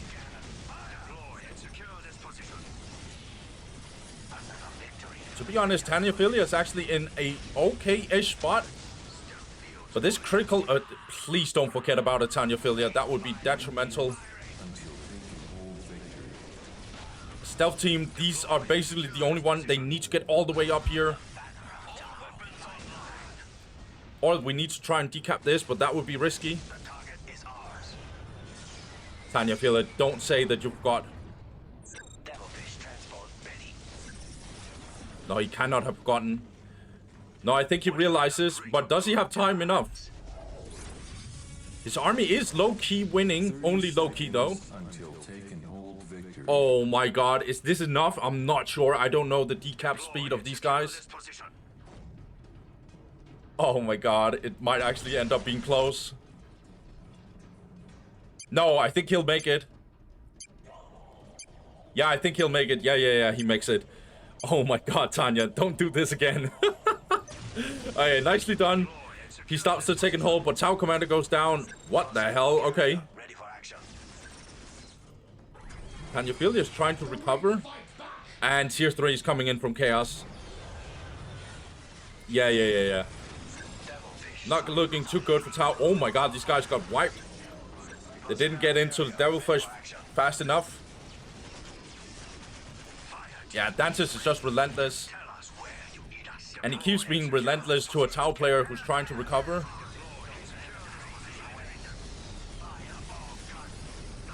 Yeah. These stealth teams are going down. Barracuda, not a bad choice. Really good against Defilers. Really good against the Rhinos. But I don't think we have enough army from Tanyaphilia. His economy has been destroyed for too long. And look at Dantist, he's going tier 3. Even if Tanyaphilia in some way, shape, or form wins this, like in terms of his fights and destroys this and all that, he's going to be so behind in tech.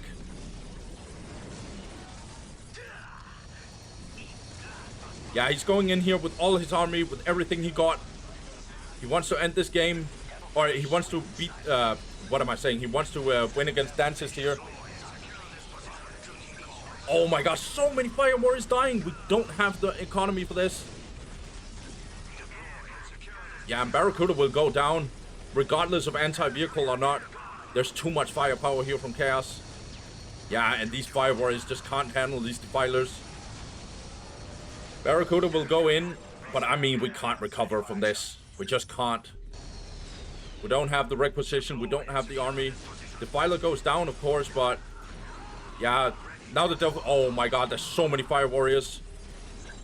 How many Fire Warriors do we have left? Yeah, we have two Fire Warriors, but Tanyaphilia says GG. Yeah. Wow, well played by Dantist. He went for the head. Like, this counterattack that he did, and where he just went in here and absolutely destroyed everything that was possible to destroy, looked really good for him. I think he overextended a tiny bit. I like the idea that he was just like, I'm gonna get that HQ, you mother effer. That's my HQ. And he pretty much almost destroyed it, but then he realized, oh my god, I'm losing my whole army. Maybe just disengage. And then it kind of looked, just for a second, kind of good for Tanyaphilia, but I was hyping it too much up, I think, because, I mean, he had 0 economy, like 0, where Dantist was actually, like, getting tier 3 and stuff. Like, yeah. Really well played by Dantist. I felt like Tanyaphilia did some things here and there, but I think his onslaught, his Vespids and Croots, Dantist really handled it well. Dantist is he's such a sick Chaos player, because, to be honest, it doesn't matter if he's on the offense, like if he's the guy who opens up and just does a lot of crazy stuff and attacks early, or that he has to be defensive, he'll just make it work anyway. Like, he looks so convincing as a player. Yeah, Dantist, he will probably go 5-0 here. Like, his last game is against Warden. He just looks too ridiculous to me. And I'm not even sure, like, we have now Master Yoba, Bloody well, we don't have to talk about all of that. Let's do that for a recap. But jeez, man. Let's do the Mixalich versus Ataraxia, and then we can do a recap, and then we'll look into what's going to happen. But this game is looking, and this group is going to be very tight. I can already feel it. It depends very much on, yeah, it depends on what Mixalich and Tanyaphilia is going to do. It's going to be very interesting to see. But let's actually move on here and see what's going to happen. Okay, so here's the recap. Okay, we got Dantist, who is impossible to catch on. His last game is going to be up against Warden, and unless Warden pulls a rabbit out of his hat, I don't expect Dantist to not go 5-0. So well played to him. He looks just as dominant as all the other seed ones, and it's really, really hard to tell them apart. But Dantist looks crazy dangerous to play against. Really well played to him. He's 4-0. Then we got Mixalich, who just won against Ataraxia. That was a super, super tight and very important game. I felt like Ataraxia was kind of, yeah, he just felt a little bit outmatched by Mixalich. Looks like Mixalich just knows how to play this mirror, and Ataraxia does that too, but Mixalich just felt like he had that slight edge, and yeah, that gives him a 3-1.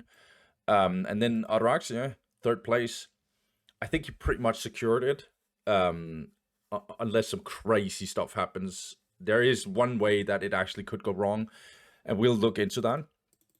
Warden and Demilich, they are officially out of this. There is no way Demilich losing his last game here. It was impossible pretty much, and now it's for sure impossible. And then there's Tanyaphilia, who's gonna get a very, very, very rough game against Mixalich. Mixalich looks really, really solid, and honestly, Tanyaphilia, he is good. He's really, really good, but I just feel like he doesn't have that killer edge. To be honest, there's something about like his opening strategies and something where it just doesn't feel like he gets a little outperformed.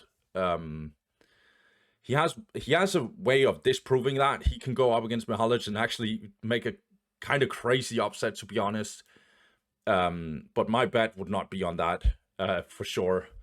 But there is actually a possibility of a 3-way tie now that I actually look into it. Ataraxia is going to play up against Demilich, which will put him at 3-2. And then in theory, Tanyaphilia could win against Mixalich.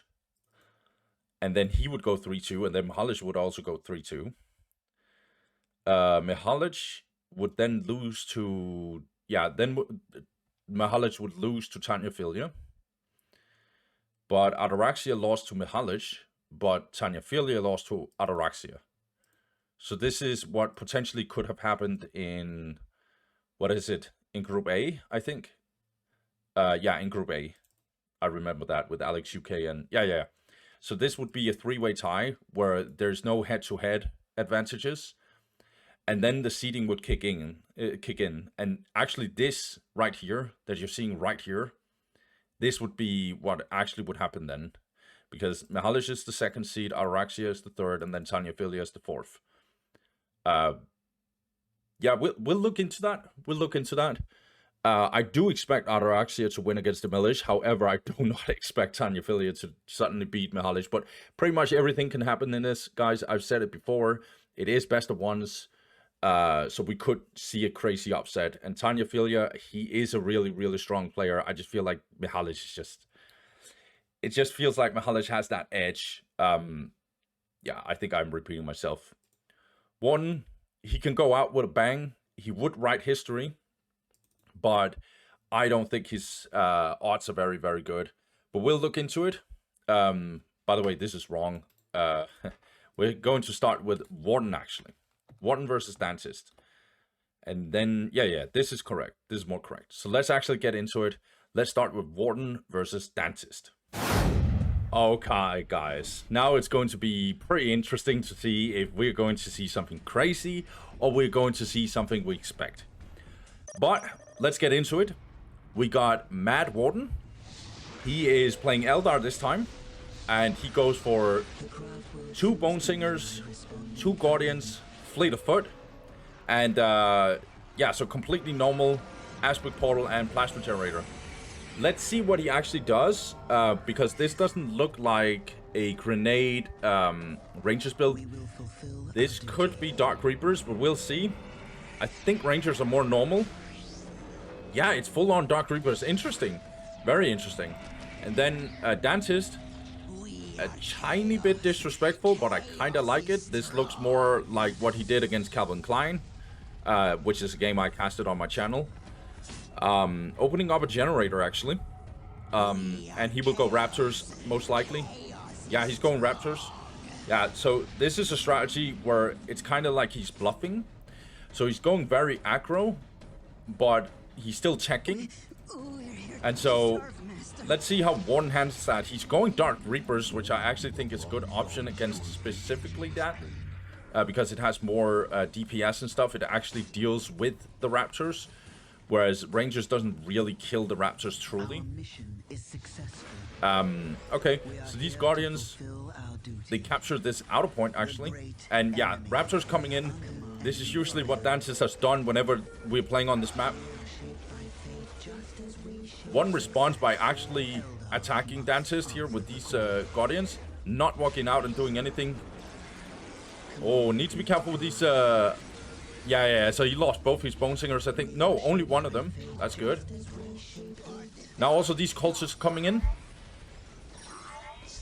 So with this build order, Dantist can be very, very offensive while still checking, which is kind of crazy to think about. We'll look into it. This Bone Singer are dead, for sure. These Dark Reapers definitely are defending really well, and we can get another Dark Reaper squad here. This listing shrine will probably go down. However, I don't think these Raptors will try and, like, decamp. There's too much firepower going their way. Let's see what Dantist is going to do. Yeah. He upgrades his economy already. For the great powers. He actually went 3 heretics here. These Raptors need to be really careful. I like the way the Warden actually micros a little bit here. It doesn't look too awkward. It's really, really good.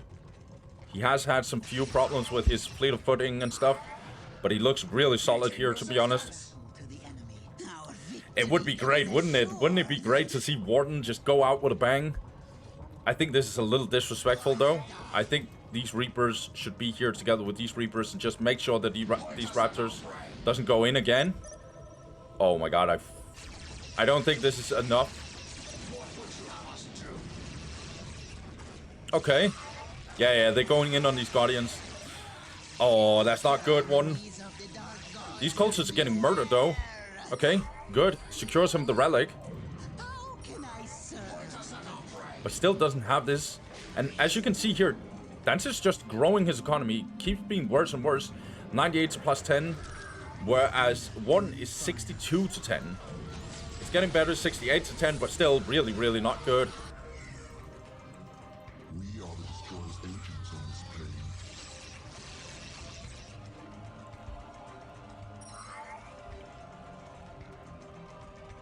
Yeah, these cultists will interrupt this. Yeah. Enemy fire.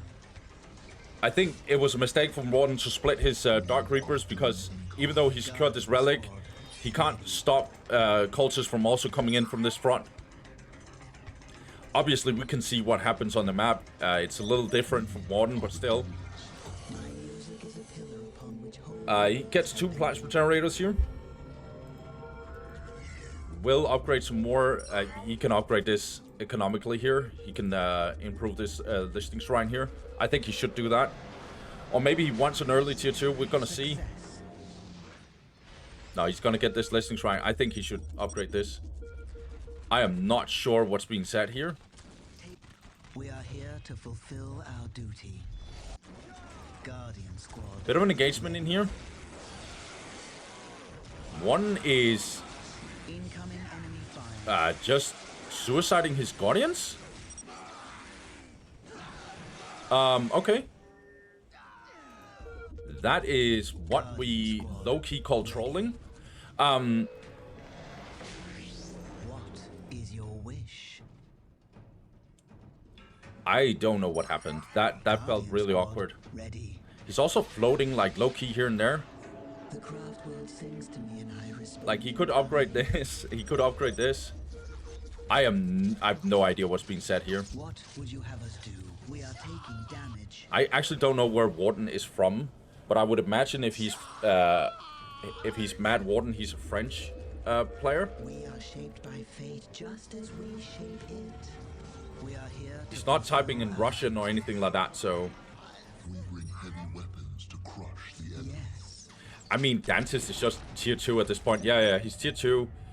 Look how he's just improved. So he harassed and bashed Eldar while still teching. That's crazy to me, to be honest.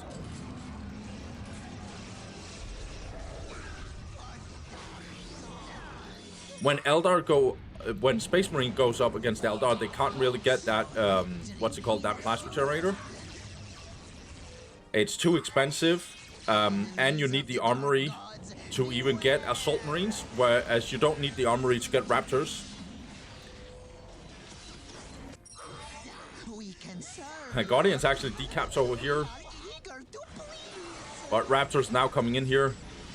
And not really an answer for this Chaos Lord here. We will get grenade launchers in here. Yeah. We can go melee here against these cultists, it's fine.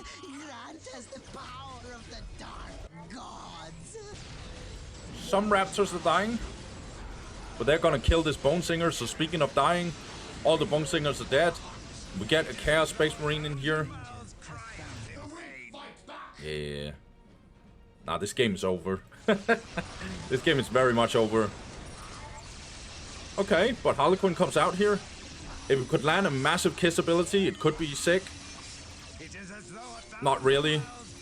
It doesn't really land. Yeah. Dantist just kept on moving. Yeah, this doesn't look good for Warden at all.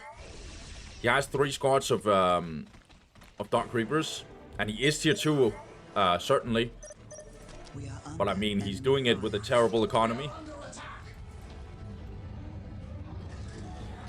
Heavy weapons increase. A lot of people think that the only thing that this does, and it's because it's what it says in the tooltip, a lot of people think that it only just increases the number of heavy weapons for Chaos Raptors and Space Marines. But what it also does is it doubles the damage, literally doubles the damage for these heavy bolters. So when this thing kicks in, the Chaos Space Marine Raptors just absolutely murders everyone.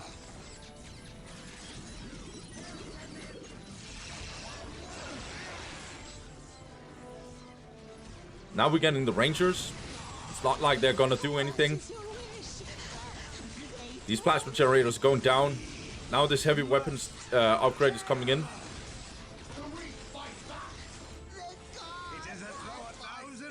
I don't know what Warden is doing. He's gonna try and like secure this area, I guess. But he's losing everything else so far. Or is he? He's gonna try and repair this. Nah, what did I say?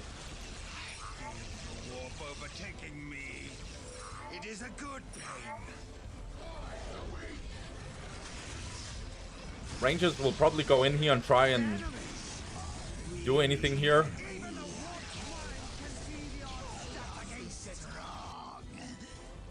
Enemies! We need enemies. Our vengeance shall be swift and brutal. Now what? Okay, decap in this area, but like Warden just keeps on having problems even securing his basic strategic points. Dantist is just relentless, and if you see his economy, he's 126 to plus 50. We're even getting Hell Talons. We have no anti-vehicle from Eldar. I mean, we're getting support portal, but it doesn't matter.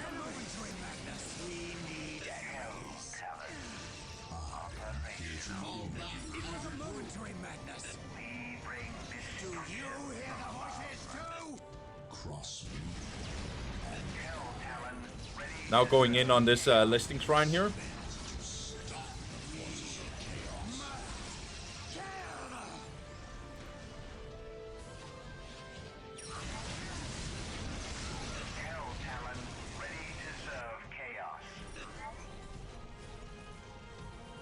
Hell Talon is just gonna spread the taint.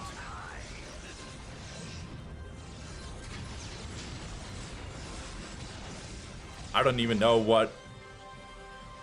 Like, I think Warden could just GG this one. Look at his economy. 43 to plus 30. I do like when players just, like, no, I'm gonna keep on going until the game is over.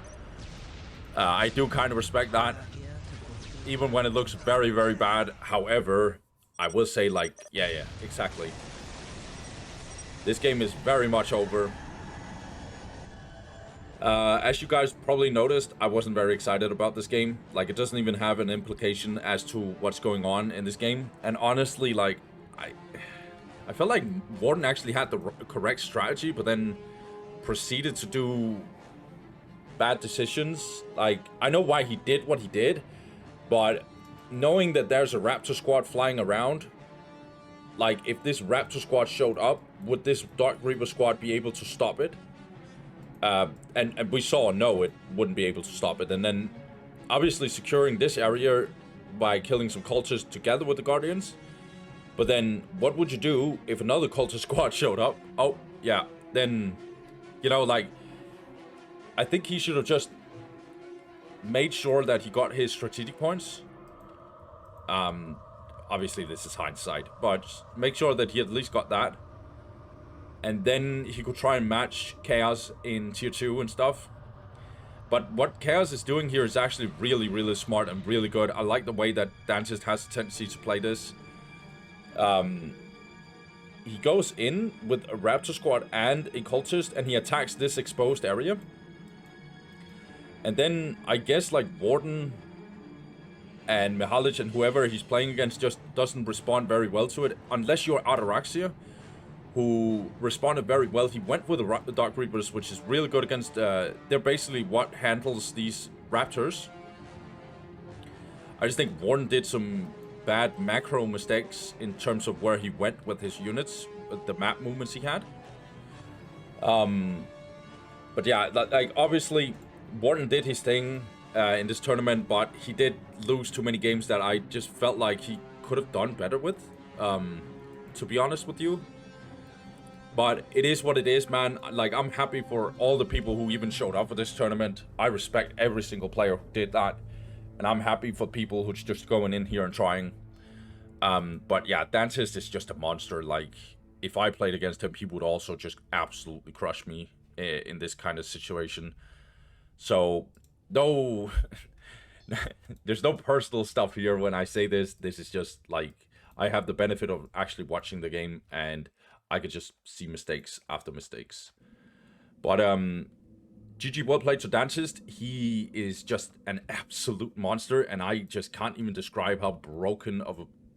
Like, every single map shop he's playing, he just looks like he's just... Yeah, I don't know what to say. We could talk about that in the recap when I'm actually ready to get good words for this guy, because he's just a monster. Let's get to the next game, actually, guys, and let's just try and wrap this group up, okay? Okay, guys, so for this one, we got a very, very good game. Going to be very, very hard for one of the players, but everything can happen. It is a best of one, it is a group stage, and it's going to be interesting to see what's going to happen here. So for this game, we got Tanyaphilia. Tanyaphilia, he chooses to go Tau, as usual. Makes sense. It is his main. He's really, really good with that race. He actually has the same opening, kinda at least, that he has done for the most of this tournament.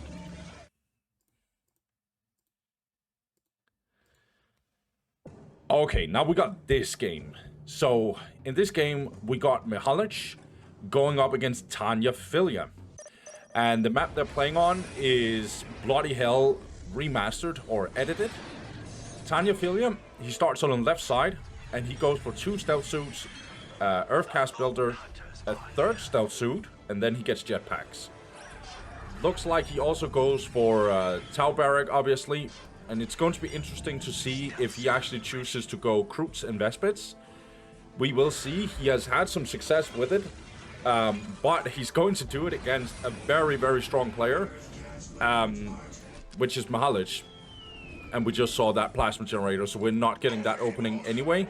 But speaking of openings, we got Mixalich. He goes for 2 Slugger Boys and Big Mech, actually. Okay. Interesting opening by Mixalich. Usually when you see Big Mech, there are 3 Slugger Boys. Or you're doing some weird eco-heavy build. Or you start Warbanner and 3 Slugger Boys. Like, usually I don't see this kind of opening. But I'm willing to learn. Mixalich has really been killing this tournament for the most part. So we'll see. Tanyaphilia is going to have a very, very tough task ahead of him, to be honest. But Tanyaphilia is not a player you mess around with. He's also going in with 2 stealth teams, realizing that he's not gonna do anything here, maybe. Okay, so he's actually going for this one. He's going for both relics, in fact. He also went Tau Commander, and he did, in fact, go for the plasma generator. So kinda standard build order from Tau, just with 3 stealth suits. That's the only variation we have. No shooter boys from Mr. Nicholas Gunn. I would think we might actually get Stormboy Rush then. That would make sense against Tau. Especially if they go Fire Warrior Mass. Closing the gap against Tau is really, really good for Orks. Okay. Looks like Big Mac found looks like Big Mac found that stealth suit. Okay. Okay, Flamer's out here for Tanyaphilia. Yeah. Mixalich has to do something, obviously. Let's see what Mixalich wants to do. He wants to go even further in here. Okay, Warband are also coming in here. Slugger Boys will probably try and decap up here. Okay. Buying some time for the Big Mech. Yeah, decapping up here. But Fire Warriors are actually out now. Okay, Mixalich actually goes in here. He doesn't go for this listening post. Interesting.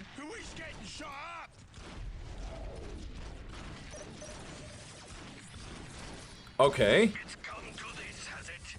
Nicely done with this Big Mech here. Still not doing any specific damage to Tau yet. Good decap up here though. Now Tanyaphilia is actually capturing this.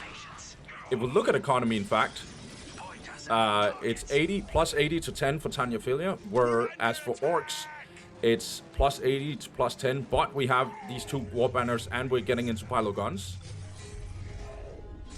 This seems like Stormboy's rush to me. That would make sense at least. Stormboy's still bashing on this Tau commander here. What is Big Mech doing? Oh, he's trying to kill these Fire Warriors. Will he succeed? He's very inaccurate. Lots of Slugger Boys dying. Okay. Oh, and Tanyaphilia actually saves his Fire Warrior. No, one of them actually died. So I think 2 Fire Warriors actually went down in this whole exchange for I don't know how many Slugger Boys. And Big Mech actually took a lot of damage. I think this is nicely done by Tanyaphilia, to be honest. And he's controlling the relics.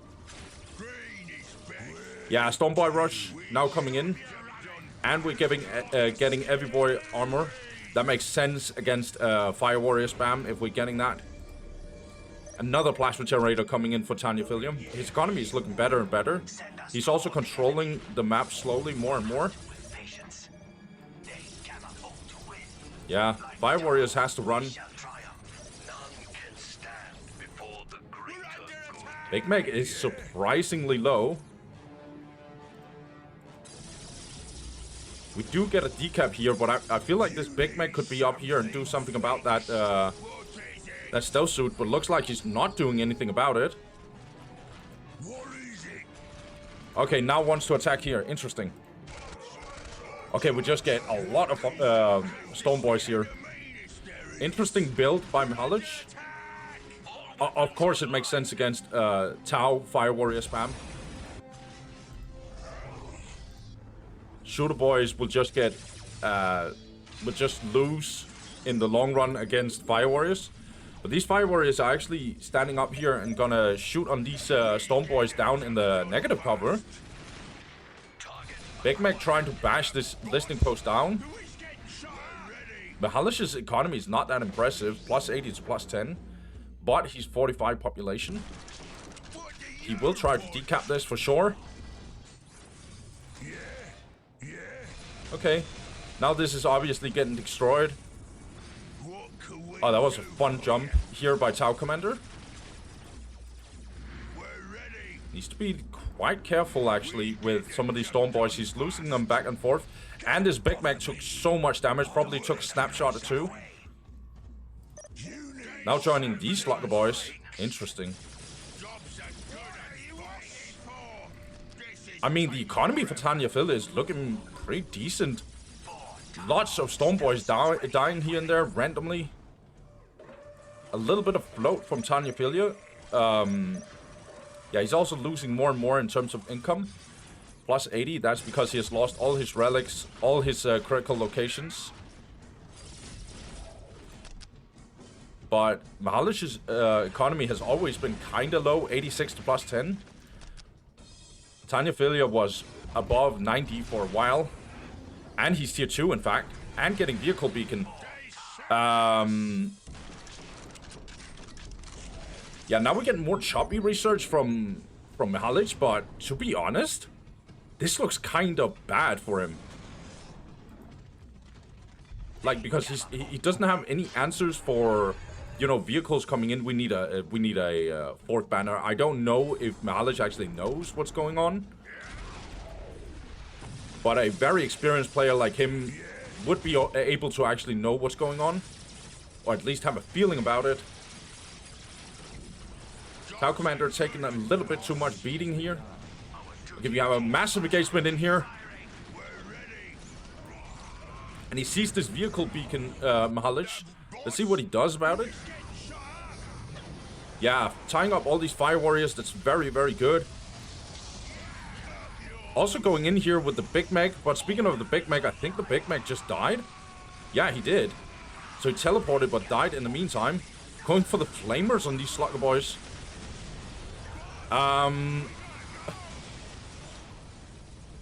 Devilfish will get out here.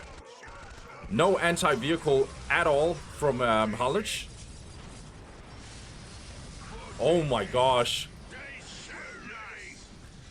Lots of fire warriors dying though. Massive back and forth. I don't know if Mixalich actually, or if Tanyaphilia has any more. No, all these fire warriors are dying.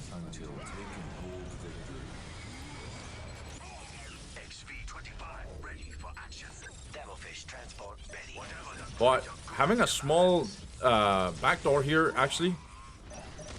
What the hell? This is a huge engagement by Mixalich. And he's full on investing in here. You're getting devilfishes for days. And these Storm Boys has no answer for them. We don't even have stealth detection. Orks' economy is looking pretty good. 98 to plus 10. Maybe a little low in power. But he's not intending on going tier 2.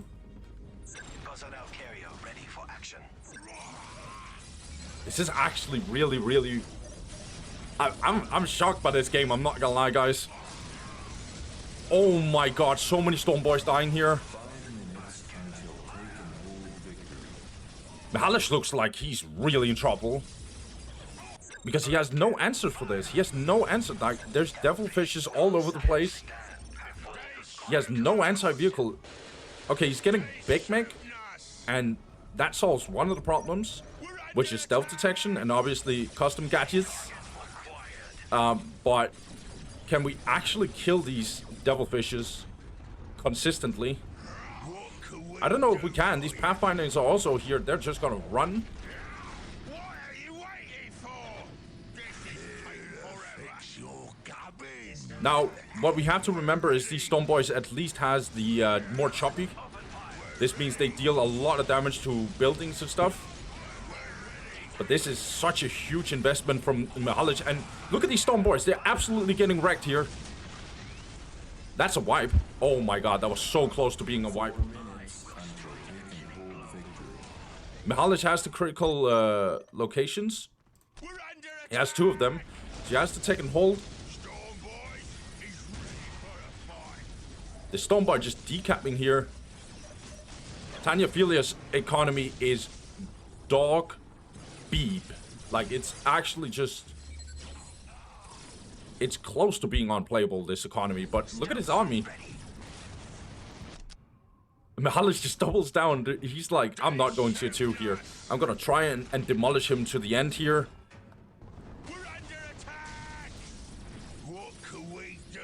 And Mixalich's economy is not mind-blowing either. It's only plus 80. That's because he lost this to backdoors. And he's probably losing his pile of guns. That would be really, really bad. Okay, nicely done. Big Mac probably stunned this devilfish and then they just jumped it. Is this Mixalich's strategy that he thinks that he can damage it anyway? Where's his builders? Why is he not repairing this? Mixalich? Look at your pile of guns, it's going down. Oh my god, he realizes. Okay, good. At least he realized that.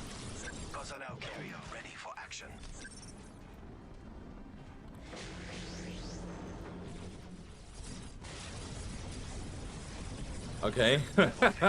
These Storm Boys are just waiting to crush this devilfish. Big Daddy Big Mac is coming. Okay, but we have an engagement here, kinda. Okay. All these Storm Boys are just doing their thing. What is Tanyaphilia doing?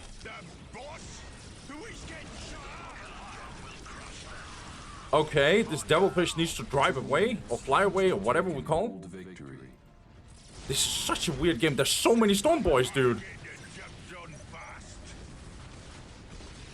Okay, Tao tries to decap here. They're not gonna make it. Big Meg is taking a massive beating here. Mihalish's economy is 86 to plus 10, but he's losing more and more. Meanwhile, Tanyaphilia's economy is completely recovered. I don't know if Mixalich long-term could sustain this.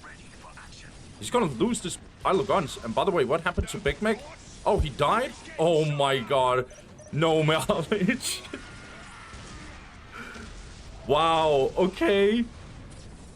Taking hold is still an option, guys. No, it's not an option. Oh my god, Tanyaphilia stopped it. Oh my god, I think Mixalich threw this. Did Mixalich throw the game? He has so many Storm Boys. Yeah, this pile of gun is going down.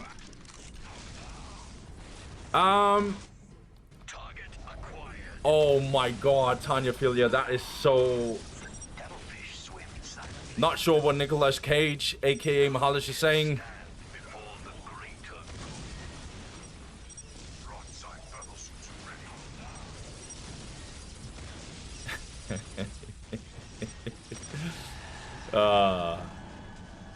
GG.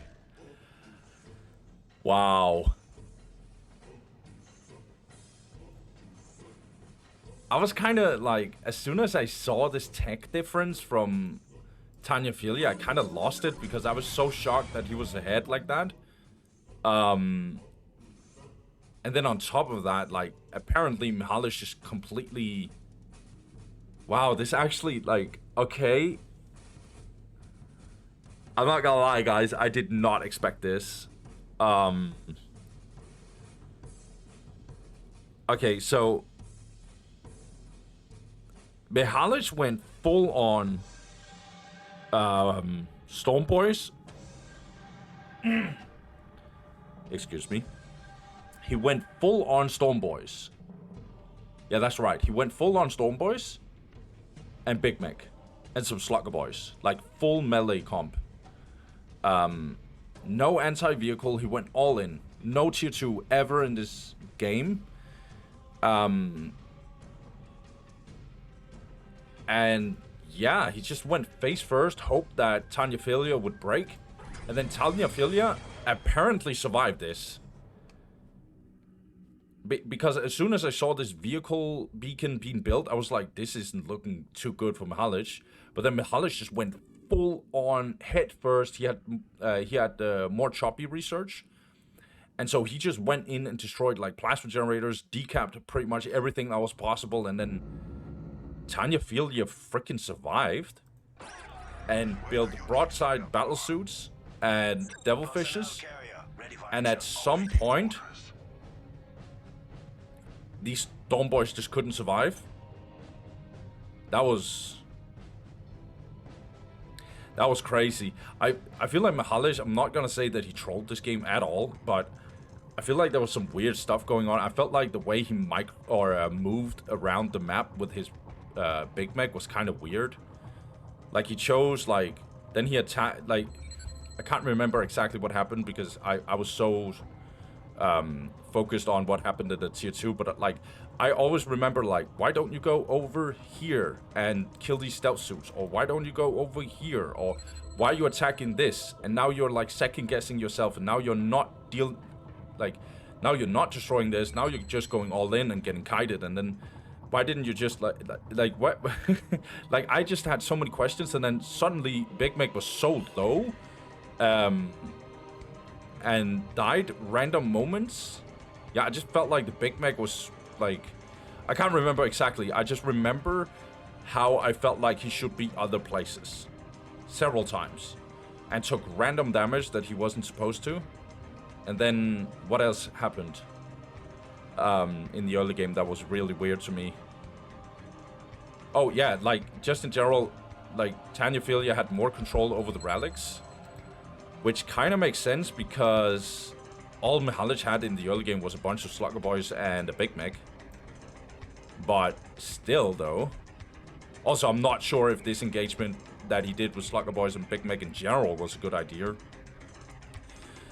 But yeah, it is what it is. I felt like he had like a small army with Slugger Boys and stuff, and only focused on doing that and reinforcing.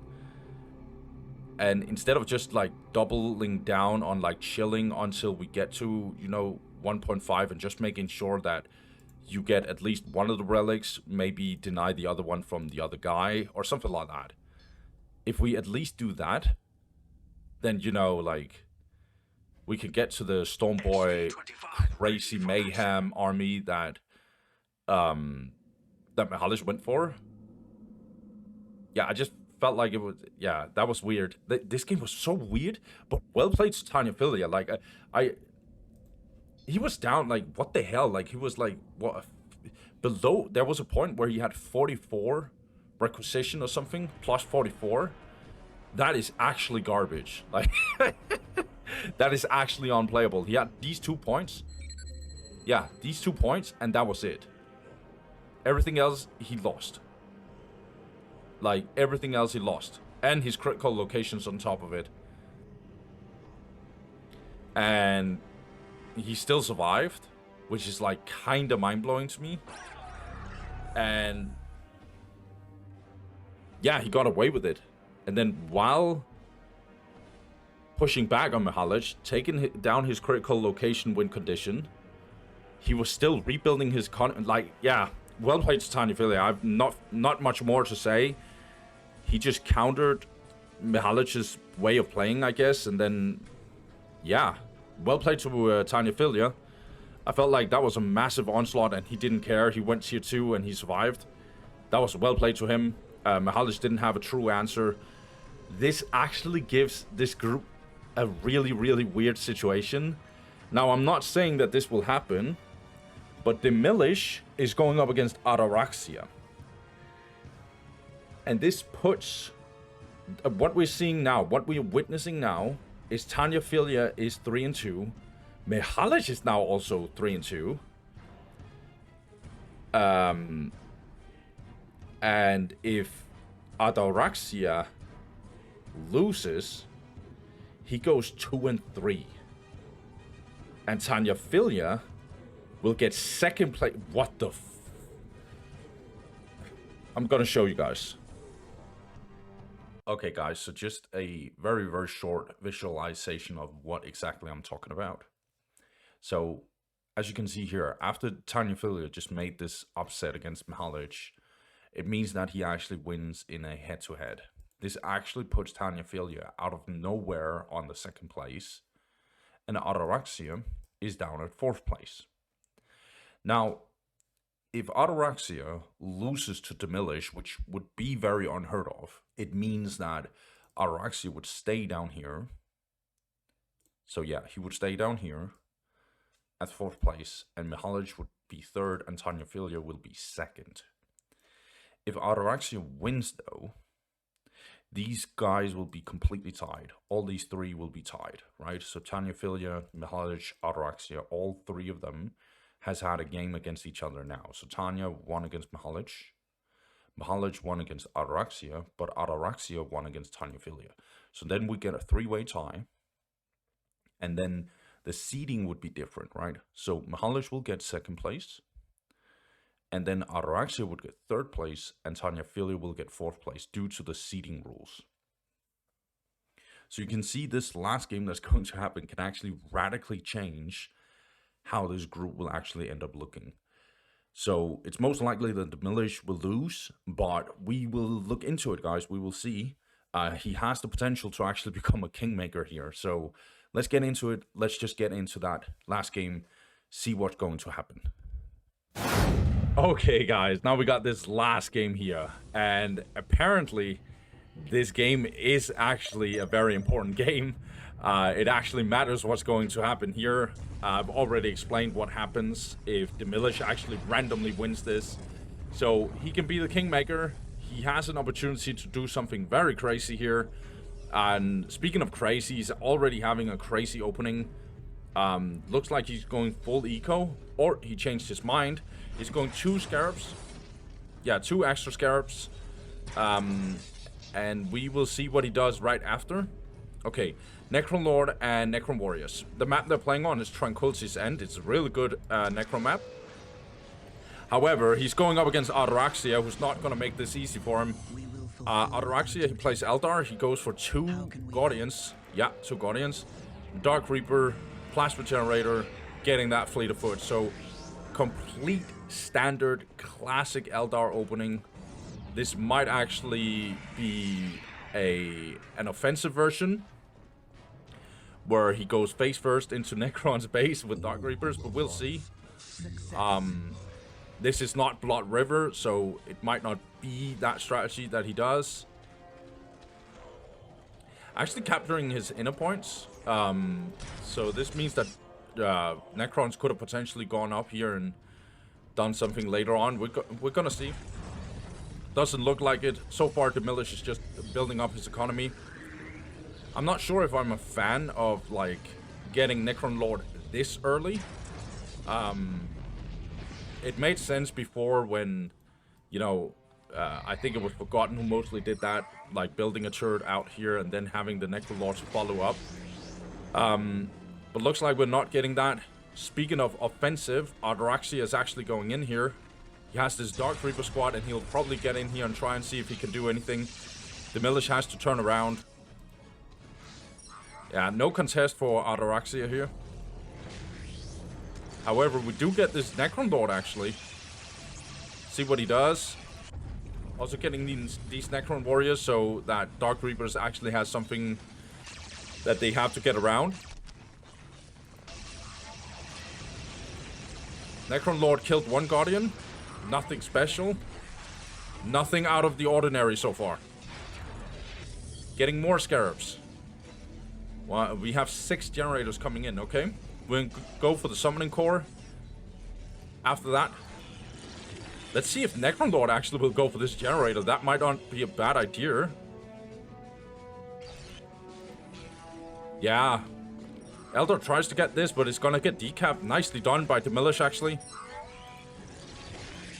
He's gonna try and get this as well. Necron Warrior is a little bit out of the base. Okay, looks like we're getting Farseer in here. Yeah, Necron Lord can't really finish this off. It's gonna get repaired by these Bone Singers. But these Dark Reapers are not in Demilish's base, and he's getting Summoning Core.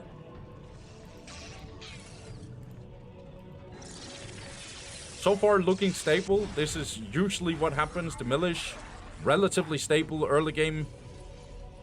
And then he ends up doing something that usually gets kind of crazy. Like, he builds an extra generator. He doesn't know what Flayed Ones is. Like, well, he knows what Flayed Ones is. It's kind of a joke. I hope you guys get it. But that's usually what happens with Forgotten.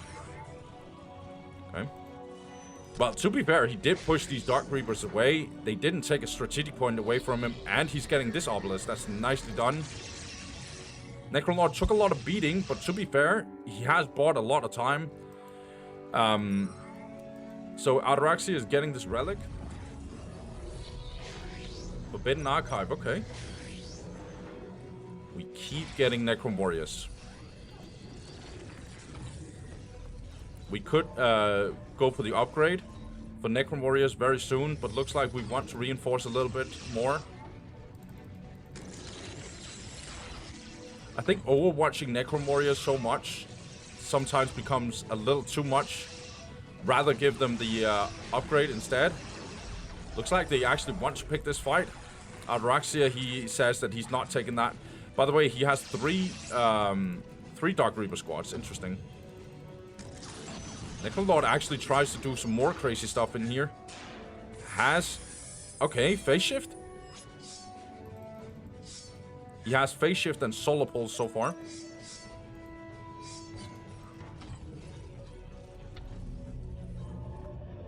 Yeah, and he is getting that extra plasma generator. This indicates to me that he wants to go tier 2.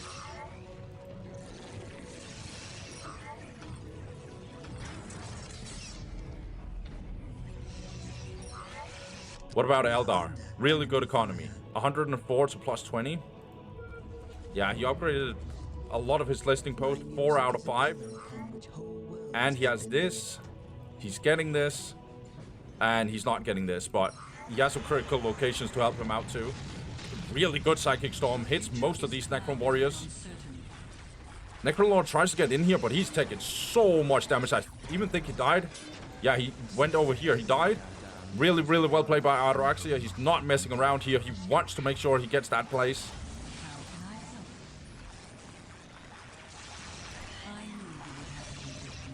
Necron Warriors should probably be teleporting out, but looks like Demilich thinks he can take this. Yeah, so many Necron Warriors dying. Unfortunately, way too many, to be honest. Getting an extra generator, what? Okay. He's plus 80. He wants to get plus 90. Okay. I mean, if he does that, he has to find some godforsaken way to survive this onslaught from Eldar. And step 1 is probably getting that Necron Lord. Solar Pulse? No, no Solar Pulse. Demilich? Get in here and Solar Pulse. Yeah! That's right, that's John Cena Beam, you guys. For people who don't know why it's called John Cena Beam, well, first of all, you could ask Mr. Landshark. He's the one who's invented this, but it's basically you can't see me. So that's what this, if you ever wondered why we say John Cena Beam, now you know.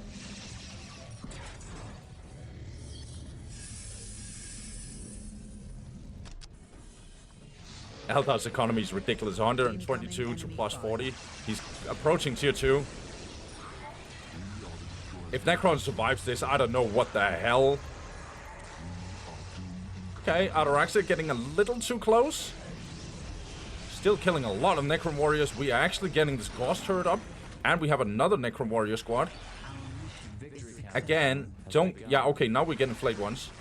But like, Flayed Ones would survive this onslaught just a little bit more.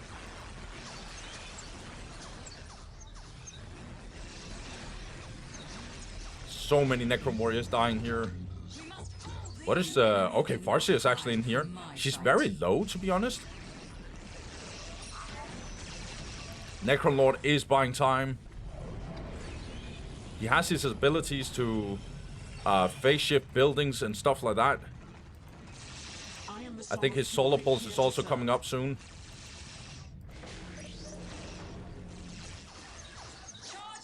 Where's the Flayed Ones going?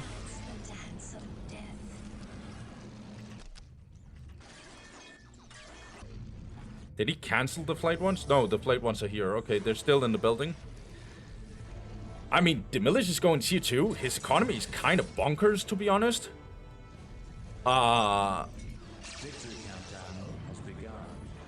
Okay. Like, for some reason, Demilich is still alive. But look at this army, like, Fire Dragons coming in.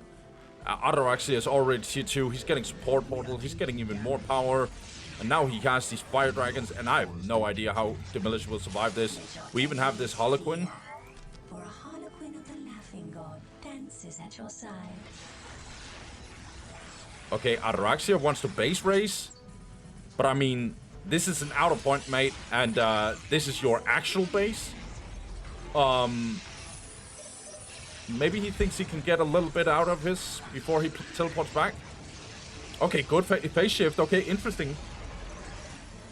I actually kind of like this. Well, kind of like it because... Oh, we didn't have the Solar Pulse. Okay. Yeah, focusing the Fire Dragons. 6 minutes until taking hold. Yeah, Ataraxia has to leave. Or just disengage a little bit. He can turn around and shoot. Oh, Fire Dragons are just being annoying here. Yeah, Necrons is also population capped. Now a Falcon is coming in here. Oh my gosh. Yeah, this is probably over for Demilich. He doesn't have an answer. Even control area victory is now kicking in. That's usually like a really bad sign. Fire Dragon's taking a beating here. Demilich calls GG. Ataraxia makes sure that there's no weird shenanigans going about here. He takes 3rd place. He's not messing around. He ends it against Demilich, and even though Tanyaphilia kind of made the situation a little bit tricky, Ataraxia wasn't even breaking a sweat. Well played to him. So, I'm gonna do a recap here, but before that, I'll just talk a little bit about Demilich. I think that he focuses a little bit too much on eco. I don't think he needs that extra generator where he goes plus 80, but he went even more crazy here. He went plus 90. And then he went tier 2. I think, like, I get the plus 80 and then going tier 2 and maybe one flayed one. That kind of makes sense, but I just don't see, like, I think it takes too long to get the plus 80 and plus, especially the plus 90 generator. Like, it's too much, basically. Yeah, so for me, I think Demilich needs to tone down the generator builds a little bit, get more flayed ones. I know I keep repeating myself, and maybe there's some Necron guys out there who actually knows what to do, but whenever I see Bloody Monster, I never see him, you know, go for so many generators. Maybe it's just me. By the way, Demilich, like, I've played against him several times on a ladder. Like, in this tournament, it felt like he was allergic to flayed ones. And I know sometimes it might make sense not to go flayed ones, but why is it in this, like, maybe it feels like he sees flayed ones as being an offensive tool rather than actually a defensive tool, which is like their main purpose. Like, buying time for the Necron warriors to do something. Where, like, it takes so much time to kill the flayed ones for these Dark Reapers until they get upgrades, and even then it still is not the easiest to kill flayed ones. And you just mass them, and there's so many of them, like 2 or 3. Then it gets really tough, and then Necron warriors can just push and stuff. I also think, like, against Eldar, I feel like the only way that you can truly win against Eldar is, like, if you push them at tier 1.5, because Eldar they don't have a tier 1.5, they have Soul Shrine, which is both their armory and their tier 2. Whereas Necrons has the Summoning Core, which is their kind of, like, armory. I guess it's an armory, where they can get access to a ridiculous upgrade for the Necron warriors and then flayed ones. And suddenly, like, Eldar is in trouble. And then, sure, Eldar could get tier 2, but if they're under pressure, like, for example, they're getting decapped 1 place or 2 places, and they are on the defense, then it's not fun to, like, build a shrine in the middle of, like, 2 or 3, like, you know, flayed ones and, like, Necron warrior mass. Obviously, I'm idolizing, and I'm oversimplifying everything, and understandably, some people might say, well, you can't do this and you can't do this because blah, blah, blah. I don't know Necrons in depth. I don't even know Eldar in depth. So, of course, I'm just looking at this from a perspective of, you know, seeing a lot of games of both really high-level Eldar players and really high Necron players. But it is what it is. Demilich is out. Thank you for joining, Demilich. It was always a pleasure, regardless of you getting 0-5. That's completely fine for me. The fact that you even get in the ring is amazing. Like, just putting up the fight against these monsters that you're going up against, that's great. To me, getting in the ring is more important than actually winning the battle. So, thank you, Demilich, for joining. Yeah, let's do a recap, guys. Okay, guys, let's wrap this one up. Let's wrap up the last group, and let's finish the group stage here with the final conclusion here. Bam. Okay, let's take a look at this. So, as we can see here, Dantist absolutely dominated the whole thing. It wasn't even a conversation. He just smashed everything. He joins Master Yoba, Deco, Bloody Monster, and now also Dantist. He joins that group and becomes those, like, tournament favorites. These guys are going to the absolute end, and the only ones who actually can kick these players out will actually be each other. And so it's going to be very, very interesting to see how deep these players will go. But it's not unlikely that they all get to the top 4. We'll see. But who is the most dominant out of them all is very, very hard to tell. That's why we need the playoffs to see how that will go down. Now, we ended up having this crazy situation where all of these 3 guys were tied, and they actually ended up winning against each other. So, for example, Mixalich won against Ataraxia. Ataraxia won against Tanyaphilia, but Tanyaphilia won against Mixalich. That was such a crazy upset, actually. And so these guys went into this circular, like, head-to-head who won against each other kind of situation. And so the seeding tiebreaker kicked in, and we ended up having Tanyaphilia, Ataraxia, and Mixalich. Mixalich, I was like, this guy is a monster. This guy looks like he's definitely in there and he's not messing around. And then he dropped the game to Tanyaphilia, which was a little questionable. I know Tanyaphilia is a strong player, but like that was like Mixalich just went from being, you know, yeah, this guy looks really good to just being he can probably look a little vulnerable in this tournament. He's not he doesn't feel like that clear second place. And for good reasons. You can just see this. You can just see all this. But regardless, Mixalich is getting second place. And then Ataraxia, thank God that he secured third place, because other than that, like, that would be losing to Demilich and actually going down to fourth place. That would have been crazy.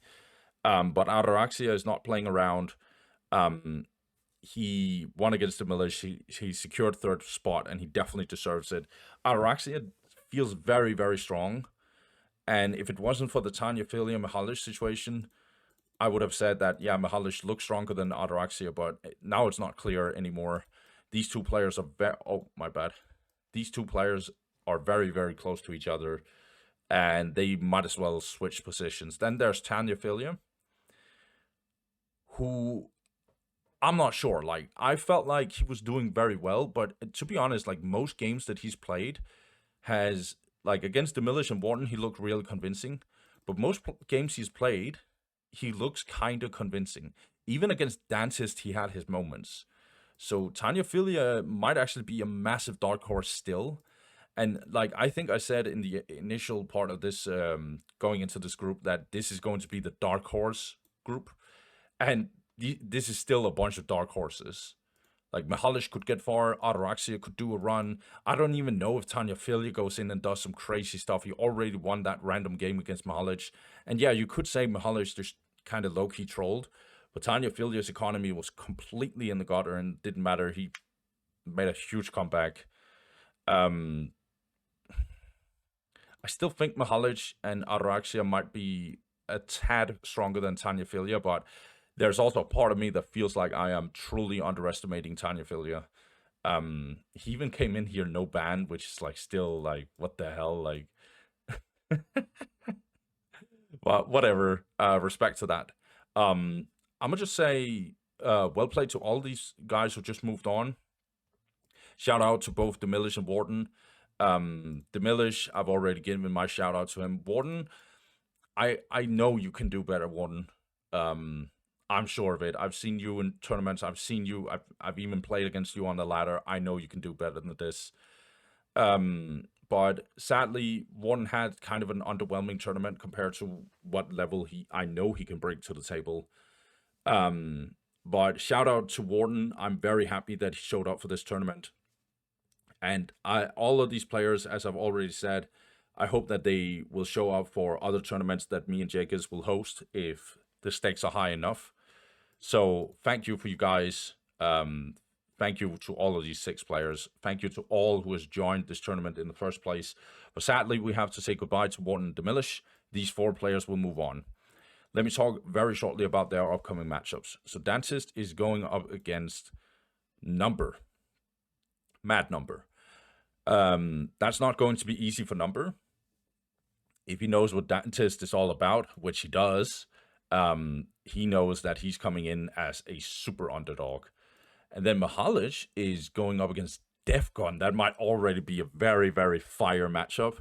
I am not sure how Mixalich will actually do in that matchup. That's going to be a crazy game, a crazy series potentially. Yeah, we'll look into that. And then Ataraxia, that one, Ataraxia is a massive dark horse. I feel like he's really, really doing well. He's going up against the Star, actually. So he's going up against the Star. He's probably a slight underdog, but only a slight one. That might actually be a very, very tight matchup. Just like Defcon versus Mixalich might actually also be a very tight one. We'll see. And then Tanyaphilia, he's going up against Master Yoba. I'm going to just say right now, Tanyaphilia is probably going to struggle a lot. Because as far as I remember, Master Yoba can play both Orcs and Necrons. And for some godforsaken reason, Tanyaphilia is like, I don't care.